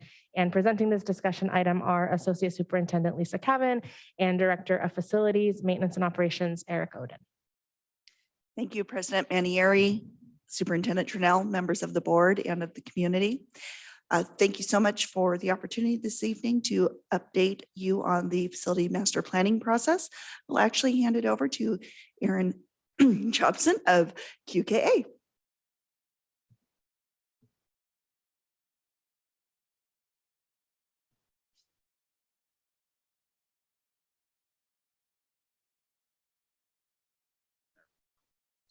We'll start at the beginning. Thank you, President Manieri and the members of the board for having me here to talk quickly about a master plan update. So this is really just an opportunity for us to share what we've been up to over the last month or two and what we'll be working on coming up as we go into the summer. So mostly for us, that has been a lot of listening and a lot of going to meetings with different folks around the district to get input from as many stakeholders as we can. So primarily that's been site committee meetings that we've been having at each school site to hear from. You can see kind of the basic agenda of that meeting up there and a diagram of what that committee does. We asked that committee to provide input from and help us communicate with faculty, students, and parents, and for that committee to have representatives from each of those groups. We are holding site committee meetings at every school site. You can see there in black text all of the sites that we have been to date. And then we have 4 left to go: Cesar Chavez, French American Charter, Brook Hill, and Ridgeway over the next few days. We have also had some additional meetings with other stakeholder groups. We met with the Superintendent's Advisory Network. We met with the DLAC committee. We will actually be meeting with the DLAC committee again, I think on June 1st, to finish that conversation. We met with the special education team. We are meeting with the safety group, the SART group on Monday, and all of the site administrators on Tuesday. And then we will be meeting with a group later in May to update the educational facilities guidelines. Just a quick overview. We've had so much input.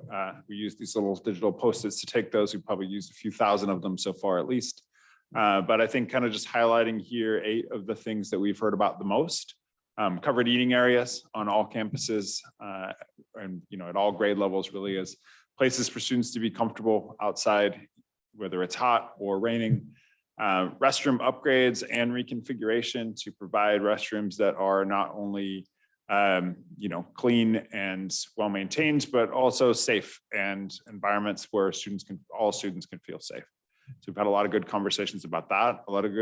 As you might imagine, we had a lot of conversations about safety and security and what that means for facilities and the master plans. And a big piece of that has been talking about access control and kind of securing the perimeters of our campuses better. And that's a little bit different for each school, but we're having a lot of good conversations about that. Appropriate kinder and TK classrooms. Obviously a big change since we did the original master plan in 2015-16 is the whole new grade of transitional kindergarten. And so how that's accommodated at each site, making sure we have appropriate spaces for that in kindergarten. There's a lot of basic maintenance items, paint, flooring, repairs, window coverings, things like that, that we definitely hear about too. One of the focuses is portable classrooms. The district has a lot of really old portable classrooms, which we'd consider kind of past the end of their useful life. So there's been a lot of conversation about replacing those, getting rid of those. Yeah. And just as you're setting priorities, is there any way to kind of cross-check these things that we're getting from stakeholder meetings with requests that have come from site staff, right? Like the data, like kind of the data validation with what it is that we're hearing from stakeholders. Is there a way to do that? And you said the request from site staff, is that? Yeah, so like, is it, do we actually have like 16 requests from a site to help with, hanging projectors. And they're like, we don't have any problems with our bathrooms, right? So like, is there a way to Well, kind of real-time test what these priorities are with the requests that are coming from the district? So the main way we do that is just by having all of those people in the same meeting. So all of those site committees included parents, teachers, and staff. So we're hearing from concerns from and students for that matter, most of them as well. So we're hearing from all those groups at the same time, and they're hearing from each other. So that's primarily the biggest way that we're doing that. And we'll continue to do that. We're going to meet with all these groups again in the fall as well. So when you do all meet together, is that where the prioritization happens? I mean, no, I know there's some expertise and input that's needed Yeah. there, but like I said, as Alegria said, and I've said before, we've heard about the portables, we've heard about the restrooms again and again and again. Where's the sausage made on this? Yeah, so that's a good question and something we want to talk about a little bit today actually too. But essentially the answer to that is we're going to take all the input we have. We're going to come up with an updated draft master plan and list of projects, and then getting input on that plan and that list, but also on what's most important on that list is what we'll be meeting with each of these groups about in the fall. And then also doing some outreach beyond that and talking to you all about that as well. So a couple other things, just outdoor spaces for learning and for well-being, like having access to nature, having the importance of that for mental health. And then I think a big one has really been dedicated and appropriate space for support staff. There are a lot of support staff on campuses we've heard about a lot of them tonight when Steve was up here earlier. With counselors, behavioral health therapists, all of those kind of things. A lot of them are not in spaces that are really set up for them. They range from closets to whatever random classroom is available, things like that. They're not in the right places on the campus. So really setting our front of the school, the office space up to handle all of that, provide appropriate space for that and make those services more effective and more accessible. A couple other things we've been working on. We've also done site walks at each site to update our facilities assessment information to make sure that we understand what condition the schools are in. And then we're just finishing up a demographics and capacity analysis that will really inform a lot of the planning we do as well. And then we have also had some good conversations about facilities needs in the district office. This is the overall schedule, which I gave you kind of a quick overview of already, but we're in the listening stage in the spring, essentially, and gathering information. We'll be kind of processing that information and planning and designing over the summer, and then reviewing that and finalizing that in the fall. So we're planning for another round of site committee meetings and also some larger kind of community forum presentations and other forms of outreach in the fall to get input and just communicate out about the work that's been done. And the goal is to bring to bring the final master plan to you for approval in November. So then we can then start moving forward with individual projects from there. I did want to talk a little bit about the prioritization to your question, Board Member Sheffield, which is the last time we did this back in 2015 and 2016, we developed this tool called the Indicators of Quality, where we came up with 6 kind of areas that we could rate each project in. And the goal of this is really to come up with a way to effectively compare the few thousand projects across the district based on what's going to have the biggest impact on students and on learning and on student achievement and on student well-being. So we came up with these 6 categories that each had a different weighting based on their relative importance, and there was an overall score. And then based on all the input that we got during that process in a similar kind of fashion that we're doing now, we came up with a score for that, and we reviewed that, across the district as well. And that was part of the process of deciding which projects got funded and what went into the implementation plan. It's not the only metric, but it helps us just compare different projects across different school sites. So, just a quick question on the indicator of quality, maintenance, and ops. What does that refer to exactly? That's really the impact that will have on our ability to maintain and operate the school and the cost of doing so, right? So if things like repairing the roofing, things like that impact, if we don't do that, right, it's going to cost a lot more to fix those problems down the road. So it's going to impact the ability to maintain and operate the school. So that it is really looking at things from that perspective. Thank you. So this is kind of the two graphics on the right are just clipped out of the master plan from 2016. And that's the way we approached it then. And our goal is to kind of update this process and make sure it reflects priorities currently. And there may be some adjustment to the language and kind of the definitions of those indicators of quality and maybe some of the weighting to that. And to use that similar process again in the fall to kind of help us do that prioritization. And as a forum for that input from, as we talk to stakeholders about this too, we have a way to kind of reflect that and a way to incorporate that. Any other questions about that? I have a question regarding the previous slide. So I see your the timeline is great. Briefly, can you explain when does the oversight committee come into play here? The site committees? No, the oversight committee, the district oversight The committee. district oversight committee. So the district oversight, do you want to answer? Sure. Thank you. So the Citizens Oversight Committee, the board did form that and approved for those sitting on INL to also serve for CNG. We actually had our first meeting in April. We have another I believe it was April. We have another meeting coming up May 25th. And so we already start, sharing with them the bond issuance and, providing updates on where we are with these items. They'll be receiving financial updates and all that as we spend funds as well. So the first thing to be reported for CNG is that we've issued funds and issued bonds and received the funds. So that's what would be shared at the Oversight Committee meeting in May. Oversight Committee's responsibility is to ensure that we've complied with the letter of the law and the resolution calling for the election, not to actually do any prioritization.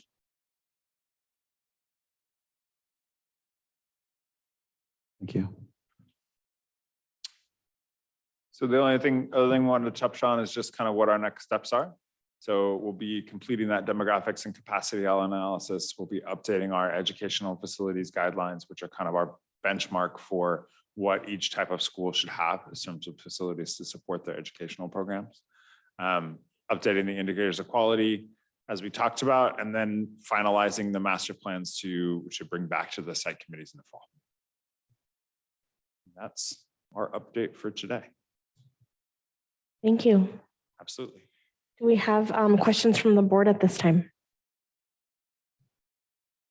No questions. Okay, we will move on to public comment. I have no blue cards, so we will move on to our remote attendees.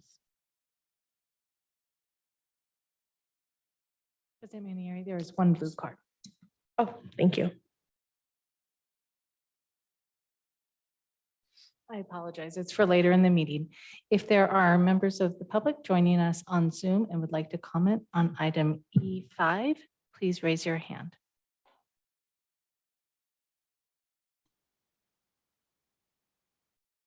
Our first speaker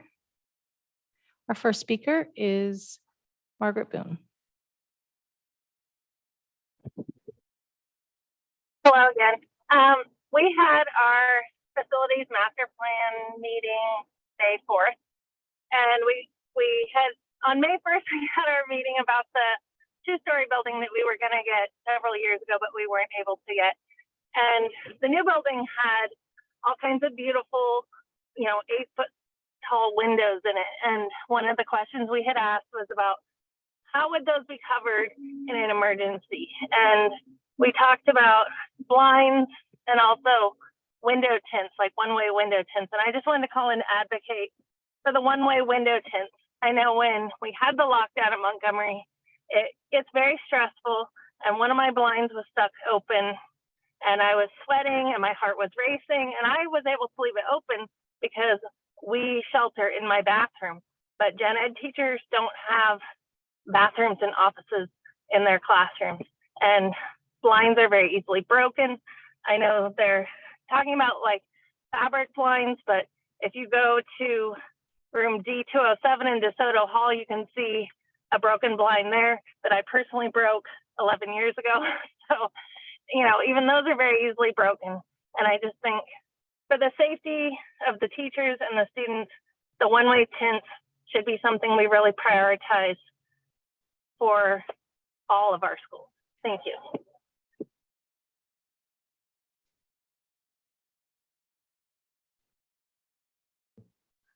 Our next speaker on item F5 is Shelby Pryor.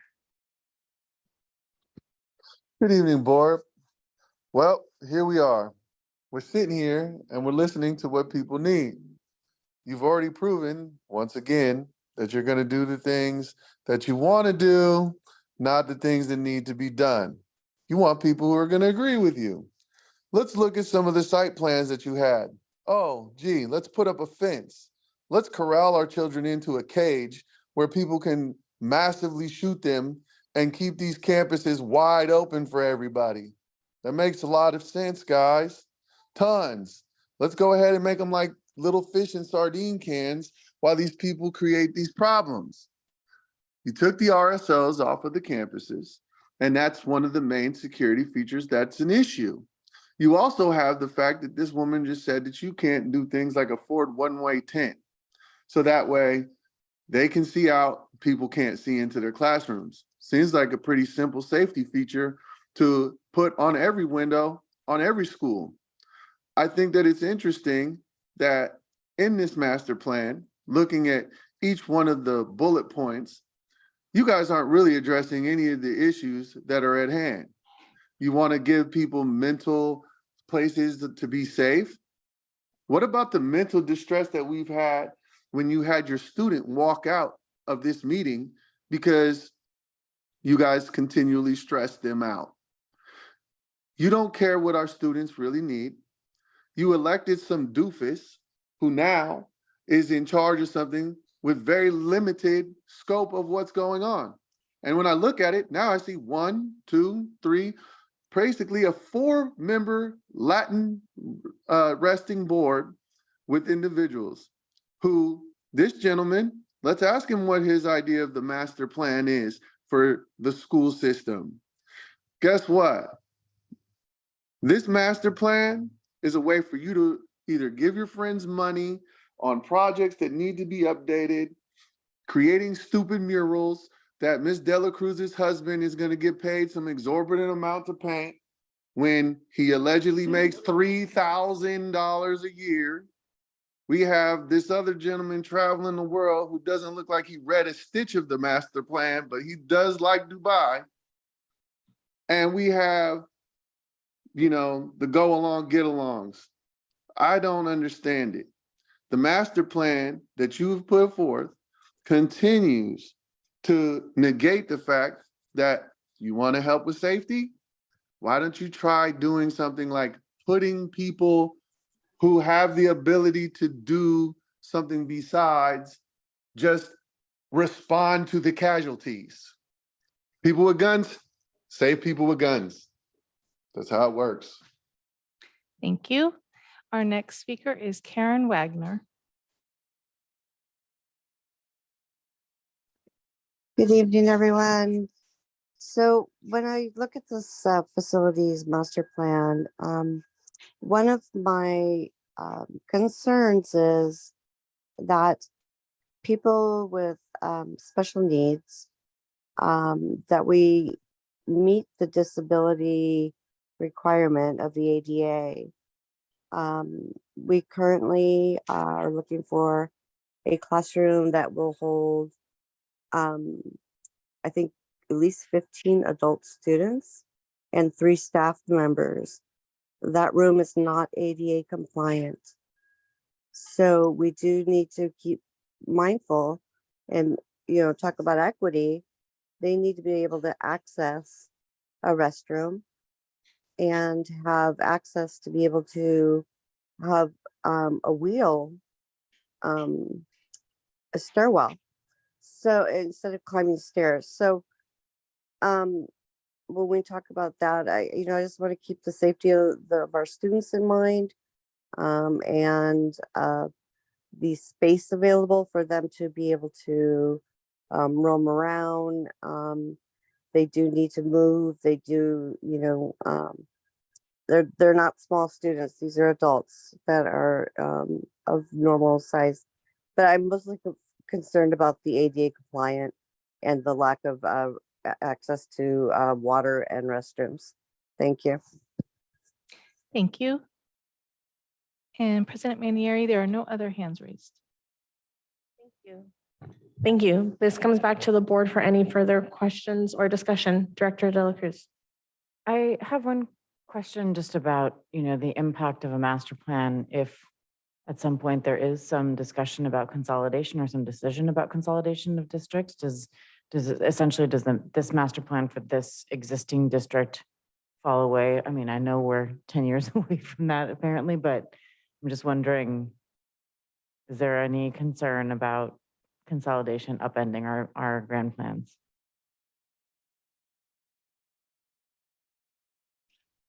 Our bonds and our facility master plan are for a period of time, and it's specific to the schools that are within the districts for the high school and for the elementary. So if there were to be something with a consolidation, each of those districts would come in with their own facilities and their own whatever funds were available for that. We couldn't necessarily mix and match that, if that helps. That's very helpful. Thank you. I was just going to add that at that point, a whole entirely new district would be created that would then have to create its own facilities master plan. That's what my understanding would be. Are there any other questions from the board or discussion? Great. Thank you so much for your time and for that update. Thank you. Thank you. We will move on to item E6. This is an action item, approval of memorandum of understanding reached with Santa Rosa City Schools and the California School Employee Association, Region 75, regarding 2023-2024 classified employee calendar. And I will hand this over to Assistant Superintendent Shepherd.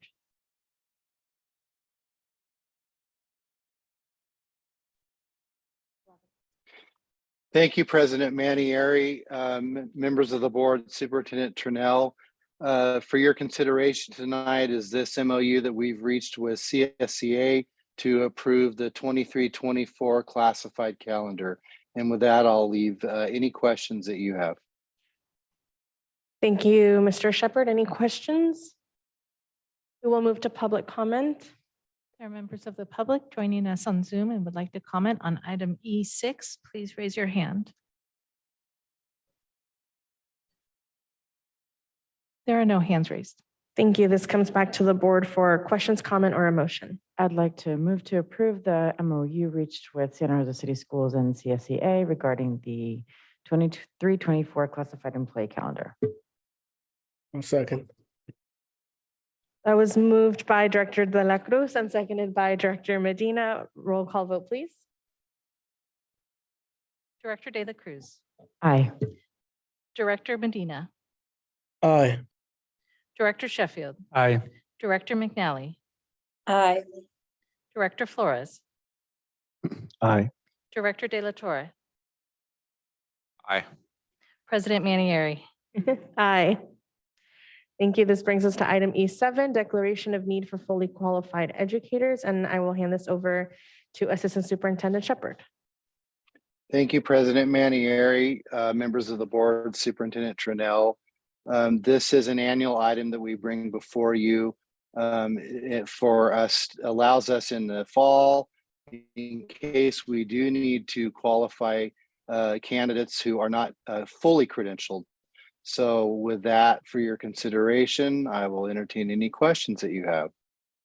Thank you, Mr. Shepherd. Do we have any questions from the board? Seeing none, we'll move to public comment.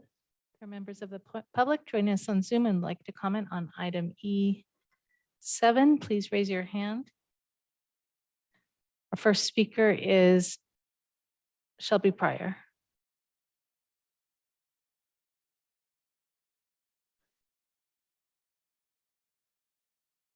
Mr. Pryor, it's your turn. Item E7. Okay, we will come back. Our next speaker is Deanna Oliveras. Long time no see, Superintendent Turnell on board. As you can tell, I don't have a live, just kidding. So I listened to Catherine Howe's comment about all the struggles the teachers are having, retirement and retaining them. And I know that this board has to do what you have to do to get the teachers in to these classrooms, but I just feel like something should be able to be done about hiring or getting these teachers that aren't certified in these subjects to teach our kids. I know that there's some amazing teachers we already have that are earning their degree in a certain subject area, and it kind of makes sense because they are really knowledgeable about the subject. So I just wish maybe the board will really explain to the parents what this means and what this means and why is this happening? Are you hiring people because you can't get anyone else that aren't, really qualified? Or are you giving these certificates to, or these, to teachers that are already employed by Santa Rosa City Schools and they're willing to step up and teach another class? That would be really helpful. I also had heard from a few of our high school teachers that because we can't retain subs and the class sizes are too big, that some teachers are, doing amazing and making some extra money by teaching 30 kids in a class, but it doesn't seem financially feasible. If I believe in the high school contracts for the SRTA, it's like $15 per kid extra that teacher gets. And I have heard from a few teachers that kids are being crammed into classrooms. So that's great that the teachers are making some extra money, but it doesn't seem like it's smart fiscally. And it seems like it's would probably cause a lot of stress, and the kids probably won't be able to learn as much as they would in their regular classroom. So if anybody could answer any of those questions, I would appreciate it. Thank you. Thank you. We'll try Mr. Pryor one more time. Go ahead. Sorry for the technical difficulty. Now that we've got it ironed out and we have more people answering and we're getting our tax dollars out of you and making you sit here, listen, the teachers need to be inspired to want to teach these bad children who do all this craziness and the good children. The children from both sides, left and right, need people who are going to be able to actively be able to engage them and empower them and give them the tools that they need. But the problem is that you have put no securities in for these teachers to want to come and work for you or with you because you're too worried about pushing pronouns. You're too worried about pushing your own racial equity for your own groups. You're not representing any of the people across the board when we're talking about faculty and students and what are their best interests. There is no diversity on this board at all. So how can you hire people to come work in a school district and there's no equitable resource other than hire them because they're Latino and they understand brown children, hire them because they're Black and we need a token person to come in and do our bidding? No, we need people who are going to press our children to think outside of the lines that you continue to put them in, the boxes you continue to put them in. Listen, these kids are learning their bad behavior from the individuals that are representing us. You guys are partial 100% to your own agendas and your own nonsense. We need to create a space where people can equitably, a real equitable way for individuals to share information, have disagreements, and have these things in a space where we can educate each other on how to walk through each other's shoes because we may not have that same size. There is not a one size fits all to this issue. Right now, I see 4 Latinos, 1 white woman, a Black man, well, a poser Black man, and a racist white Mr. Shepherd up here representing people all over the world. I don't want to continue to sit here and watch Mr. Sheffield smirk like the coon that he is while the rest of us are sitting here and dealing with this. Oh, Ms. Dela Cruz, We do not tolerate hate speech in this district. That is a racial slur, Mr. Pryor, and that kind of language needs to stop. We are leaders in education and we will not tolerate hate speech in this room. Please cut his microphone. That word is not appropriate to use against any person, especially a Black man in this district. No.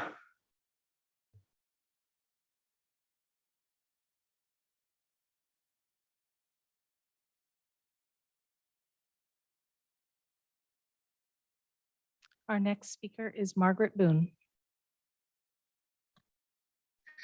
I just wanted to say I appreciate the efforts that the district does make to fill these positions. I know we're in a massive teacher shortage and we have a lot of PIPs, we have a lot of interns. I hope we have a lot of things in place to support them, but I do see that there's effort being made to fill positions. We had positions that stayed open half the year this year. And so it's really important we do what we need to do to fill the positions. And I'm sorry for all the racist attacks on you guys. Thank you. Thank you. And our last speaker is Anastasio. If you can please state your last name as well. Can you hear me? Go ahead. Can you hear me? Yes. Thank you, Ms. Alegría de la Cruz. Hate speeches are not allowed. I'm tired of the slander.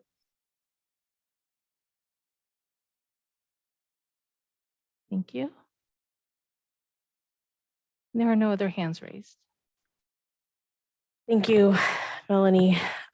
We have 9 more minutes to get through the rest of this agenda. This is an action item. So this comes back to the board for discussion, further questions or a motion. I'd like to move to approve the declaration of need for fully qualified educators, recognizing the challenges that we have in making sure that we are recruiting and hiring fully prepared teachers for all district assignments that are currently open. I'll second it. I was moved by Director De La Cruz and seconded by Director Sheffield. Roll call vote, please. Director De La Cruz. Aye. Director Sheffield. Aye. Director McNally. Aye. Director Flores. Aye. Director Medina. Aye. Director De La Torre. Aye. President Manieri. Aye. Thank you. This brings us to item E8, approval of first read and potential waive of second read of board bylaw 9320. I'm handing it over to Superintendent Chernow. Thank you, Board President Manieri, members of the board, those who are with us in person and online. I bring you a draft of the first read and potential second read of Board Bylaw 9320, which governs how the board attends meetings and agendizes those meetings. There is a clean copy for you as well as an edited. The board took action on April 26th to add in the additional provisional attendance options. And with that, I'll hand it back to you, President Manieri. Thank you. This is an action item. So are there any board member questions? We will take public comment. There's members of the public joining us on Zoom and would like to comment on item E8. Please raise your hand. First speaker is Jess. If you can please state your full name. And this is item E8. Hi, Jessica Sheely. Go ahead. Yes, I would just like to say that I could tell by the comments that your performance was a show. After the first couple of comments, the McNally and the Flores people, I don't understand your quick draw to basically have a turn of play to basically have a tizzy fit, like a temper tantrum like a child, and then to also quickly make a motion. Excuse me, we're speaking on item E8, which is the board bylaw. Okay, well, it's very clear that your board has no interest in dissenting opinion or any other.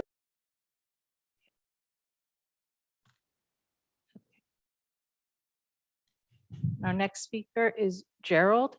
Gerald, this is item E8. This is about board bylaw 9320. If you have a comment on that, you can go ahead.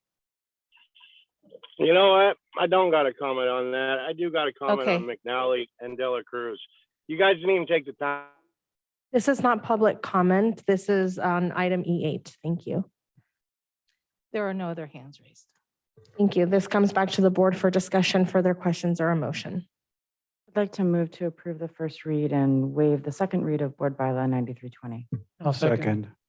Thank you. That was moved by Director De La Cruz and seconded by Director Sheffield. Roll call vote, please. Director De La Cruz. Aye. Director Sheffield. Aye. Director McNally. Aye. Director Flores. Aye. Director Medina, Aye. Director De La Torre, Aye. President Manieri. Aye. The next item is E9, form action to form a board subcommittee in relationship with the city of Santa Rosa. I'm just going to hand this over to Director Medina. Hi, so I reached out to Mayor Natalie Rogers so that we could collaborate and talk about City of Santa Rosa working in collaboration with Santa Rosa City Schools on the topic of safety, because I feel it's an issue that we all need to come together to work on. Basically, what we agreed on is that as policymakers, some of the board members and some of the city council members, we could come together in an ad hoc committee to begin the discussion. And it was kind of prefaced by a discussion as to what followed in December of 2020 with our board's communication to the city of Santa Rosa around SROs and the need for change around that. And so that's kind of what the discussion was started with. And so this is an ask for a couple board members and hopefully myself to be able to be appointed by President Manieri to serve on this ad hoc committee. And I wanted to recommend Director Sheffield and Director De La Cruz as parents that have a lot of experience on this board to also serve in addition to myself. Thank you, Director Medina. I appreciate the recommendation. I had served on the original ad hoc, and I just think that maybe here's an opportunity for broader board perspective when engaging with the city. I will tentatively accept, but I just want to see what we have, at least as far as willingness to step forward. Thank you. Director De La Cruz. Thank you for that nomination, Director Medina. I think one of the things that I really appreciate about this idea is that it's actually having a institution to institution conversation, which was not quite what happened in the ad hoc, right? We were having kind of our community was having a conversation with SROs present, but it wasn't really with the leadership of the policymakers at the city. And so I'm really grateful for this, which I really feel like is an important step forward for our two jurisdictions to meet at that policymaker level. So I'm excited about being considered to participate, and like Ed, if there are other members of this board who would like to step forward in this position, I'm happy to share kind of my perspective of what it was like to serve on the ad hoc and make sure that you're successful in that role. So thank you for this really, I think, important step forward, and I'm grateful for the consideration. Thank you. Yes, Director De La Torre.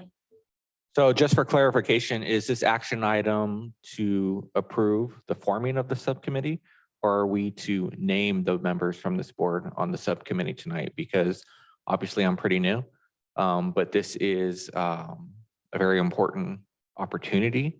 And if we're naming board members tonight, I would like to reserve the opportunity to discuss who those may be aside from tonight, because I just took the seat 17 minutes ago. Yes, and given that we have 3 minutes left, Director Medina, I'm wondering if you would consider actually tabling this item so that we can have more time to talk about this. It seems that there is quite a bit of interest. I'm okay to table to the next board meeting.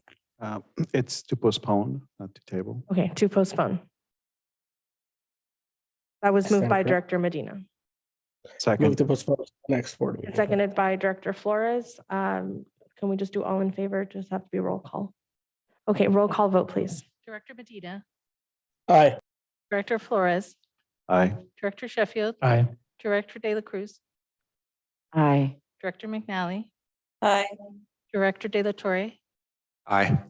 President Manieri. Aye, thank you. The next items are our F items. 2 items have been pulled, so we need a motion for items F2 through 4, 6 through 9, and 11. So Second. That was moved by Director Medina and seconded by Director Flores. Roll call vote, please. Director Medina, aye. Director Flores, Aye. Director Sheffield, Aye. Director De La Cruz, Aye. Director McNally, Aye. Director De La Torre, Aye. Director Medina, President Manieri. Aye, thank you. And item F5 was pulled by Superintendent Trudeau. Yes, I would like to pull the Contract Curriculum Associates LLC elevation from the contract and ask the board to entertain the rest of the contracts tonight. Thank you. I'd like to move to approve, I'm sorry, I didn't have it in front of me. All of the contracts except for the elevation contract. How's that? I'll second that. That was moved by Director De La Cruz and seconded by Director Sheffield. Roll call vote, please. Director De La Cruz. Aye. Director Sheffield. Aye. Director McNally. Aye. Director Flores. Aye. Director Medina. Aye. Director De La Torre. Aye. President Manieri. Aye, thank you. And we have one public comment on item F10. Margie Brady Long. Good evening. Thank you for taking time here. I think we all agree that our high school restrooms are in need of upgrades, but with a desire to be wise in the spending of our funds, can you please clarify, would these remodeled restrooms be demolished when we do our FMP suggestions of reconfiguring restrooms? Okay. Thank you. We need a motion on item F10. Move for approval of item F10. Second. That was moved by Director Sheffield, seconded by Director De La Cruz. Roll call vote, please. Director Sheffield. Aye. Director De La Cruz. Aye. Director McNally. Aye. Director Flores. Aye. Director Medina. Aye. Director De La Torre. Aye. President Manieri. Aye. Item G1, approval of regular board meeting held on April 26, seeking a motion for approval. So moved. So moved. Second. That was moved by Director Sheffield, seconded by Director Flores. Roll call vote, please. Director Sheffield. Aye. Director Flores. Aye. Director De La Cruz. Aye. Director McNally. Aye. Director Medina. Aye. Director De La Torre. Aye. President Manieri. Aye. Are there any board member requests for information? Can I just, I'm sorry, I think just procedurally, Director De La Torre, since you weren't at that meeting, approving the minutes of that meeting would probably not be the correct procedure. So an abstain vote would probably be best. Is that everybody okay with that? Okay, thanks. Thank you. We will make note of that in the minutes. Any board member requests for information? Seeing none. I do have one request for information. I think it would be important for us as a board to make sure that we're clear with ourselves as well as with the public around what the bounds of our ability to cut somebody's mic is, like what is the definition of hate speech that our district will utilize, so that we have that transparent understanding with our larger community about what will and will not be tolerated as free speech versus hate speech. There are some kind of legal complications with this definitions, and so I think it's important for us to have a public conversation about the lines of those rights, essentially. Thank you, Director De La Cruz. And I have one also. My request is simply around sports and sports spending, both on boys and girls teams throughout the district, where the money goes to, how it's decided, when donations come in, how much goes to each. Any information the district could provide on that would be appreciated. Thank you, Director Medina. Before we adjourn, Superintendent Tranel, any last announcements? Thank you.